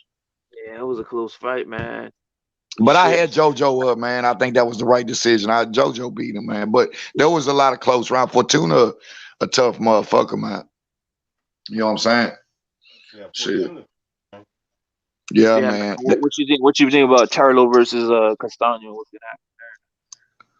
Oh man, come on, man. You already know who I'm taking, but I already know Castano a tough motherfucker. That ain't gonna be no easy fight. But you already know I'm rocking with Charlo. I'm not just being biased because I'm from it. Because, like I said, the other Charlo, that fight looked like he should have stopped, old boy. But some of them fights just be like that sometimes, bro. But yeah, I got Charlo. I got Charlo winning this fight, man, for sure. What you think? But it's not gonna be easy. It's not gonna be easy. Nah. So what you got? 12-round decision or what? Man, I wouldn't be surprised if it went 12 rounds, but the way Charlo hits, man, look, I told you that Texas water. Look, man, I say if I was to say the earliest, which I feel like it could be a stoppage, but I won't be surprised if it go 12. I'd probably say Charlo get him out of there in about 8 or 9. Damn, that's pretty bold. I had it going 12. I got Charlo winning in the 12 rounds. I think it's gonna be a war. No, that's what I'm saying. I mean, majority. Like if I was to just bet precise, because I like to be right all the time, which I am 99.8 with box. I not say I ever lose a fight, but I ain't lost one in a minute. But I got Charlo. I would probably say Charlo in about. I would probably say more 12, man. But I feel like he can get him out of there in about 8 or 9, man.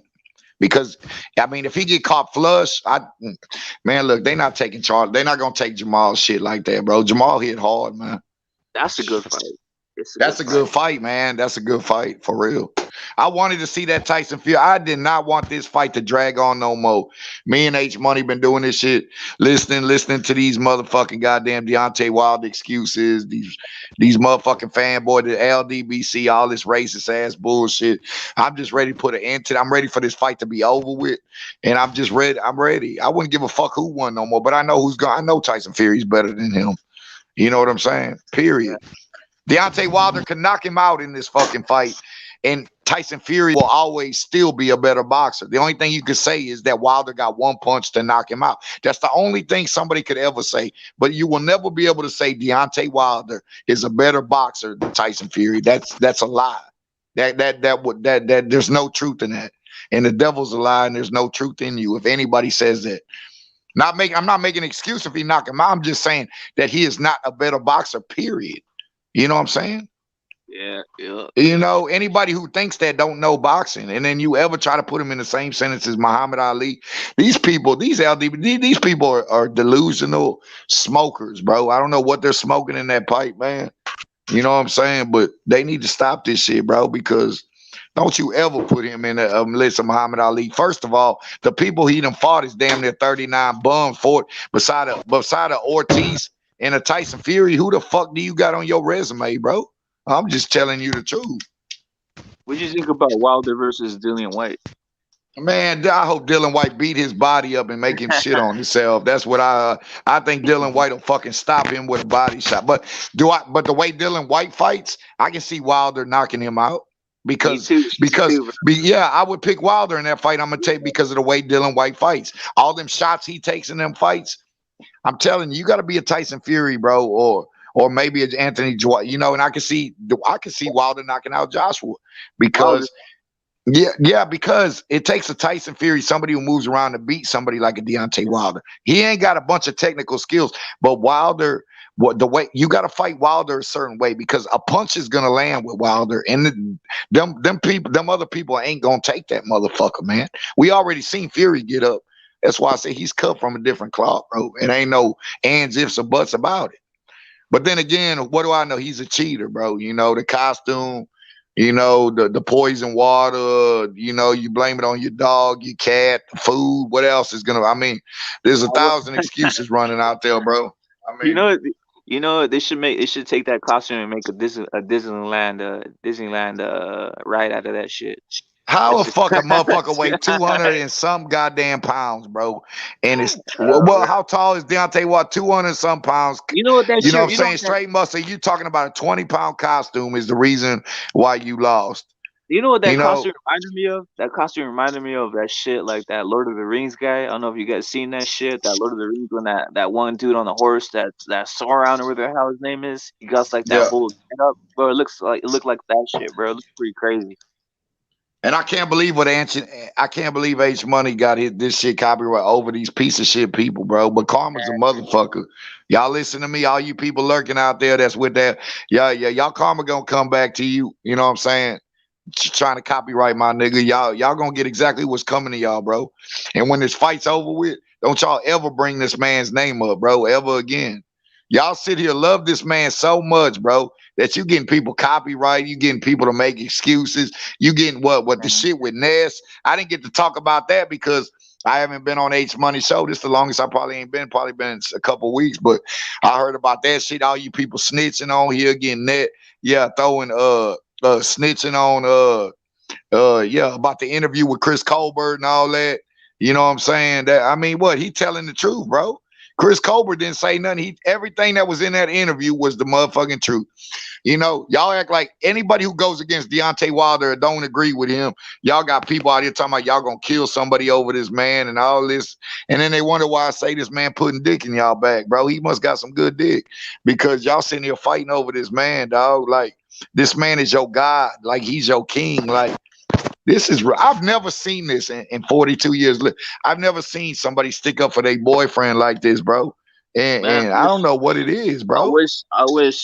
I don't know what you guys believe in, but I believe in Jesus Christ. I wish they believed in That's what Jesus. I believe in. That's exactly what I believe in. Yeah, man, it's just insane, man. Like no man you shouldn't worship any man, right? This is insanity. Yeah, you know what? And that's right, bro. Yeah, I'm glad. You know, more people better realize, bro. It ain't what you do up, bro. You better be worried about getting yourself right with the man, because, like he said, it worshiping false gods and false idols.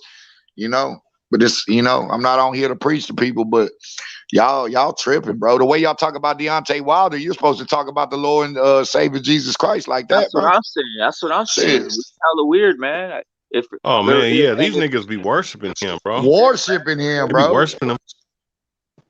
Yeah. That's Then he why, fucking hey off man, H Money. and I don't Yeah. appreciate. I'm gonna be honest with you, I don't appreciate that shit that 7A did talking about. He gonna shoot H Money over this nigga, man. Like, bro, But you know I'm what? Then also, I I'm was also, see.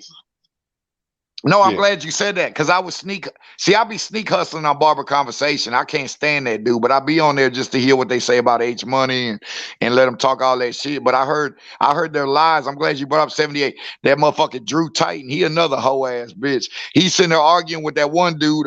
What's this old school dude? He was being cordial with him. He tried to say, you didn't listen to it then, because he never threatened H Money. You a bitch ass lie. H Money got the video up right now. You said if he comes with somebody or you don't come by yourself, he was gonna shoot him. Drew Titan, you a hoe too, bro. Just like that other motherfucker, that school teacher, man. Talking like you square business or something, like you the hardest motherfucker, man. These dudes on the internet, man, say anything, man. man, boxing's wild, man. I had been out the game a while. I mean, just like I did not know shit like this was going on YouTube and shit, and all of a sudden, all I'm this telling shit you, it's that crazy, ain't it? It's crazy, ain't it, bro? yeah, man. It's like it's like man, I didn't know all this politics and shit was getting like, and they let this shit go on YouTube. I don't know, bro. It's just crazy to me, right? Like, is it really that serious, right? It's If that you believe, serious with these people, and that's that's why I always said what I'm from the saying, jump, right? it's about, That's what and I'm that's saying, why I right? said with But it's Tyson like if Fury. you, No, but listen, that's why I always said, you people don't understand why it's taking so far. If you realize what this is, it's about yeah, race, bro. If that would have been Anthony Joshua that beat him, or Dylan White, or anybody else, it's because a white boy beat fucking Deontay. That's why you think the LD. Come on, man, just open your eyes, bro. I tell H Money this all the time. He know this shit, bro. And then he switching and talk about white privilege. White privilege ain't got shit to do with Tyson Fury beating your ass. What do you mean white privilege, bro? What are you talking about? You got an That's ass whooping, bro. You took an ass it's a whooping. fight. It's a Yeah, fight, it's right? a And fight. it's on some racist shit. Oh, some That's racist shit, hilarious. but that's how it always is. If it got to do with anything with white or black, they're gonna always make it about race. McGregor, Mayweather, all that shit. It don't matter, bro. It's the same shit, bro. It's the world we live in, bro. And until people can't get over their racist ways, our world is always gonna be like this. I mean, God talk about this in the Bible, bro. Everything that we know is already in the Word. God's supposed to teach these people, but they obviously don't listen. They're stuck in their racist ways, the way they grew up, the way their parents raised them. But you got to be your own man at some point, bro. And at the end of the day, fuck color, bro. I'm sick of it. You know, shit. I don't care if you white, green, purple. Who gives a fuck, bro? It's a skin color, man. Go Yeah, fuck. it's just crazy, bro. And it's like in the ring when someone gets their ass beat, they get their ass beat, right? Like what we should just call a spade, right? Like that's what it is, right? Yeah. Sad that motherfuckers just can't take they can't just take a loss now, right? Every loss now is contested, right? We can say every loss, everybody who loses has an excuse now, man. Guy can't just say a better man beat me this day. Now let me get back. Yeah. I That's know. Like this dude, Conor asshole. I didn't want to give him any money, so I didn't even buy the pay-per-view. Okay. So what was your point? Nobody, you think he gives a fuck if you bought the pay-per-view? Like, I mean, I don't understand these cats, bro. The man's damn near gonna be a billionaire in the next 3 years. You think he give a fuck about what if you bought the pay-per-view? Stop this shit, bro. This shit y'all be saying. Nobody told you you had to buy the pay-per-view. I mean, what's the point of even saying that? Like, y'all people, man, got issues, bro. Y'all hate to say do. and hate to say it, right? Hate to say it if fighting was based on how the character people or the character of people, we wouldn't be buying any fight. We just buy fights to see Thank fight you, makers, thank right? you. But I feel him on that. I Yeah. feel him on that because I wouldn't spend $1 on Mayweather's fight. His character's a piece of shit. He can box like a motherfucker, but he a piece of shit. You know what I'm saying? His character. A lot of people know that's the truth, bro. I would never fuck with a person like that ever in my life, bro. He talks about himself all day. That's all he wore. You know, that's all he does. Promote your fighter. You sit there promote Javante, but you talk about yourself all day long. Dog, don't nobody care about you, Floyd. You're old. You're getting I old. You're think they're old, I bro. think they're poisoning. I think especially the people around Tank, they're basically bringing some like venom towards Tank. When Tank just sounds every time I hear an interview of Tank, he just sounds like a humble dude. I never heard him say nothing weird, Yeah, right? he's getting more humble too, man. You know what I'm saying? But you know, like H Money said, bro, you at the same time you got to fight a legitimate 140 pounder, bro. You got to fight a pro grade. They're not gonna put him up against a pro grade. Mayweather does his career like he gonna do his career like he did. They pick and choose who they fight. Don't get me wrong, Mayweather one of the best. He can box his ass off. But what would you say? Who made it about race first? I don't know who did. We know what you gonna say next, cause since you said that, that let me already know what you for. Cause that's basically let you know that you didn't like what we were talking about race. Yeah, we know who brought up race first.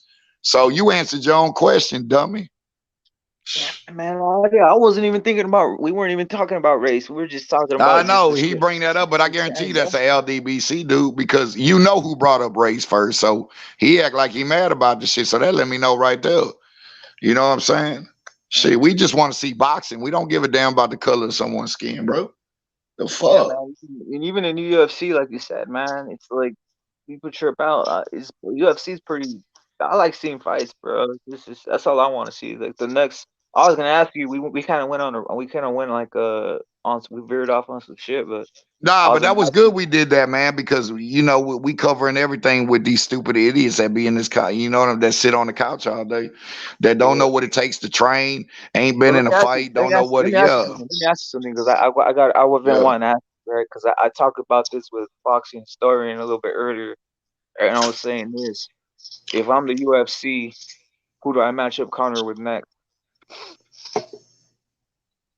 Oh, I could tell. Look, yeah, this injury is probably going to take a while. But then again, I was listening to Dominic Cruz. He said he could really come back fast from that because Dominic Cruz done had damn near every injury there is. So I'll take it from somebody who has injuries. But he think he could heal fast from this. Me, I think it's going to take a while. But when Conor come back, you can't just throw him up in there against no no top 2, top 3 guys, bro. He that leg, he's gonna have to get in there one or two, you know what I'm saying, and test that, you know what I'm saying? The way that bitch snapped like that, bro, I don't see how you gonna heal from that quick.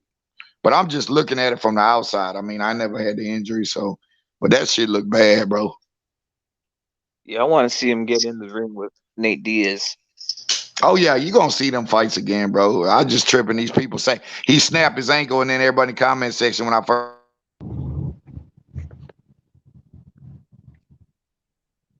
first got just for a minute, I hear right when the fight ended, bro. Oh, he's done. But anybody that know fight know, bro, that shit happens, bro. You can't do that. Don't got nothing to do with him winning or losing a fight because this shit snapped. It's crazy. I want to show y'all something. This is the best drink ever invented right here, man. I don't know. See this Arizona. What's up, one H right Money? here. There go my boy. The energy joint though, the herbal, the tonic. This right here called the tonic. Y'all ever seen this How before? that taste, H? Fire. Fire is all natural. The people, hey, this is the best drink in the world right here. Let me show you this drink, man. This herbal energy right here. All natural, you feel me? Herbal tonic, you feel me? Take a good look at this right here. This Arizona, man. Damn, y'all know about the Arizona, right? Hey, how many grams of sugar does it have? That's what I was gonna ask. Yeah, I'm not sure exactly. How many grams? Check it out. How many grams of sugar does that have, bro? Let me see. Grams of sugar. Let me see. Total sugar 37. That's not bad. God That's not bad. That's not bad if you know what you're eating. That's not bad. But does it have ginkgo in it? Ginkgo and ginseng? Yeah, it got ginseng in here, but Ingle, let me see. Shit. They got ginseng for sure. Yeah, that's the good shit right there, man. H Money, let me come back in. I can't even hear. Hold on, here I come. Okay. But yeah, hey, I'm telling you, man. I'm gonna get that. I'm gonna get one of those, brother. I'm gonna get one of those. You ever had one before? Nah, I need to get one of those. I usually get the. It's like a gold can. It comes in a gold can. It's called it's an Arizona RX Energy. RX Energy. Hell yeah. Herbal tonic. Yeah. All natural flavors though. Yeah, I usually get the monsters and shit. I got monsters and rock stars. Oh, this whole fire right here. I swear to God. This shit is fire.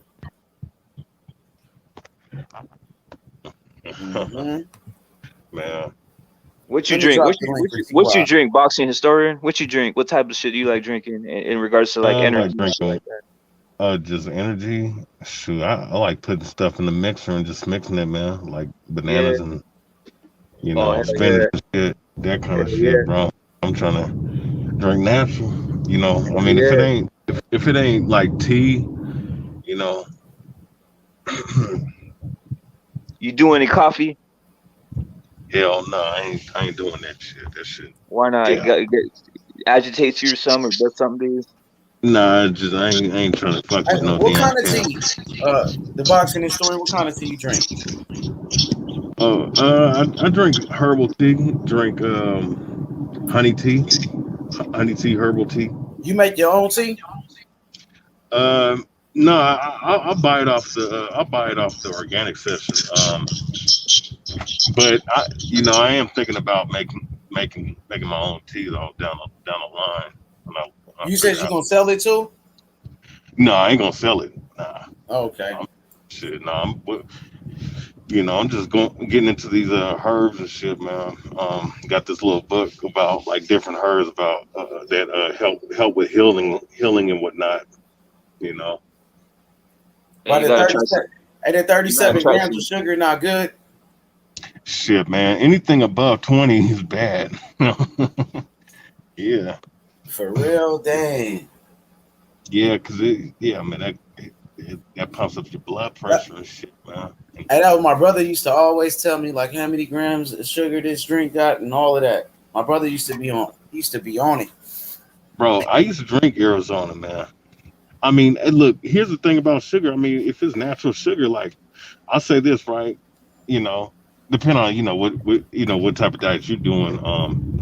If you drink like the right, like okay, if you eat fruit, like fruit has natural sugars in it. So like like let's say oranges and bananas. You know, that gives you a lot of potassium.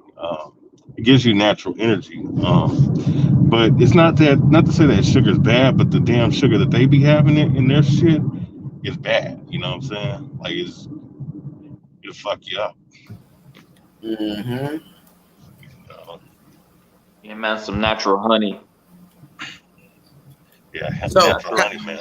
so how is it like to put honey in your drink rather than sugar? Like, say you drink a tea with with honey, and you know what I mean, and that's like better than a drink with sugar, right? Yeah, it is. Like honey, especially raw honey, like get from actual beehives and shit. That should give you enough nutrients and I mean it also help. It's also good for like healing and cleansing your body. You know, um, yes, it's better. You know what I'm saying? It's just a whole lot more healthier, a lot better than just having like a regular energy drink. It's like they put a lot of other extra shit in that Arizona stuff. Especially, and I'm gonna tell you something. Even like with Gatorade, like I can't fuck.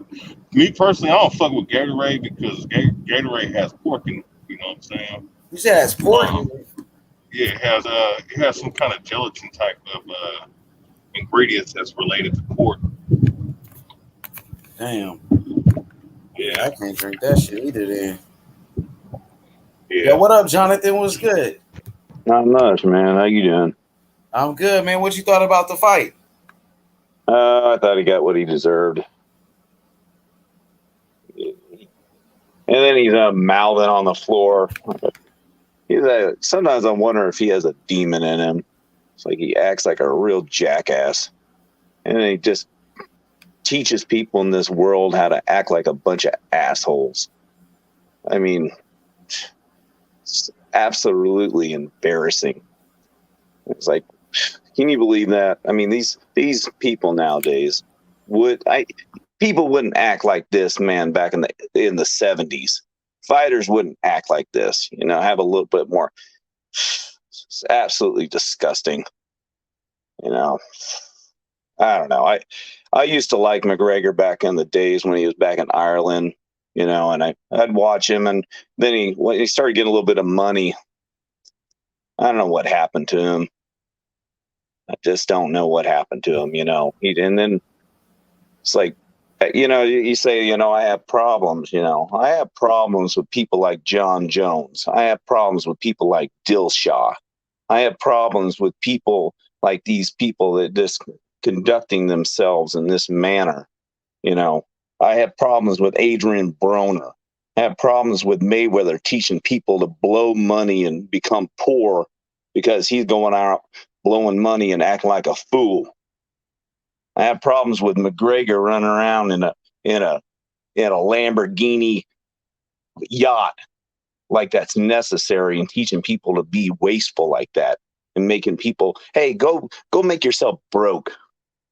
I have problems with the industry promoting people like this to become, like they say, they pretty much make them a lottery ticket and say, hey guys, go get your head beat in for $5,000, and if you, maybe you'll become worth $300 million like McGregor or Mayweather, but it's all just a big fucking lie. That's what I have a problem with. Jonathan, this is what rep it. Who's your favorite UFC fighter right now at the moment and a boxer? I like Ramirez last night. I like him because he's a nice, clean fighter. I like what would I say that I like plenty of the UFC fighters. I like a lot of them. I just don't like the ones that put demonic tattoos all over their bodies. I don't like if they don't have demonic tattoos on their bodies and they act respectable and they train hard. Pretty much like them all. You like Nate Diaz? I like Nate. He doesn't have a bunch of nasty tattoos all over him, and he doesn't live like he's just throwing money all over the place. And even if he becomes rich, he doesn't act like that. So I like him. I like his hands. Like he has really good hands. He could be a pro boxer if he wanted to be. Yeah, I like his 1-2, right? His 1-2 is pretty good, right? But he uses the 1-2 and a slap. He uses a slap, right, as the first of the one, and then he uses the two with the straight, right, right. That's what I like. Yeah, Pretty cool. I like it how he changes up his speed. He throws a little bit soft, so people get a little bit comfortable in there. Like they think, oh, I can take this punch, and then he throws full power. You know, kind of variates the speed, variates the power. You know,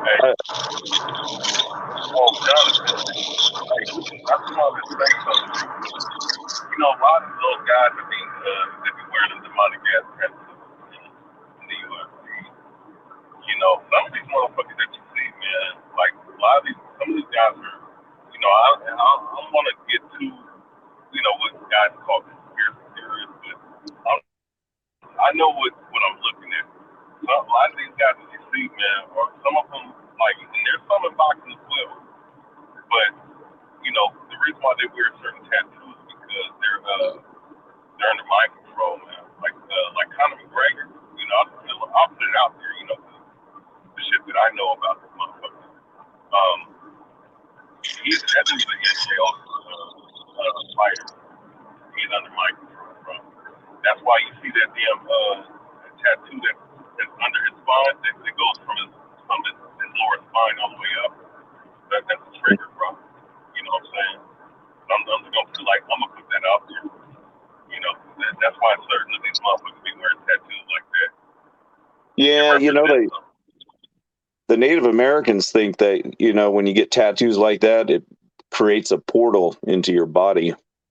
You know, like if you get certain types of tattoos in certain spots, they think it makes it access. You know, That's what it is. you know, like I don't know if it's true or not. Yeah, it creates a portal into your mind, you know, to certain things. You know. Yeah. I mean, yeah, like these guys with collie tattoos and all that. Yeah, it's not. I mean, it's not to say that somebody has tattoos that they all know, but it's just certain guys like Conor. You know, they have a lot invested in that man. You know, and you know, the reason why he's different now is because, you know, when you get up to a certain when you get up to that status like a Mayweather or him, like you got to go through certain things, bro. You know what I'm saying? There's certain doors that are open for certain guys, man. You know what I'm saying? People are probably channeling to him too. You know, you can channel, you can channel, and you know, they have people channeling to him and, you know, trying to make him, you know, motivate him and mentally focus him, you know, through. It's more like kind of like witchcraft, but it's, you know, they can channel their ways of doing it. Oh yeah. It happens more often than you think it does. Fights can be manipulated too that way. Oh, with Tyson was the same fucking man, like certain level programming, you know. That's the reason it's dangerous to bet. Because a lot of them, he came out and did that he helped you know what I'm saying? So, you know. Yeah, nothing's for sure. Like, you know, somebody could be out there messing with the fights, and you don't even know they're messing with the fights. Oh yeah. You know? Oh yeah. There's things that go on, man, and I'm gonna say, you know, dealing with the, you know, Wilder and Fury. I mean, Fury whooped the shit out of Wilder, but I'm gonna just say this: there were some numerical things that was going on with Wilder. You know, I mean, you know, from face value, I mean, at the end of the day, Wilder's above. All right, but there were some other things going on with that fight. When you see that damn satanic costume came out right before he fought, that satanic ass costume out here, that before the fight, the motherfucker was pacing around, losing hella hard and shit, like he was scared, you know. So, I mean, you know what, just be that thing. What did you think about the Anthony Joshua and Andy Louise fight? I thought it was very funny. I find, like, I wonder if they're spiking like giving like a neural inhibitor that they have, giving it to these people, making one guy's lose, giving the other guy a neural inhibitor, make him lose, manipulating fights. Well, I'm gonna say this. It goes all. It goes. Look, that could very well be the case. You know what I'm saying? And because I'm not saying with all the fights, but when you deal with some of the bigger fights, some of these let's just say some of the like the world class money, where you see all these damn celebrities come out with.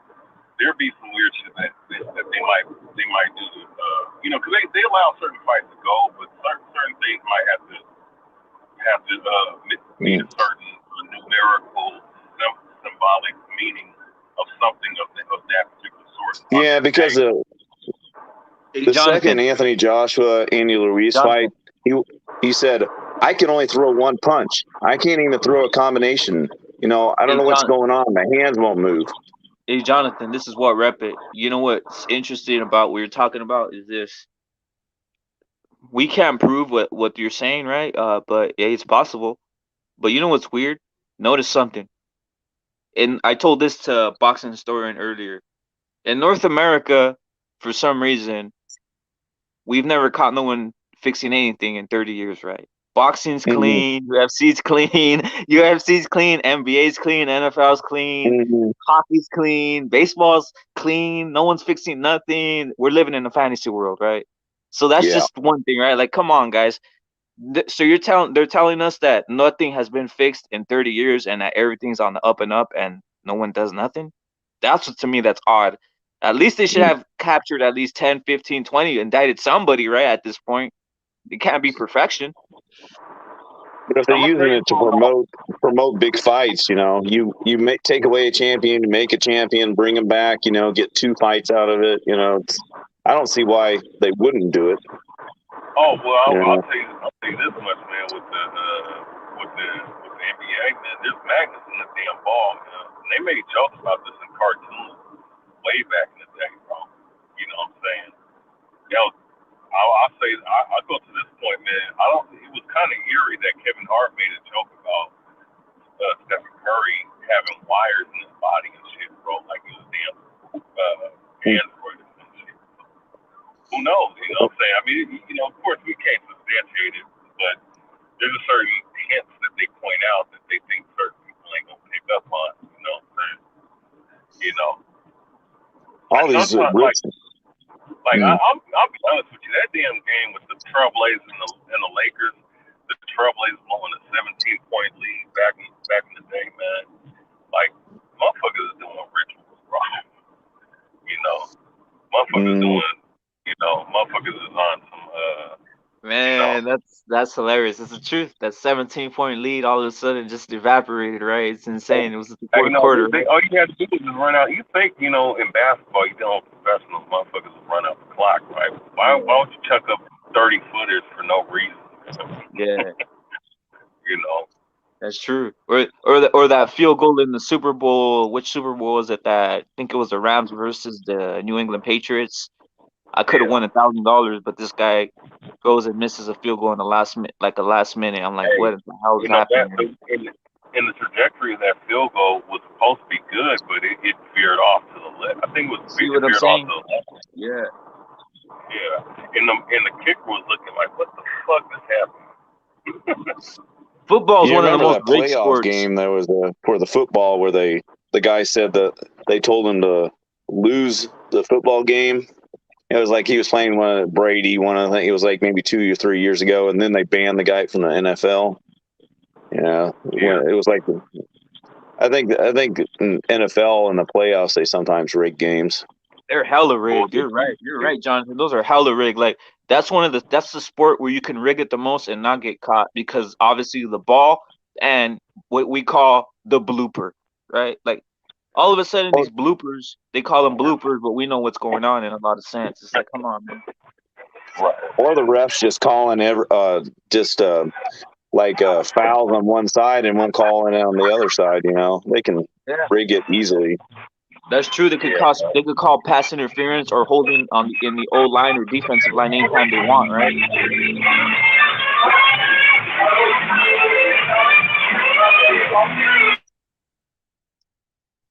Yeah, there's different ways to do it for sure. And that I think that boxing and UFC and those kind of things, I think they're gonna start using like a types of drugs that have to do with like just about your mind, just speeding up the mind. And it won't even, and they won't be able to test it. It'll be like kind of things that are not on the market. They just make for the industry itself. I got one for you, Jonathan. I got one for you. They're already doing research into how to somehow do performance enhancers into cannabis. They're trying to breed Mhm. certain cannabises to try getting a performance enhancing out of it, not just like meaning to build muscle or to stimulate your brain to a sense where it's almost like an amphetamine.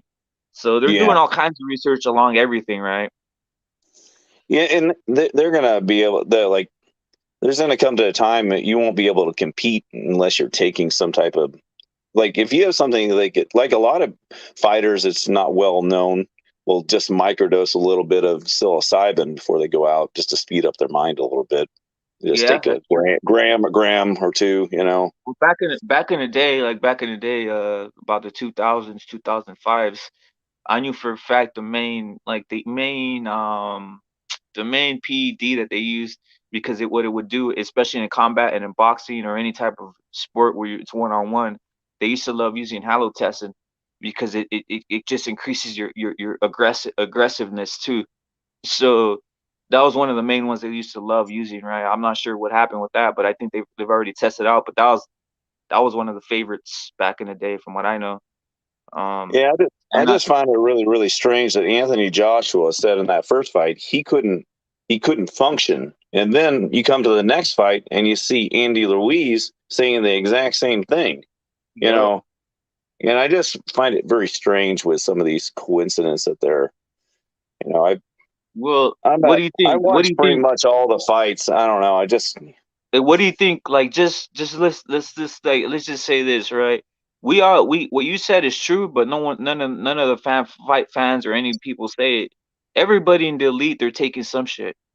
Yeah, or they're Okay. going to Panama and doing 2 weeks of Yeah. IV and super stem cells into their body, like Yeah, or Germany, LeBron James. Yeah, Germany. You heard that one when they sent Kobe Bryant or LeBron James to Germany to get some stem cells and shit like that. That's the reason LeBron James can still function the way he does. He go down to Yep. Panama and IV bags full of super stem cells and come back, and be like a 16-year-old repairing himself, for 6 Uh, months. do you follow soccer or any of that stuff? Not too much. I know the big games tomorrow. That's Yeah. all. Well, I'll tell you Keep. this: the guy who's the best in the world. A lot of people don't know this is Lionel Messi, and what they did with him Mm, is they made an excuse when he was like 16 or 17.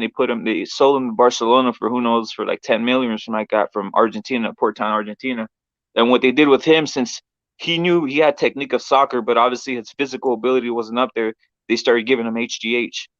And they gave him mm, HGH under the premise they gave him HGH under the premise that he wasn't getting tall. He wasn't tall enough on some bullshit, right? He wasn't gonna get no mm, bigger. He was about 5'7", 5'8", but they just mm. started giving him HGH, and that's why he's so darn explosive. I think he's still on HGH actually. They use it Yeah, as like a medical some shit, medical clearance or some garbage like that. it's like these women that get real big. Like you do.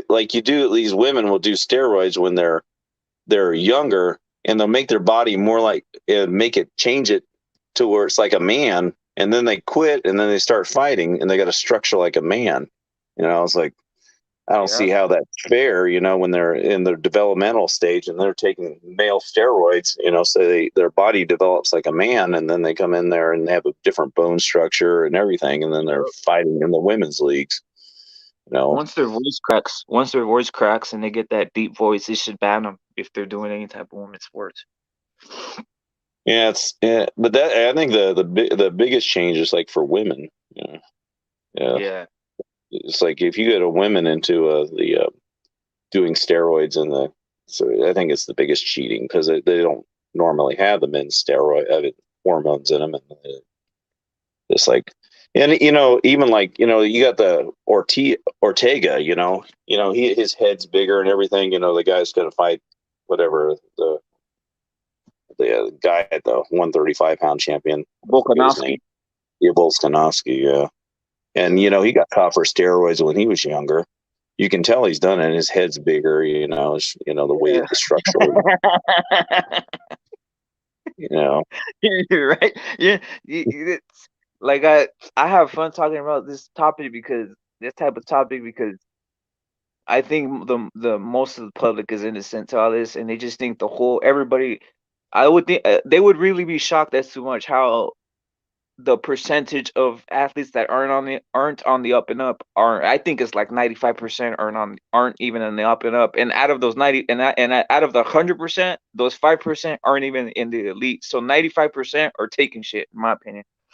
And I mean, you almost have to Sure. to not get knocked out. So you do the steroids that make your head get bigger. Like these big old heads that are enormous, like that that one Russian guy that fought tonight that lost to who did he lose to? I forget the guy he lost to. It was in the prelims, and that guy see how big his head was. I mean, you don't get a head that big without doing something. It's like you have. I mean, but it makes it so you can take the shots bigger. You get a bigger jaw, you get a bigger head, you get a thicker bone structure. It's like, and then you quit doing them, but you've got that structure. Some steroids make your head get bigger. Look at Joe Rogan's head compare when you first saw him in the beginning until how big his head is now. Like, and his hands his extremities start growing too. So what ends up happening, especially if you're taking HGH for a prolonged amount of time, your extremities start growing, so you end up getting like mega hands. That's usually the teller, right? Somebody it's their hands to start getting like giganticisms and shit like that. And same thing with the feet. All those guys with HGH, they get the weird like extremities. They start getting real big, and obviously the head. The head is another teller, and the nose and the ears and shit. It just gets very weird. I mean, it makes a big difference not getting. I mean, with a jaw that big, and it doesn't break as easy. It makes a big difference. Getting You can tell when someone abuses it. Like you said, like Joe Rogan, he's clearly abusing it. He's probably been taking for 20 years or some shit like that. Since he's all into holistic medicine, he's been taking that shit for a while. Yeah, I mean, there's different types. The ones that you get from wild yams are so aggressive. It's like I've never taken any of them. I never really thought any. I never wanted to. Yeah, I never delved into that. But I know, like in the late '90s, people were trying to the good shit. The good HGH was from like pharmaceuticals in Washington D.C. But people were starting to delve into the dead body carcasses HGH, where they get the HGH out of dead bodies and shit that were just and that was that wasn't as good. That had some side effects on people.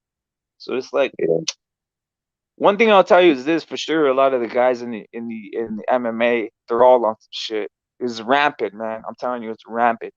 Yeah, and if they're doing it, I mean, they're doing maybe microdosing. Just like even in the boxing, what was which one was it that they allowed a certain amount after Canelo got caught with clenbuterol? So they could take a small amount of clenbuterol or whatever. You know what's funny about that one though? You know what's funny about the clenbuterol is it's funny in this sense. People, this is what like drives me, is what's hilarious, right? Like people are saying about clenbuterol, but that's more like a cutting agent. That's more like for your physique to look like you start releasing water and you start holding your muscle more, right? So the ones that they should start like thinking about is these new ones that are coming out. What are they called? There's a certain they're legal. They're actually legal, but I don't know if they test for them. They're called what are they called? It's leaving my mind. What they're basically a they in the molecular level they changed the build of the steroid to where it's not it's not gonna get caught in it's not gonna get caught in labs because they changed they just changed the molecular build of it. But there's Mhm. there's a name for them. I don't know what you're called. You can take them. You can take them orally. I Mm. forgot the name of them. Forgot the name of them. I don't There's know if a. you're familiar with them. I think we're going to see a lot of different. Like I think we're going to see a lot of athletes coming out of China that are just going to be genetically modified athletes too. We're going to find a tremendous amount Well, of lab. when I saw Yao Ming, I thought that they messed with his pituitary gland. That's how they got him Yeah, that way. you know, you see some of the fighters coming in from that are looking different out of. I think they're going to start messing with them, or they already have. So we're going to have a different type of athlete coming in, but I think skill will always. That's the thing. They think that they're going to beat it like that, but skill will always overcome that. Look at Rose fighting that Chinese girl. Yeah, that was crazy. That It's was like a great fight. I like that fight. That was just a little, awesome. just a little feint, just a little fake, and then she got kicked in the face and knocked out. Yeah, that And was a good all fight. just all it's nice to see when the art overcomes, stuff like that. Yeah, that was a Yeah, great fight. They were really hyping that Xing Jing, right? Or what's her name? Xing Jing, something like that. They were really hyping her mm. before she got taken out, before she got beat by Rose. Say Zaruto, whatever the Ramirez last night. Are you a big fan of him or not? Not uh, He's not what very flashy. I like his style, but the thing is I'm not sure if they're gonna be able to match him up with anybody that's gonna show where his abilities at, right? Like that's the thing about boxing in those weight divisions. There's not a lot of guys like the only guy that they could match him up with that would show would show people like what his real ability is probably Canelo or Canelo or the Better Beef or Bevo. Those are the ones Yeah, they got to match him up with. yeah. It's going to be hard for. I mean, his skill is so clean. When you want to like the the sweet science. I mean, that is what the sweet science is. You can hardly hit that guy. Yeah. He doesn't overthrow a lot of punches. He's not like throwing volume at you. He's just kind of you can't hardly hit him, and he's waiting for his punches and picking them. And I mean, there's not too many guys out there that can throw like that, and move like that. That's why they Especially, released him that's why they released him from Top Rank because he's too technical. He's just like he's just technical and people just can't they don't understand that he's basically waiting for you to open up and get you right and he himself is not taking anything. Um, that's why I want to see him with someone else who has certain technical but opens up a bit. Like I think Better Be opens up more, so I think that'd be a good fight with him. yeah, and that guy can take a punch too. Man, that's ridiculous. That guy is. How hard do you have to hit that guy to stun him? It's like he's a tank. He has 100% KO rate. It's absolute tank. What was the recent fight he fought? He got hit quite a bit, but man, it didn't seem like it's affected him. It's like he's. What was it? Was it 2 fights ago? I can't remember which one it was. Like they're all a blur anymore. Recent one. Which one? It was a recent one. I don't remember the name of Yeah, his recent opponent. one. Yeah. It was probably I think 1 or 2 fights back. But I watch so many fights. It's all a blur anymore. I've seen tens of thousands of fights in my life, so I just can't. It's just all anymore. It's just getting to the point where I can't even. Just all. I'll rewatch fights and it's like I watch them all over again. Yeah. I've watched so many. It's like when you Have watch. you I seen try to that watch new every boxing fight and every MMA fight and every league, Have you so seen that it's new kind of league they're just trying to blurred. have you seen that new league they're trying to start up? I just saw it like the other day. What? It's like a karate league where they have like they have certain rules, but the walls, like in MMA it has the octagon. The walls are kind of like slanted in a trapezoid way. They're slanted in a Is trapezoid it a way outward. trapezoid? What's the league called? It's karate some shit. Karate it's Oh, some the weird new league. It's just karate league. karate. Yeah, that George St. Pierre's like promoting.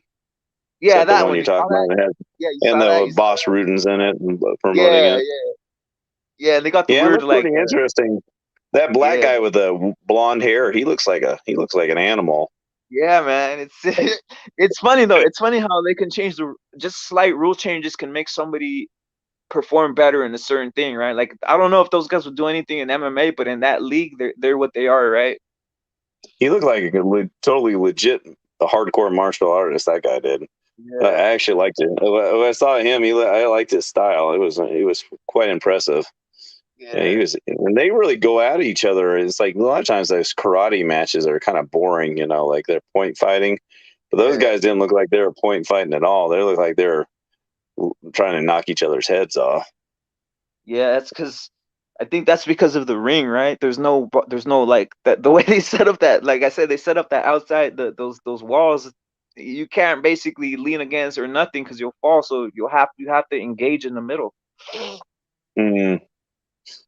So, what fight are you looking forward to in the future? Me, I'm waiting for the Jamal Charlo versus Castaño. That's the one I'm looking for. I was excited about Wilder Fury because I like seeing fights. I like seeing heavyweights. I have no fight. By the Did way, I they don't have any. I don't have any. didn't they Wilder Fury. I postpone don't have that? any. Huh? Did they postpone that fight? They postponed it. They postponed it. I don't have When it. is I it? don't care either way who wins, right? But it's just I just wanted to see the whole drama because this is. I don't know. I kind of wonder if he really didn't not have COVID and he got punched in the face too hard because man, his face looked really busted up on the right hand side of his face. Looked like it'd even be a kind of a fractured orbital or something. I don't know what he was sparring that hard for. His face looked. Is that so? That was real. They're saying that he got beat up in. Was that real or is that just like some fake news that what he It really got looked like beat in he sparring or looks what? like he had some hard sparring. Like he got hit pretty hard some on the right hand side of his face. So the guy must have hit him with the left of some sort because it looked like he had some damage. Like it would take like at least 6-8 weeks to recover from that. How long are they saying this fight's postponed? I think they're gonna say it's October or even next year. It's just one of Yeah, those like things. I'm kind of wondering if he has a fractured bone in his face. That kind of looked like a You know what? fractured. You're the first one to tell me this. I didn't know that was happening. I didn't know that was like. Has anybody? I could Are you the I could first see one to him bring saying that up it's or I what? could see him saying it's COVID and he actually has a fractured bone in his face. And just kind of not to make him look like a pussy getting beat up in the gym or something. Yeah, that I sounds. mean, I mean, that sounds like it sounds possible. It sounds yeah, possible. I mean that face looked pretty bad. It looked like somebody had took a brick and hit him upside the face, and that was a pretty good size. It looked kind of like it was a fractured almost. You've seen fractured orbitals. It kind of looks very very similar. The I one don't, thing I could say about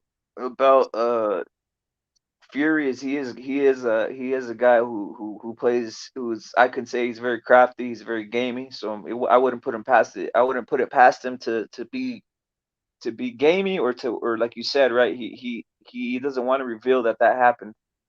So it's just I just want I to see mean, the fight, everybody man. gets hit. A lot of people are angry. A lot of people say that they hate both fighters and that they don't want to see this. And it's just like I'm tired of it. Let's just get over it. But I just want to see the fight. I don't care. To me, I don't have any. I don't have I any. think it needs to happen. I think it Yeah, needs to me too. happen. Yeah, me too. I don't have any like emotion either way. I just want to see these guys fight it out, right? I just worry about Wilder and his footwork. He's just kind of like his footwork isn't very sharp. And then Tyson Fury seems to be able to move around him really easily, and he's just like kind of shuffles forward. It's like I wish Wilder would work with his footwork, and it may be good for Wilder. Maybe he have more time to work with his footwork. I think if he could work with his footwork and he could maybe hang with Tyson Fury a little bit better because he definitely is not going to hang with him with that whatever. I mean, what I saw from that pad work and stuff he was doing with his new trainer, that's not enough to beat Tyson Fury. He's going to have to work with those feet. So, Another thing that people aren't talking about the fight. You brought up the footwork, but there's another thing. If I was Wilder's team and I really wanted to beat Fury, I would have really put him on a program to gain some weight, put on some poundage, man. Put on some pounds and let him see how he carries around the weight, right? Because really, you know, you're disadvantaged if you're going in there with a guy who's weighing 70 or 80 pounds more than you. Yeah, what do you think about that Loma fight? I was impressed. I liked it. I liked the way he beat the crap out of Nakatani. I actually predicted it though. I had him stopping Nakatani. And I had him stopping him. I knew that was gonna happen. And Yeah, I think when they went face to face, like when they were face to face, I think Nakatani had like a really good strategy and timing, like when they were just face to face. But once they tied up, he would shuffle to the side and kind of push him off, and he was like his legs weren't very strong, like and he just kind of be off centered, and Loma just pulverize him from the side. It's like, and then it was the whole fight fell apart. Every time he'd tie up with him and he use his footwork to go off to the side, Nakatani's couldn't keep up with him. He just you know what? I saw Lomachenko drilling that move the whole time. Like even I think it was even months before he even fought Nakatani. He was drilling it with some Russian or some Ukrainian Greco-Roman wrestlers.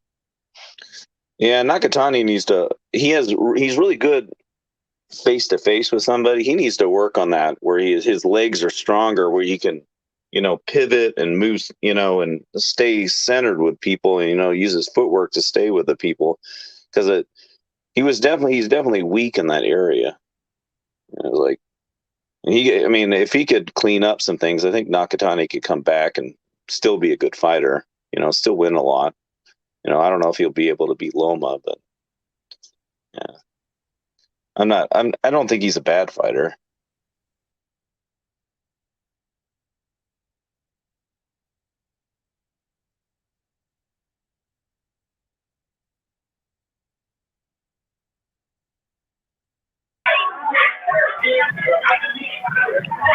Yo, what's good? You got a lot of background noise. Hey, Jonathan, so where you from, bro? I'm from Missouri. That's what's up, man. So how did you find out about the channel? I've been listening to you for a while. I've been for couple years, maybe 2-3 years. Man, I appreciate My you bad, joining man. the panel, man. I cut out right now. I cut out. I was gonna answer Jonathan. Go ahead, bro. I'm sorry. Yeah, my bad. I cut out, man. So what I was gonna say, hey Jonathan, I was going in on Nakatani earlier. Mm-hmm. Yeah, I was saying that I don't think he was as I think the guy who hyped him up the most was Teofimo Sr. After his son fought him, he hyped him up. That's why I thought he got a lot of the publicity from. Yeah, he seems a little bit like bird-legged Nakatani. I really think if he worked with his legs, I think he could change his whole game. That's But a he's good gonna one. have to work hard. That's a good one, bird-legged. That's a good one. And that's Wilder's bird-legged too. It's like they're both bird-legged. And that's what Wilder needs to work on. It's like both need to work on that aspect of like if Wilder wasn't so bird-legged and worked on the whole length of the muscle instead of just standing straight up and throwing hard as he can. I think he could move around enough to keep up with. Yeah, that's funny. The term bird-legged is funny though. I'm not gonna lie, that's a funny term. And it's like, funny, man. Yeah, but I like it. Even if he had to go up in weight, if he gained a little bit of muscle mass and went up a weight class, it may be better for him if he could move properly. Yeah, that's true. Sometimes depending on your body weight, it depend. You get that bird-leggedness because you just like suck from a certain area, right? Depending on how your body responds. And I'm not like I used to live in Japan, so I'm kind of I like Japanese boxers. So, what do you think about Monster? So you're a big fan of Inui? Yeah. I don't. Yeah, but I think he needs to move up, man. He ain't gonna get He's not gonna get any recognition being at 118 pounds. Like you're killing everybody. Like, why are you at 118 pounds? You need to move up to 122, and then you need to move up to, what is it, 126 after that, or 128, or what is it, 126? Needs to move up. I mean, you're knocking everybody out like it's no big deal. So why are you cutting weight? I got a question Well, for you then, since you live in Japan, Jonathan. This is pretty I used to interesting. live there a long time ago. Yeah. So I got a question. It's interesting to me, right? Because we're talking about you and I, and also boxing historian and H Money. He's been listening the whole time about all this type of stuff. Is we're talking about like the underlings or the things that go on in boxing, and how stuff seems a little fishy and fixed at times, right? Was Mhm. the was the Yakuza it was the Yakuza doing stuff like that in Japan? And do you think they do that in Japanese boxing too? Oh, I'm sure they do. They're, they get their hands in. They own the stuff. Like they were rigging all the sumo. Do you remember when they got caught Yeah, yeah, rigging all the sumo? Remember that? yeah. And then they got caught a bunch of emails and all their cell phones, and they got a bunch of guys supposedly lost their cell phones, and they got banned and whatever because see the Yakuza it was complicated because like there's a ranking system and you have to win a certain amount of matches to stay in the upper league, or they cut you down to the lower one. And so sometimes their friends would throw a match so they just get enough wins to stay in that upper part to make more money.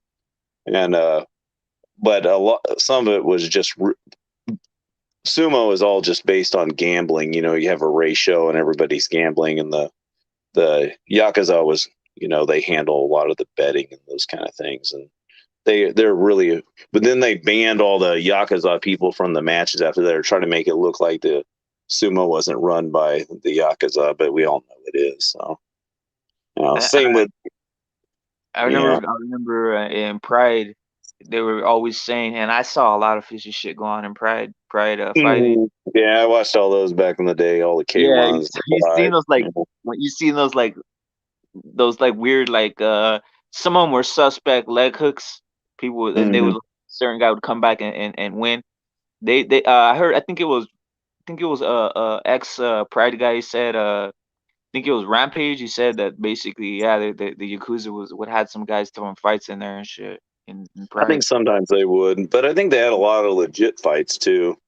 And I think this depends if they want interfered. I don't know, and I don't think it happened in every match.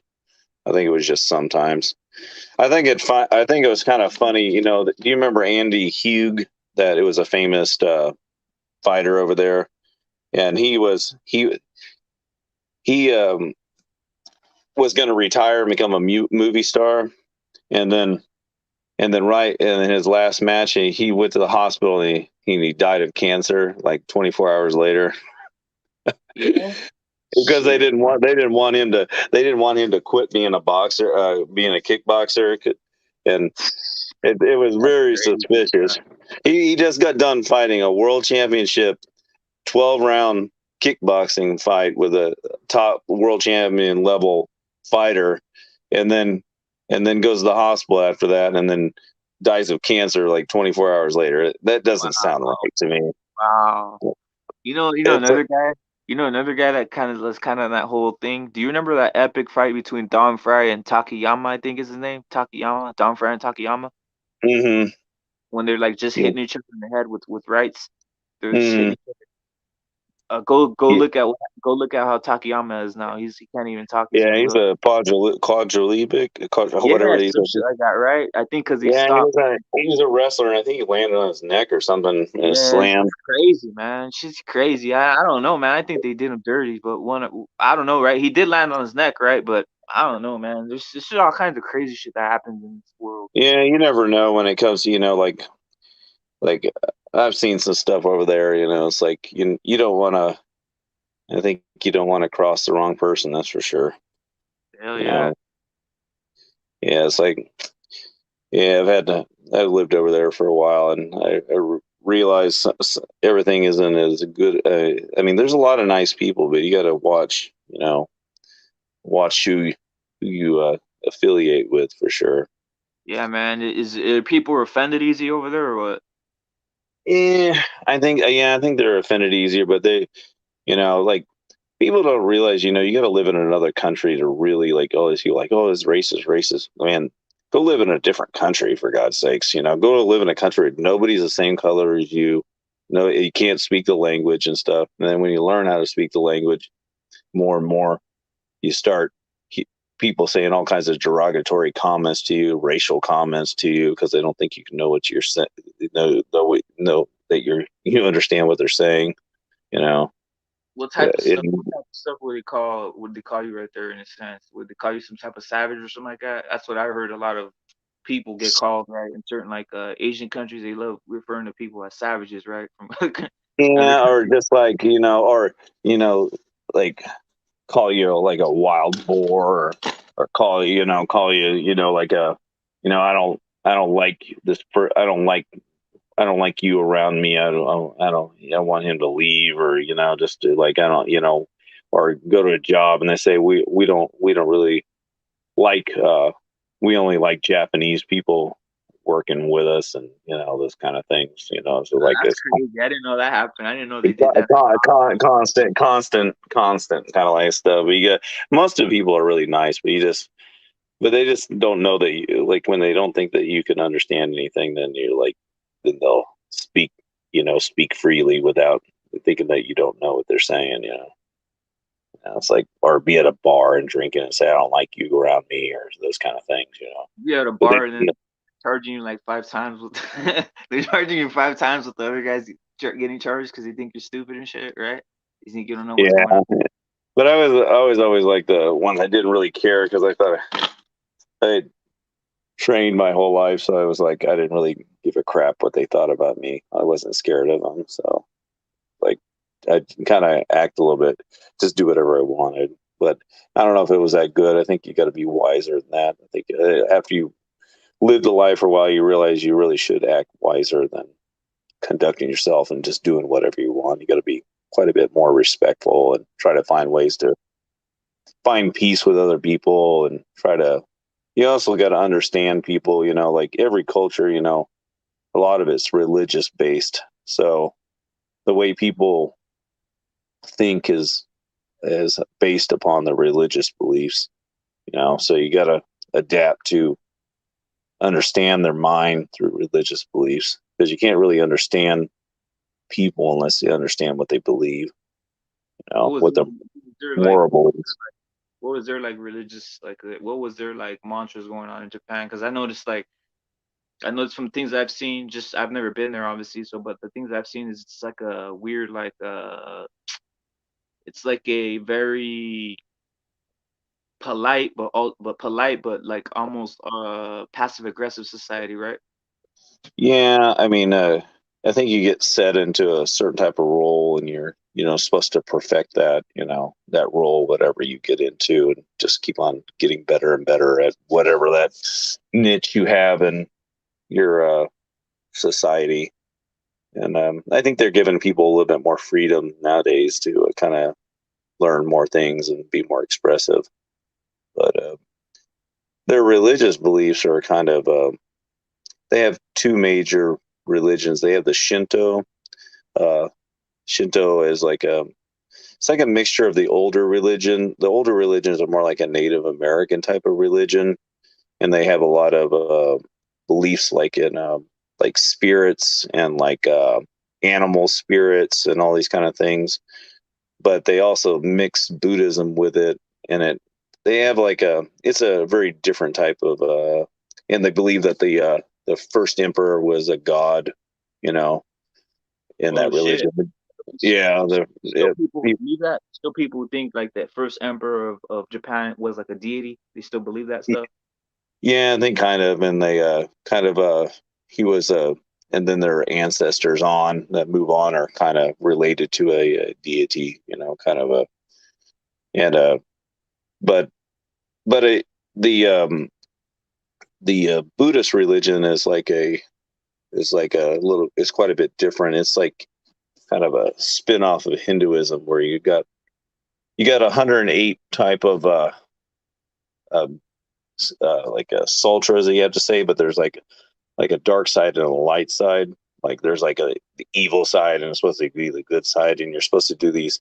You're like praying to doing these sutras that you repeat towards like some type of thought, like peace or whatever, but they're towards some type of god, and you're repeating them and stuff. So you're pretty much playing to like demonic entities, but you're trying to balance these things out, and and they have all these demonic. rituals.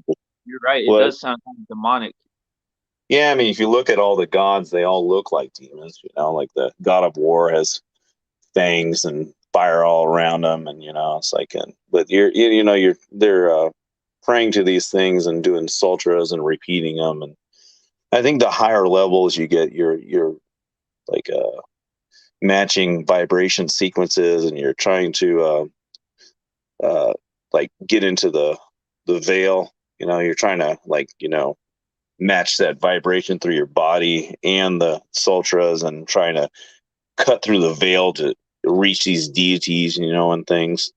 I think the higher levels of it, but I stay away from all that. But you got to understand the compassion and all the different things to understand the people. So Yeah, the one thing you said, which is pretty interesting, is I don't think a lot of people know what you said, because first time me hearing it is that there's still a large following in Japan of keeping that tradition of the first emperor being the deity, right? Mhm. I recently saw, I think it was about a year and a half ago or two, that they reinserted the title of emperor, right? Even if it's, I don't know if Mhm. it's not in the state, but it's just like a almost like the Queen of England, how she's really not doing shit, but she's just like a figure, right? But they re-implemented it in Japan, right? They brought back the emperor, right? Yeah, they say he doesn't have any political control, but if you watch when he says something, that usually gets done. I mean, they'll pass, like when they had the Fukushima thing went on. He would say, "Oh, I want this done," and then they would do it, kind of. So the lawmakers would make a law for it. That's It was still, crazy. yeah. They would. They still. He doesn't really get involved with it very much, and he doesn't really. He doesn't. It usually has to be something like a major catastrophic for him to put his 2 cents in. But if he says something, they usually will try to follow up on it, at least show they're trying to follow up on it. Show them the respect. That's wild, man. That's like, it's pretty mind blowing for me. It's mind blowing because in the Western societies and most societies, we don't even realize it's happening in Japan, right? You just think like you just think like that. It's almost like a soft. We're not obviously comparing things, but it's almost like a soft Kim Jong Il, right? In a sense, Not really, like not really. He's not. It's not really. He's not really that involved with the politics. He usually stays out of it anymore. Yeah, it just very very seldom he'll get involved with it. He kind of keeps his distance. He usually does more of the ceremonial types of things for those like crazy. ceremony. Yeah, he doesn't really. He's not that hands on anymore. The whole. That's just how it is. I don't know why. Yeah, it's just weird. I guess it's a culture, right? Culture that they got that's part of the religion in a sense, right? So it's like you said, right? It's Mhm. just mad. What percentage do you think believe in that? What percentages of the Japanese population is hard into that? I think they all participate in it. I think you get kind of shunned if you're not participating in the rituals. Of the doing the family prayers and the honoring the ancestors and doing all those. You get kind of on the bad side of your family if you're not doing those kind of the certain ceremonies and things. So I think even if they don't believe it, most of them participate in it. For cultural wise. So they don't get on the bad side of their family members. Yo, Rich, what's good, Rich? What's up with you, man? Man, chilling. You see what happened to Conor McGregor? Yeah, man. I don't know how y'all feel, but Conor is really my boy, man. I'm sick to see him doing bad like that, but I don't know, bro. He ain't lose a fight. You feel me? On some, he lost a fight type shit. I guess he broke his ankle. So He was getting his ass whooped too, though, in the first. He was losing the fight. He was about to he was getting punished. He was losing the fight for sure. nah, he might have been, bro. I ain't even watch it. He might have been losing the first round, but Yeah, he was getting his ass beat, but he took a serious injury, man. That's a serious injury. But Jonathan, he's been cooking. Jonathan said he don't fuck with Conor McGregor. He don't like what he stand for.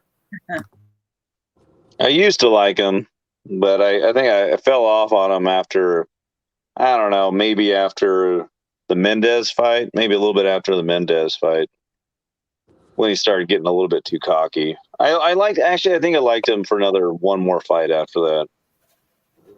And then it just kind of got too much for me. It was like, I liked him. I really did like him. I just didn't like when he started drinking too much and acting crazy. And like And beating up old men and shit, like 50. I mean, how old the dude was he slapped up? But not drinking his liquor. Right, 65. Yeah, because he wouldn't take a sip of his drink. He wouldn't take a shot. So then you gonna beat up on the old man for that? And then he breaking windows and shit, busting up buses and shit. You know what I mean? Injuring people. Come on, man. Then he bought the bar and banned the guy from the bar. Yep. And then he slapped a fan's they phone out of their hand. He broke somebody's phone and shit. Come on, man. You can't act like that. You got to be a champion in and out the ring. You feel me? Come on. And then he's abusing women and shit. You know what I mean? That's not cool. What about that, Filthy? You know what I mean? This dude is a sexual predator out here, Conor McGregor. What y'all talking about? Damn, bro. That's insane. I didn't know all Yeah, that. he got like 6. Man, come on, man. He sexually assaulted like 4 women, I believe. Crazy. Yeah. I didn't know that, man. I ain't know nothing about that. That one that he supposedly did kind of sounded kind of funny. It sounded like he had to do it he did it in front of other people. And it was like, it kind of sounded like he was, remember when he beat up that one of his mafia friends got beat up. So he went and beat up this other guy, mafia guy, and they supposedly put a hit out on McGregor. And then it kind of sounds like they almost made him do that or something. And who knows, just to have something on him or something. It sounded weird. Why would he do that in front of a group of people? That was at least that was the story I heard. It was some kind of weird story, like he assaulted some woman in front of other people.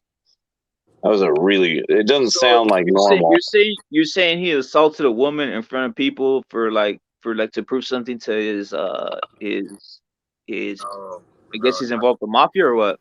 I kind of wonder if it was in the same timeline, and I'm like wondering if they made him just do that in front of them so they'd have something against them, Hey, Filthy. Hey, my boy Rich. I'm gonna tell you like this, Rich. Conor McGregor, he talk all that shit, and then he go in there and get his ass whooped like Deontay Wilder, bro. You know what I mean? That's what he does all the time. I ain't even gonna lie to you, my guy, bro. I'm not.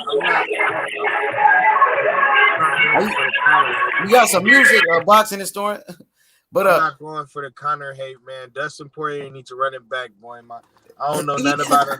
I don't know nothing about none of that assault shit or none of that. You feel me? I ain't never heard of that before. If that's true, that's a damn shame too.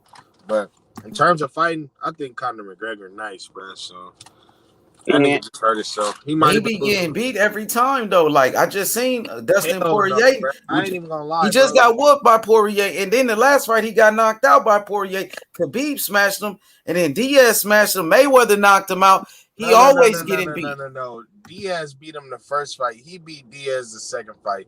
He gave Khabib the hardest fight out of everybody. And yeah, that's pretty much that. Khabib punished him though. That was easy work for Khabib. No, that was easy for Khabib, bro. Hardest fight. That stopped him. That shit went 4 rounds, bro. Khabib stops everybody via submission, bro, but not in the 4th round. That should be done. He beat the fuck out of Conor. No, he didn't. I worry about Conor's ankle. Where that broke, man. That's a bad place for it. It's not up on the shin, man. That's where all the tendons and everything are. That's a bad place for it to break. It's not where Chris Weidman broke his leg, up on the upper part of the shin, man. That's right there down there at the ankle where he broke it. It was right above the ankle, man. You wonder how bad that messed it up. I don't know if he can recover for something like that. Because, Anderson was up higher, and so was Chris Weidman. That thing was right there at the joint. That looks like a really bad break. Yeah, my boy's probably done. You think he's going to recover? Probably not. Shit. I honestly thought this was it for him anyway, but I don't know if he comes back. I think he should fight somebody, and then fight Poirier again. Poirier said he would fight him again strictly because of the disrespect. So He should fight Jake Paul, man. He don't want that smoke. Jake Paul just made a whole chain about him. He got a whole pendant. You know what I mean? Conor getting knocked out, bro. So Jake Paul want that smoke. I think Jake Paul will knock him out I doubt that. I ain't gonna lie. in a It's boxing like match for sure. He'll knock him out. it's almost like karma bit him in the butt, man. Saying all that stuff like I'm gonna kill somebody and put him out on a stretcher, and then he ends up on a stretcher, man. That was like the weirdest thing. Y'all don't be thinking that shit is funny, bro. Cause to me, that shit be funny as fuck, bro. Like that shit just be hilarious, bro. He obviously just be talking. That shit be funny. Hey man,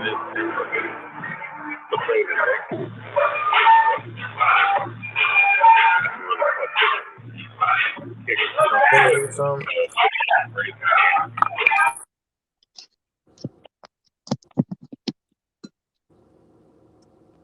They got some music.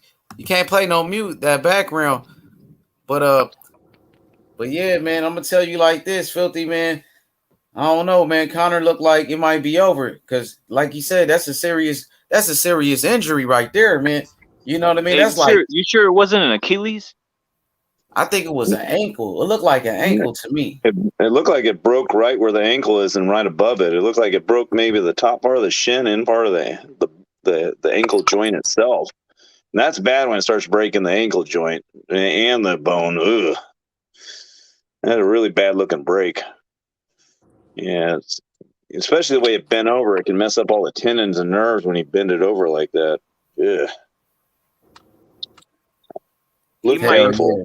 He might not be able to walk again properly if it messed with his nerves, right? He might have that. There's something called hanging foot that people get when certain nerves mess up in the foot. I don't know if you guys know about it, right?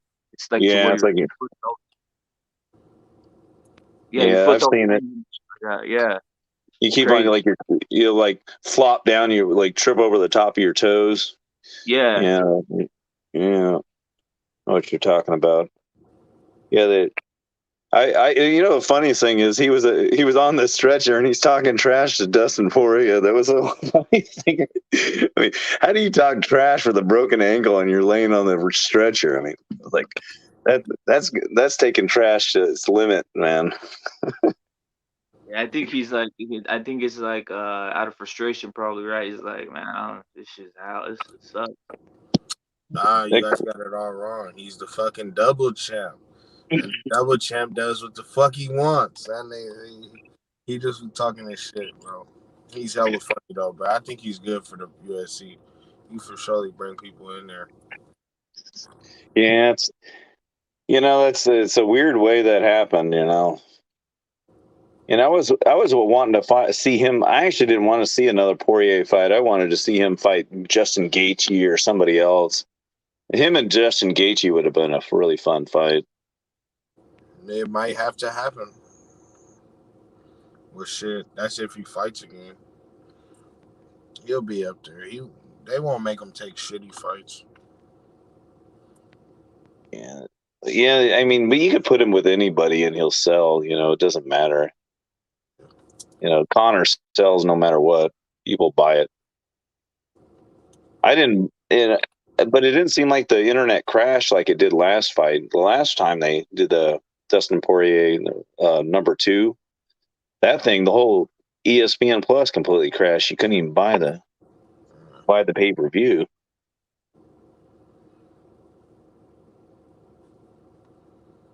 What about Sugar Shane or Sugar Sean?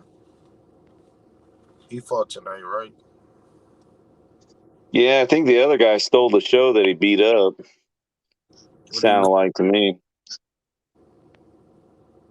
Yeah, the guy took a beating. Whatever the kid there, like chanting his name and stuff because he was just kept on coming forward and getting beat up, and I guess he wouldn't quit. Then Herb stopped the fight with 30 seconds left. I think Herb should have let the guy fight till the last. What do you guys think? I didn't even see the shit, but Shit, 30 seconds left. Might as well let him go if he was getting beat up for hella long like that. Yeah, he got quite a bit of slack for it on the internet. Everybody's like, why would you let it? I mean, why would you let a guy get beat up for 3 rounds and just coming forward and swinging the whole time, and then 30 seconds left, and he's still doing the exact same thing, and just stop the fight? Don't let him finish the fight. I think that's that'd make me mad if I was a fighter. Yeah, probably shouldn't have stopped it. I think I seen another bad stoppage. It was about a month ago. It was during that Devin Haney card with the girls that was fighting, or with the ladies that was fighting. Mm-hmm. Yeah, he stopped it. It was a bad stoppage. That was like the worst one I've seen in a while, actually.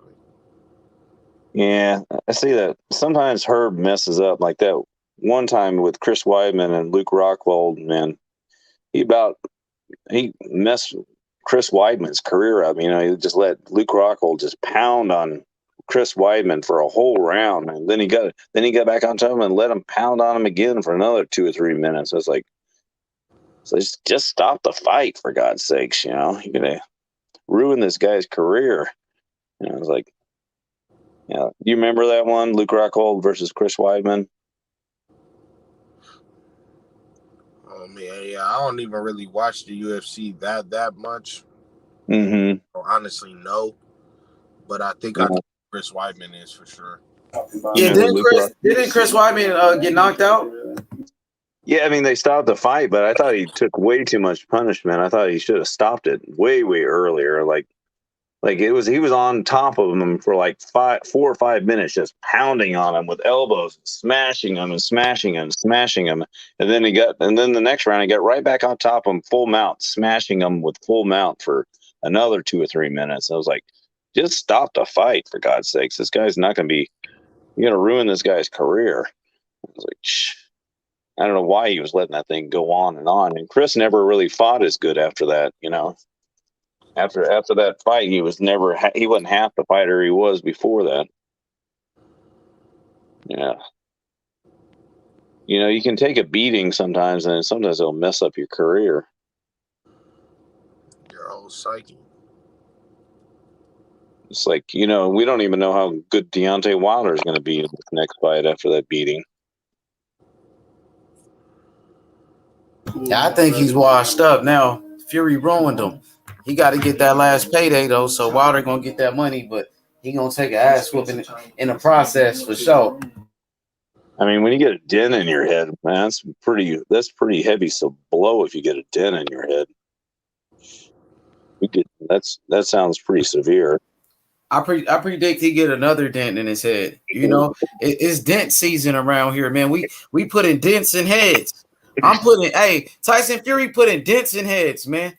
That's what he doing. And he busting eardrums too. Yeah, he's looking in pretty good shape too. But like I said, I don't know. I kind of wonder what happened with that fight, if it really was COVID or just an injury. Yeah, for sure. COVID. They not playing about that COVID stuff, so it's serious, man. We know how serious it is. We seen how many people died, how many people got sick.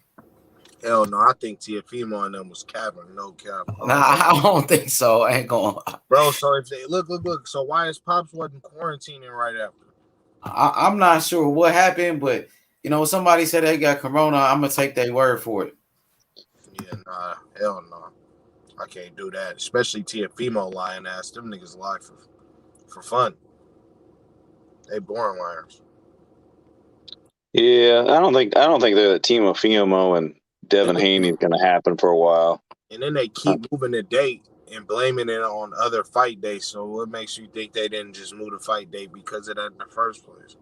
They say he about to vacate his belt. They said the IBF because they said Triller want him to fight in Australia. He said he ain't gonna do it.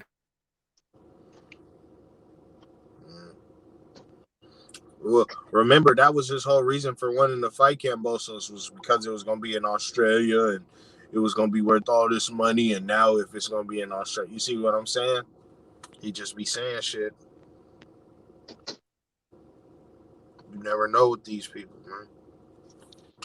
Yeah, I think they're going to wait off on this Teofimo and Devin Haney fight for at least 2 or 3 more fights. I think if they wait, I think they should wait because you're not going to make as much money.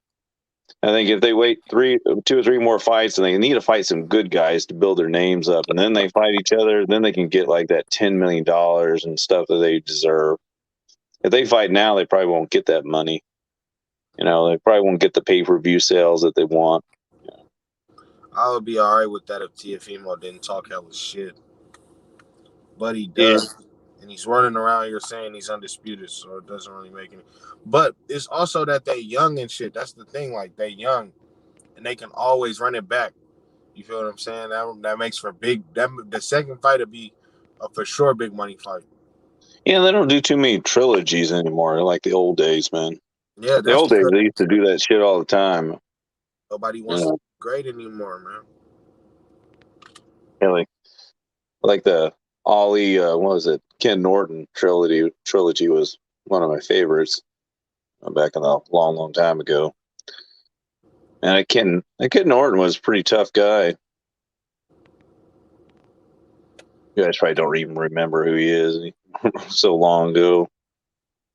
It's like that. It's like I remember when he'd hit Ollie in the head, and that all that sweat and stuff, man, it'd shoot 5-6 feet above his head when he'd snap him with a punch. Guys back then, I tell you one thing, that Ali could sure take a punch. It was like, For sure was no pussy yet. For sure he had a turn on him. yeah, it's like, that's the reason he's got brain dead, I guess, Damn near. Yeah. He was in there trying to take a punch, or not trying to, but end up doing that shit. That's why I be trying to tell everybody all that exciting fight and a boring fighter.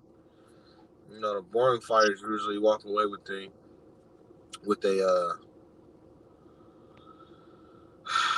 with a shit intact. Mm-hmm. Yeah, but back then it was super. If you go to any boxing gym in the 70s, in the 80s, they were full. Those were full gyms. I mean, they were packed in there because a lot of the fighters that would have been boxing fighters end up being MMA fighters. They just end up, I'll just be an MMA fighter. So a lot of when you go back in the 70s, those gyms would be packed. It was super competitive. Even like back in Golden Gloves back then was even hard to win a Golden Gloves back then. It was difficult. That's a good point. And the Golden Gloves is like some amateur tournament or something like that, national. Mm-hmm. Back in a long time ago, because they had huge kids programs. It was like super popular to be a boxer back in the 70s. Like, 10 times more popular than it is now. Like you'd go in fighting's popular, but a lot of the guys are just doing MMA now. Like, there's such a wide variety of styles of fighting you could do. So, but back in the day, man, it was. You would fight monsters on a regular basis. It was difficult to be a champion. But I think that what the advantage is nowadays that they have a lot of film, so there's easier to study. Back then you would have to use reels and stuff, and not everybody would have reels and stuff that you could study film and stuff. So nowadays it's easier to study film, so you can get better quicker, and make adjustments. Hell yeah. It's not really saying that boxers are worse nowadays. They're probably somewhat better because they can study film so much. You weren't in here yesterday, were you? No. So, did you see the Diaz Fortuna fight? I saw I watched the highlights. It was a good fight. Good little scrap, huh? Yeah. What do you think about this whole Devin Haney mandatory situation, man? Does he have a mandatory? Who's he have a mandatory with? Well, Is his it with mandatory is supposed to be the winner between Diaz and Fortuna, but and Diaz won, so I guess Diaz is supposed to, because it was a title eliminator. I guess Diaz is supposed to be next in line, but you know how. Yeah. Devin Haney just outpoint him like he always does. Yeah, Diaz, what is it? Is it JoJo or something? JoJo Diaz, yeah. Yeah, so I think he just will have trouble hitting Devin a lot, and Devin will, do what Devin does. Keep the distance. Hit nice clean shots in and out. He'll just, and then make it hard for JoJo to score much points, and Devin probably won't get hit that much, and he'll win the fight like he always does. What do You you know. What do you think though? Because after the fight, they asked him what he wanted to do, as if he didn't just want a title eliminator to fight for a belt, and I thought that would be the ultimate glory. You know what I'm saying? But they asked him what he wanted to do, and the first name he said was Ryan Garcia, and not the guy who he just fought a title eliminator to fight. You feel what I'm saying? What do you I mean, think, he wants, man? he wants somebody that will throw down with him and have a better chance of he getting some shots in. Devin probably won't give him much to hit. Maybe he wants to fight Ryan Garcia. I think Ryan's willing to throw a little bit more. I mean, but he has a bigger chance of getting knocked out. I mean, Ryan wants to knock you out. Do you think Ryan will knock him out, or do you think JoJo? You think JoJo could win against Ryan Garcia? Mm, I think Ryan probably. What? I don't know. I didn't. I don't. Shit. I don't really know too much. Um, I think that fight's closer than a Devin Haney for Diaz fight. I think it's closer than the Devin Haney Garcia fight, but it's like, Yeah, that's a problem when you're fighting these guys that want you don't. It's like fighting that Ramirez last night. You can't hardly beat that guy because you can't hardly hit him. It's like that's kind of like Devin Haney. You can't hardly hit Devin Haney. You have to work your butt off to get any shots, and then the guys don't want to fight him. They're like, man, I can't even hit the guy. So you gotta find somebody I can at least have a chance of winning. He probably will fight Ryan. I would say he'd probably sell.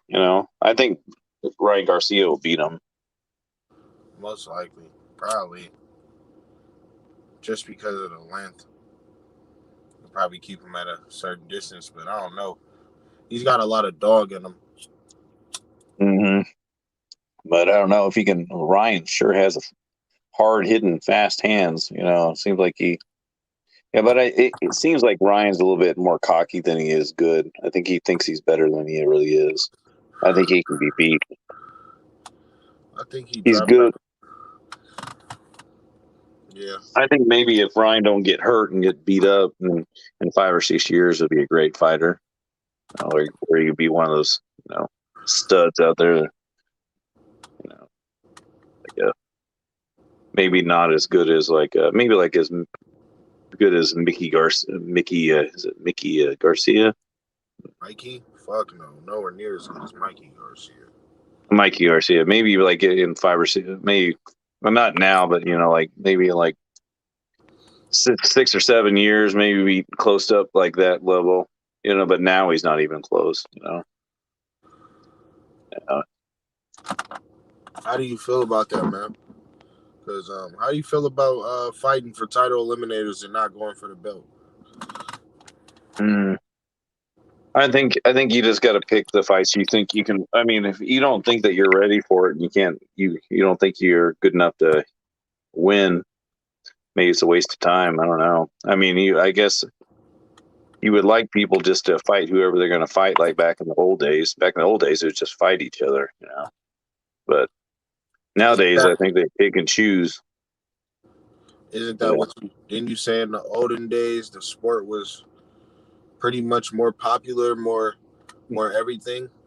Yeah, but they used to have a lot, but it wasn't all like back a long time ago. They would have great fights on regular TV. I mean, shoot, they had Marvin Hagler versus Sugar Ray Leonard on just regular NBC or something, or ABC. It was just on regular TV. I remember that watching that when I was a kid. Just on regular TV. That would be like a super pay-per-view nowadays. It wouldn't be like a mega fight.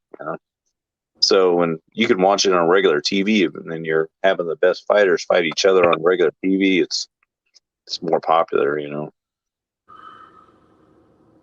But, yeah, they didn't even start doing pay-per-views until like wasn't Muhammad Ali was the first one to do a pay-per-view. It was like and you had to go like to the movie theater, had like a closed caption, and you'd watch it at a movie theater. It was like a Thrill in Manila or one of those ones. I think it may have been that one. Been the first pay-per-view. But you didn't watch it in your house. You had to go somewhere and watch it like a movie theater. I didn't even know they had it back then, but I think but they didn't do too many pay-per-views till like Tyson era. Tyson era was like when the HBO stuff and all that stuff came on. Really was really where they were really marketing it heavy. Before that, it was mostly on regular TV. And there was good fights on a regular basis, like the guys would. I mean, if you look at a lot of their older records, like what is that? Julio Cesar Chavez, he fought a lot of good fighters, not like just a few, just like 40 good fighters, and probably in his career he fought. But he fought, what 80 times or over 80 times. I mean, but half of his career was fighting good fighters. You don't see too many people doing that nowadays. I guess Floyd fought quite a bit of good fighters. More than half. More than half. Yeah, more than half was good fighters. Like damn near. I wish Terrence Crawford they'd put him with some better fighters. It's just, I mean, that guy can fight these guys, but I don't know why he's not getting the good fights. It sucks.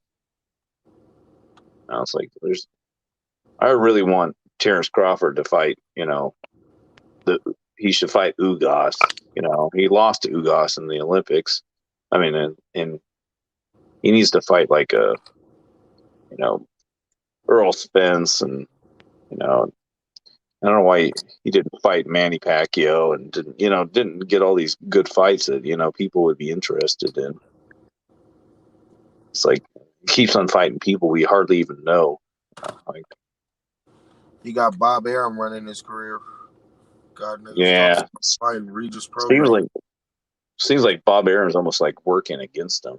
It's like he just, I don't know. Bob gets like this thing in his head where he's just like wants to hold on to titles. Like, I don't want to give up that title.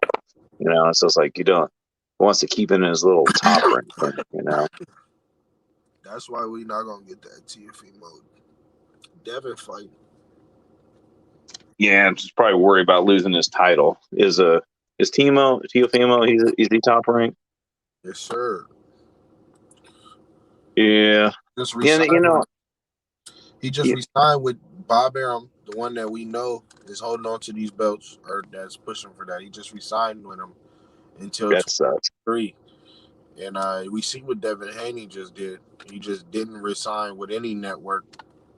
You know what I'm saying?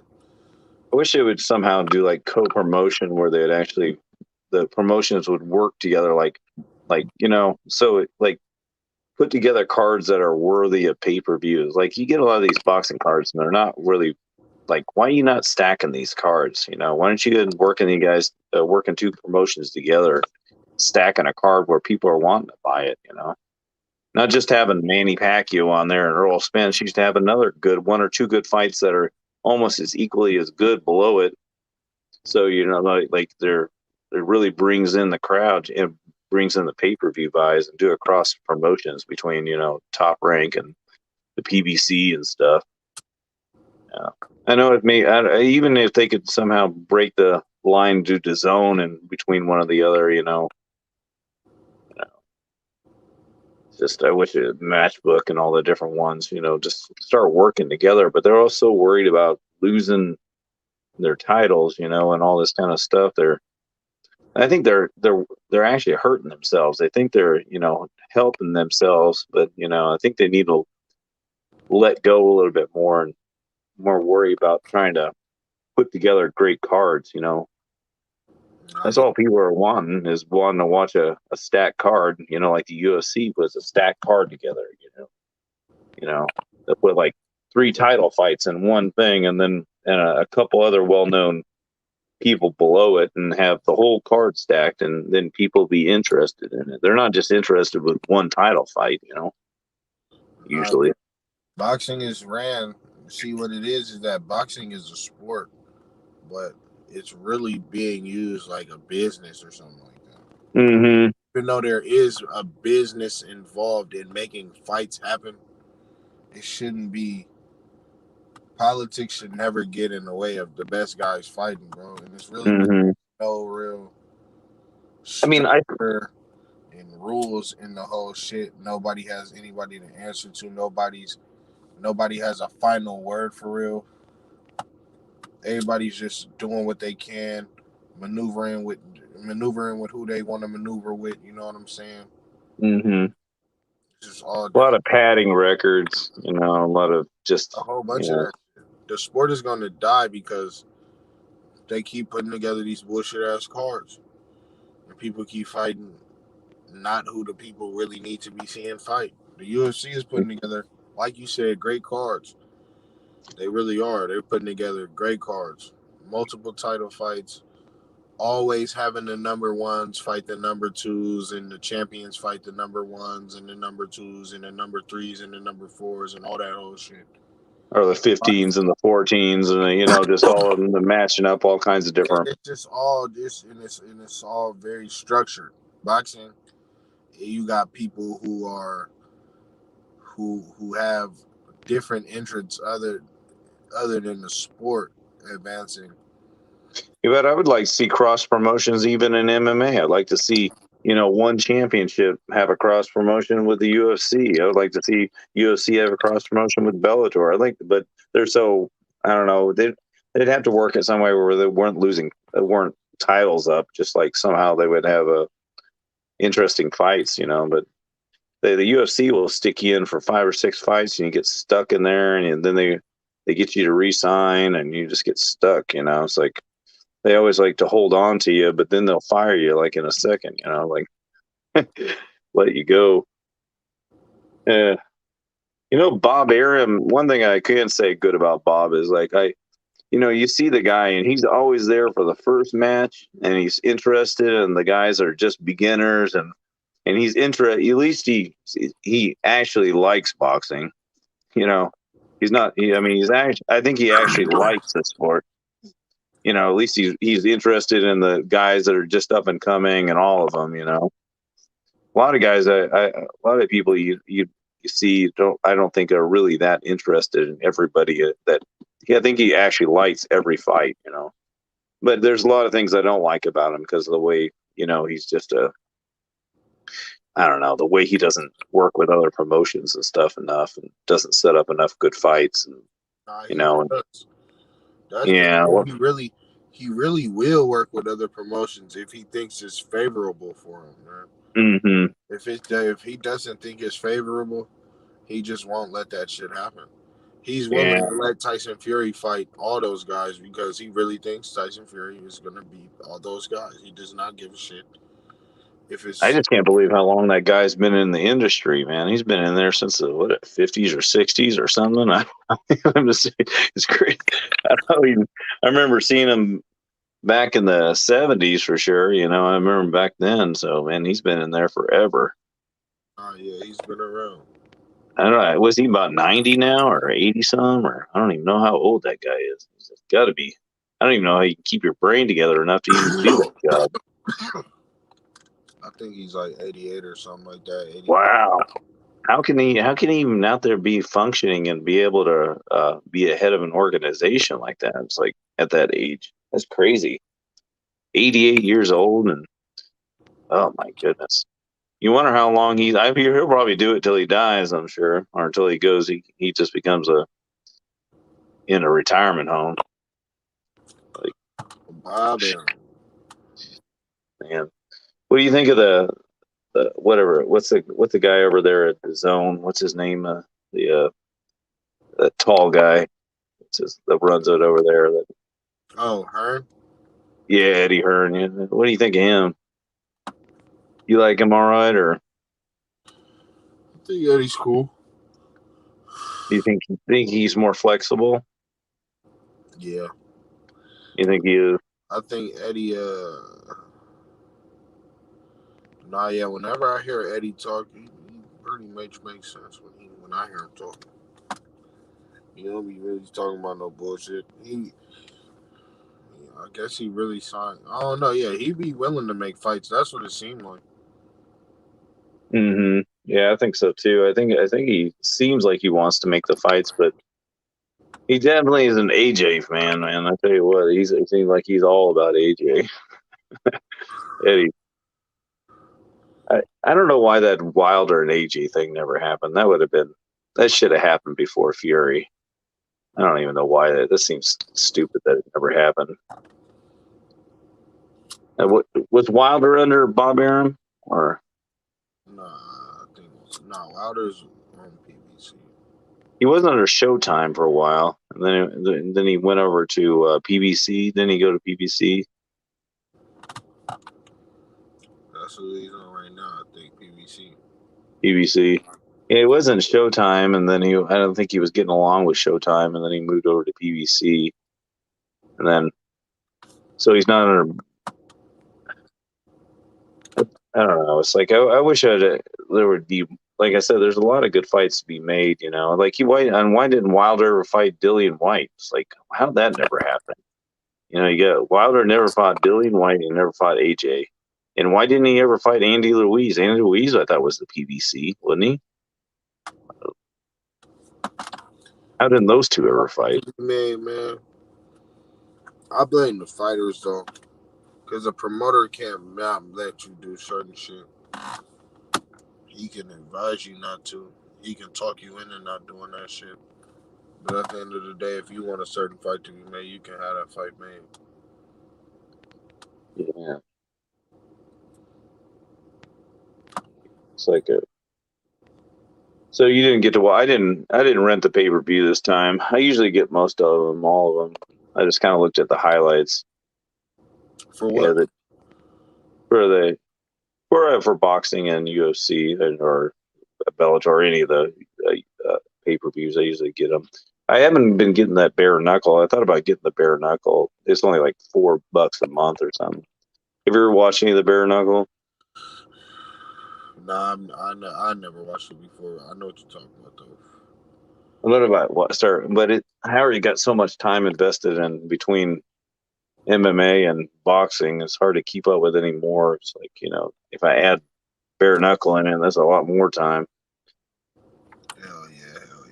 It is a lot to keep up with already for sure.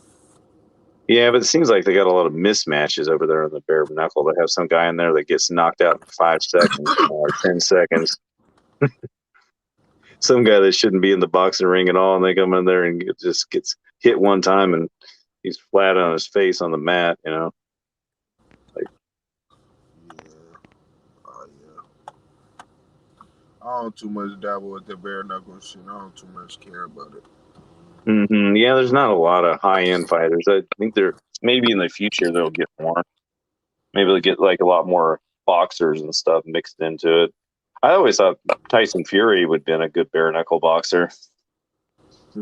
But I don't know. He probably wouldn't have enough competition over there to even do it. He'd beat everybody up too easy. He looks like one of those old bare knuckle boxers back in the late 1800s or something that fight at the fair. Yeah, that's a good one. That was a good one. For sure.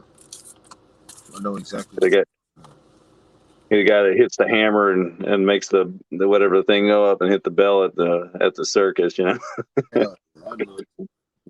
It's the stash. It's the bald head and the stash. Yeah, a little mustache on it. Or the Definitely. beard, whatever the fuck you want to call it. Yeah, wouldn't that be funny if Tyson Fury grew a mustache out like that for one of his fights? Yeah. That'd be a classic Tyson Fury moment, like be like the Batman thing when he dressed up like Batman. Do you remember that? I like Tyson. No, I was never really hit to Tyson Fury until after he fought Wilder. I didn't know. I thought he was 0. I didn't know. I thought he was 0-0 before he fought Wilder. I didn't know anything about the guy. But I know he is now. He's good as fuck. Yeah, he fought Klitschko, and when he fought Klitschko, he dressed up like Batman. He showed up in the press conference dressed like Batman. It was just so stupid, but yeah, that big elaborate. Yeah, it was kind of ridiculous. He always does something ridiculous, like the time where he dressed up like a Mexican. Tyson. You never know what the guy's gonna do. He's like so off the wall. Like he's definitely a showman. Nah, yeah, for sure. Yeah, but I want. Do you think his brother's is it his brother or which one is is Huey his brother or who is Huey? Huey from New Fear. Oh no, Huey is. I thought you were talking about Tommy. It's one of his relatives. I don't know if he's a.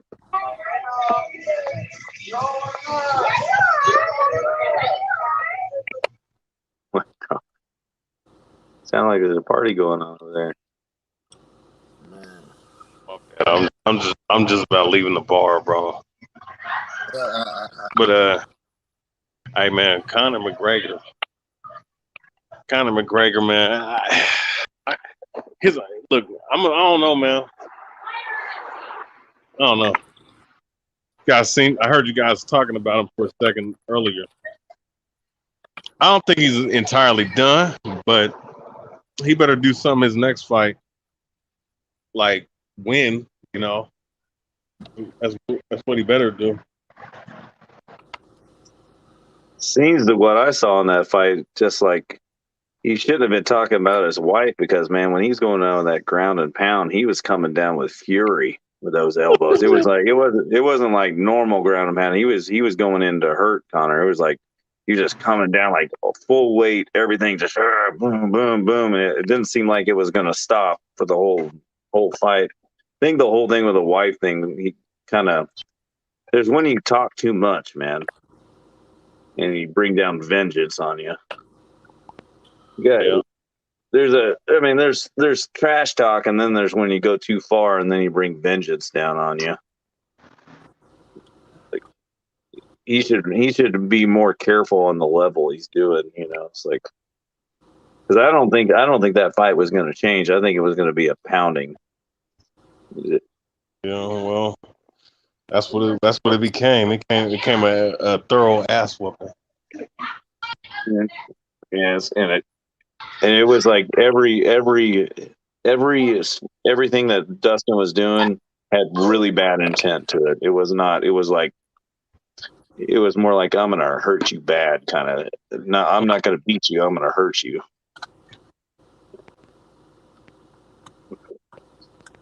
And it had the attitude of it, every intent of every strike. It was just like, and it wasn't, and it had when he went for the takedown, there was nothing stopping him from getting that takedown. There was nothing stopping him from passing the guard. There was nothing stopping him from smashing him. There was nothing stopping him. Even if he got kicked, he's going right back to smashing him again. It seems like it was going to be constant like that because you just don't talk about like your wife's. I don't know, whatever he's saying that he was his wife's husband or something like that or whatever he's saying. It's just silly. And saying he's going to kill him and knock his head off and put him in carry him off in a stretcher and he's going to murder him out there. You don't say that. You don't say those. There's kind of when you go too far. He told Poirier that he was his wife's husband. Yeah. Said that he said that he said that Poirier was the woman and that his wife was the man, and and they're just telling him that and just saying stuff like that. I think that's when you go a little bit too far. I tell you, somebody said that to me, man. I'd be accidentally thumbing him in the eye when I'd be doing ground and pound. I was like, accidentally. It's like that's when you get violent with somebody. It's like that's not cool. I don't know. I mean, there's ways to talk. That's not a way a professional fighter talks to another professional fighter. Yeah. I don't know. Mike Tyson used to kind of say it. I guess when I'm going to eat your children and that kind of stuff. I guess that's kind of the same type of level. Like, I want to eat your children. Yeah, that's some funny shit. Well, who did he say that to? Was it to like? I think I don't remember what it was. It was. I don't even know, man. I wasn't born. Yeah, he would say some of that kind of crazy stuff. I think I was saying that or whatever is that Tommaso or whatever the guy, his trainer kind of screwed him up when he died, and he had hypnotized him and brainwashed him, and then he just kind of didn't shut off, and you think he just kind of spun out of control, you know.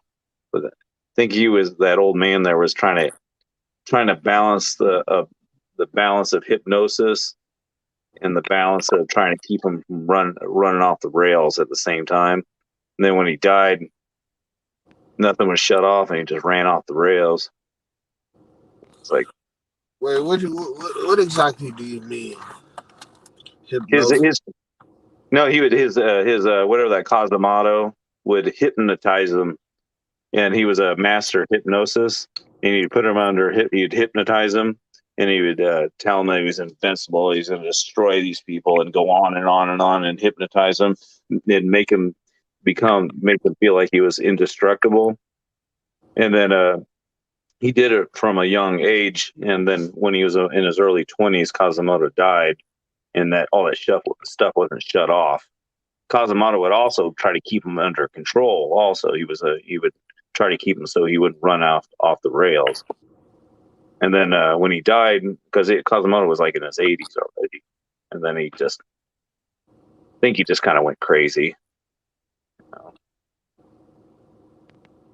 Doing that type of hypnosis could be dangerous, especially if you don't especially if the guy dies, he's hypnotized you to be like a monster, like a destruction machine.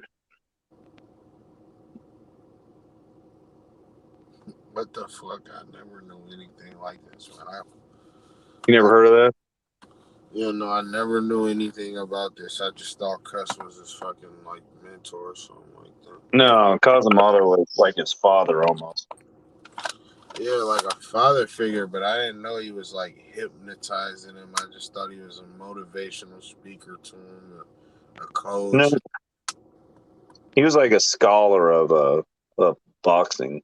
He just knew everything about boxing, knew about all the fights, and had all the film. He had a big library of film and studied it all, and he'd have Tyson study it with him, and he would teach him how to function as a fighter and how to train, and he'd do hypnosis on him and do all kinds of stuff. All right, but how do you know about this whole hypnosis side of the thing? Like, where did he learn this shit? How do you know about that? Mike Tyson was talking about it. He was talking about it on his podcast and stuff. Talk about how the information. Yeah, the information's out there, bro. That's crazy, bro. Yeah. Where did they say where he learned how to do it? Like where he learned to hypnotize people? I don't know. He didn't say. He said he was like Mike just said he was a master hypnosis. Somebody taught him how to do it. So he'd hypnotize him somehow and put him under, and then and tell him to be so indestructible and be a smashing machine and unbeatable. Kind of put him in his mind where he could not be beat. This guy that could never lose.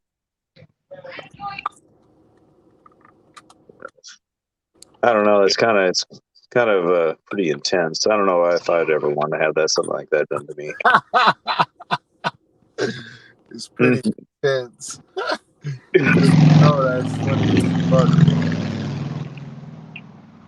Yeah. Yeah, I couldn't have that done to me, bro.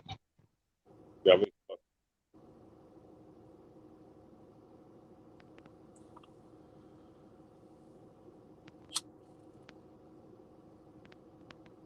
Kind of cut out. Yeah, it just fucked up for sure. Oh shit! Damn it! That was so weird about McGregor tonight. It's like he's the one. I was like, I'm gonna. It's like it was so weird that he was mouthing him and talking.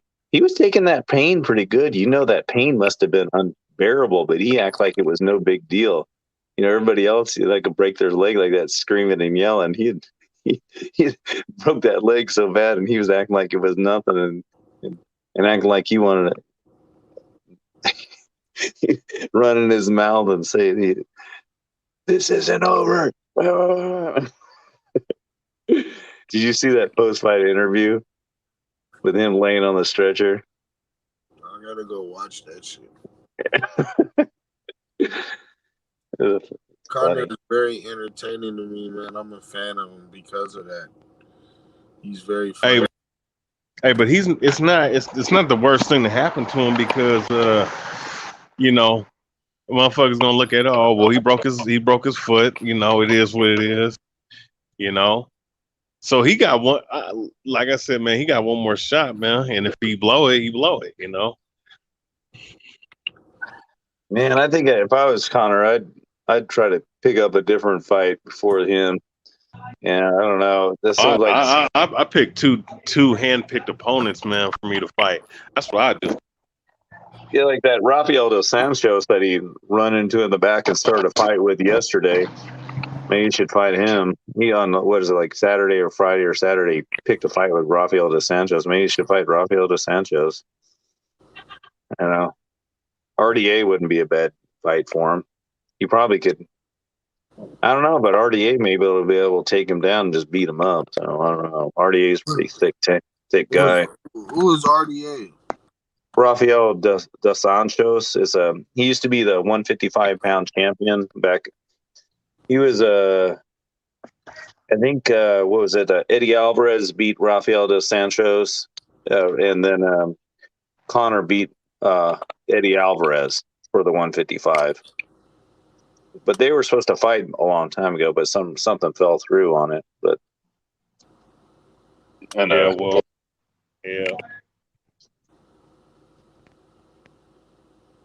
That would be interesting. But I don't know. I kind of worry about RDA having too good a wrestling for Conor. He may be able to take Conor down and kind of manhandle him. Seems like those aren't very good fights. Where like this fight, you know, he got taken down by Poirier and then he's got to do something about it, being able to get off the ground or something better. He got beat up pretty good tonight on the ground. His ear was bleeding, and his side of his face was bloody.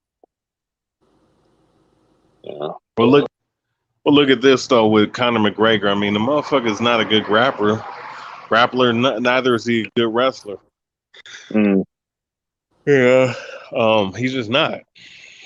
No, and you're probably never going to be that good at it at that age. Usually, guys that are good at wrestling start when they're young.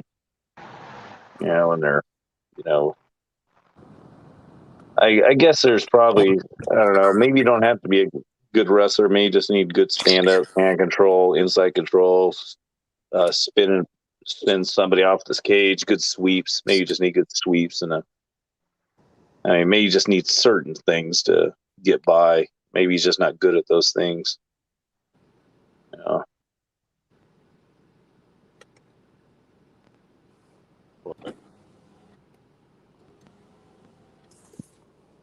Yeah, well.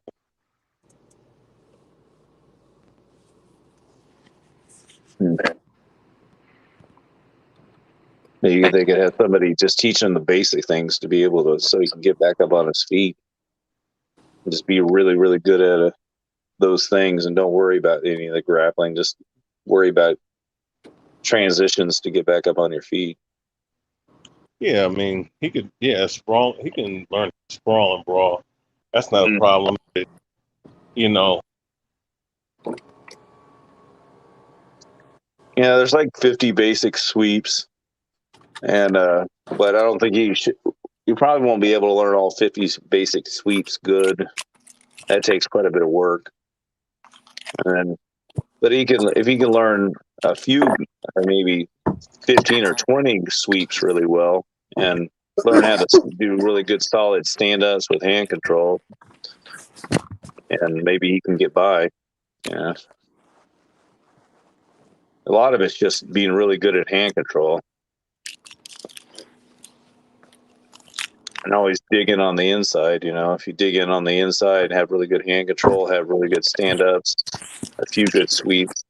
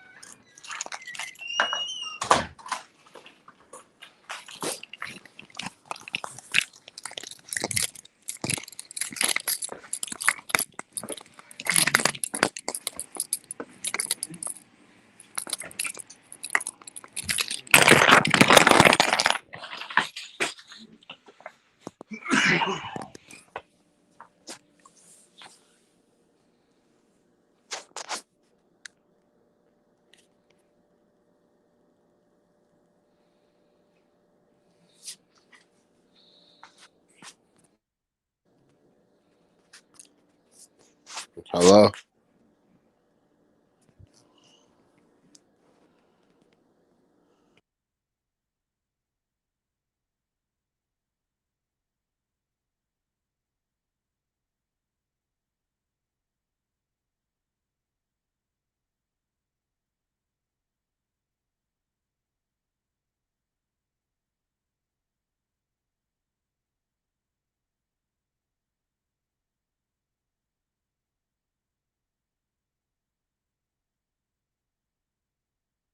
Shoot you and shit, man. What kind of shit is that, bro?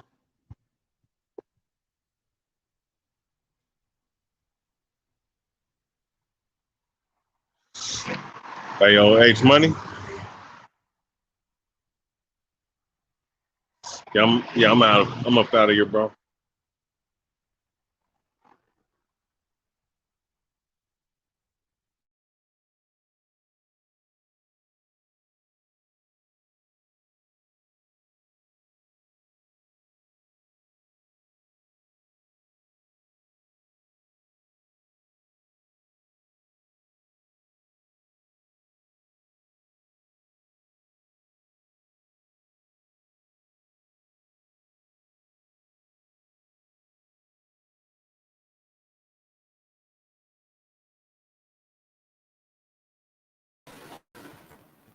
What's good, Halim? What's good, my brother, man? Appreciate you coming by. We gonna wrap this one up, man. It was a great show. Conor McGregor took a loss, man. He got beat. He broke his ankle. He couldn't continue. Appreciate everybody. We out though, man. Appreciate it, Halim. I'm gonna talk to y'all tomorrow for sure.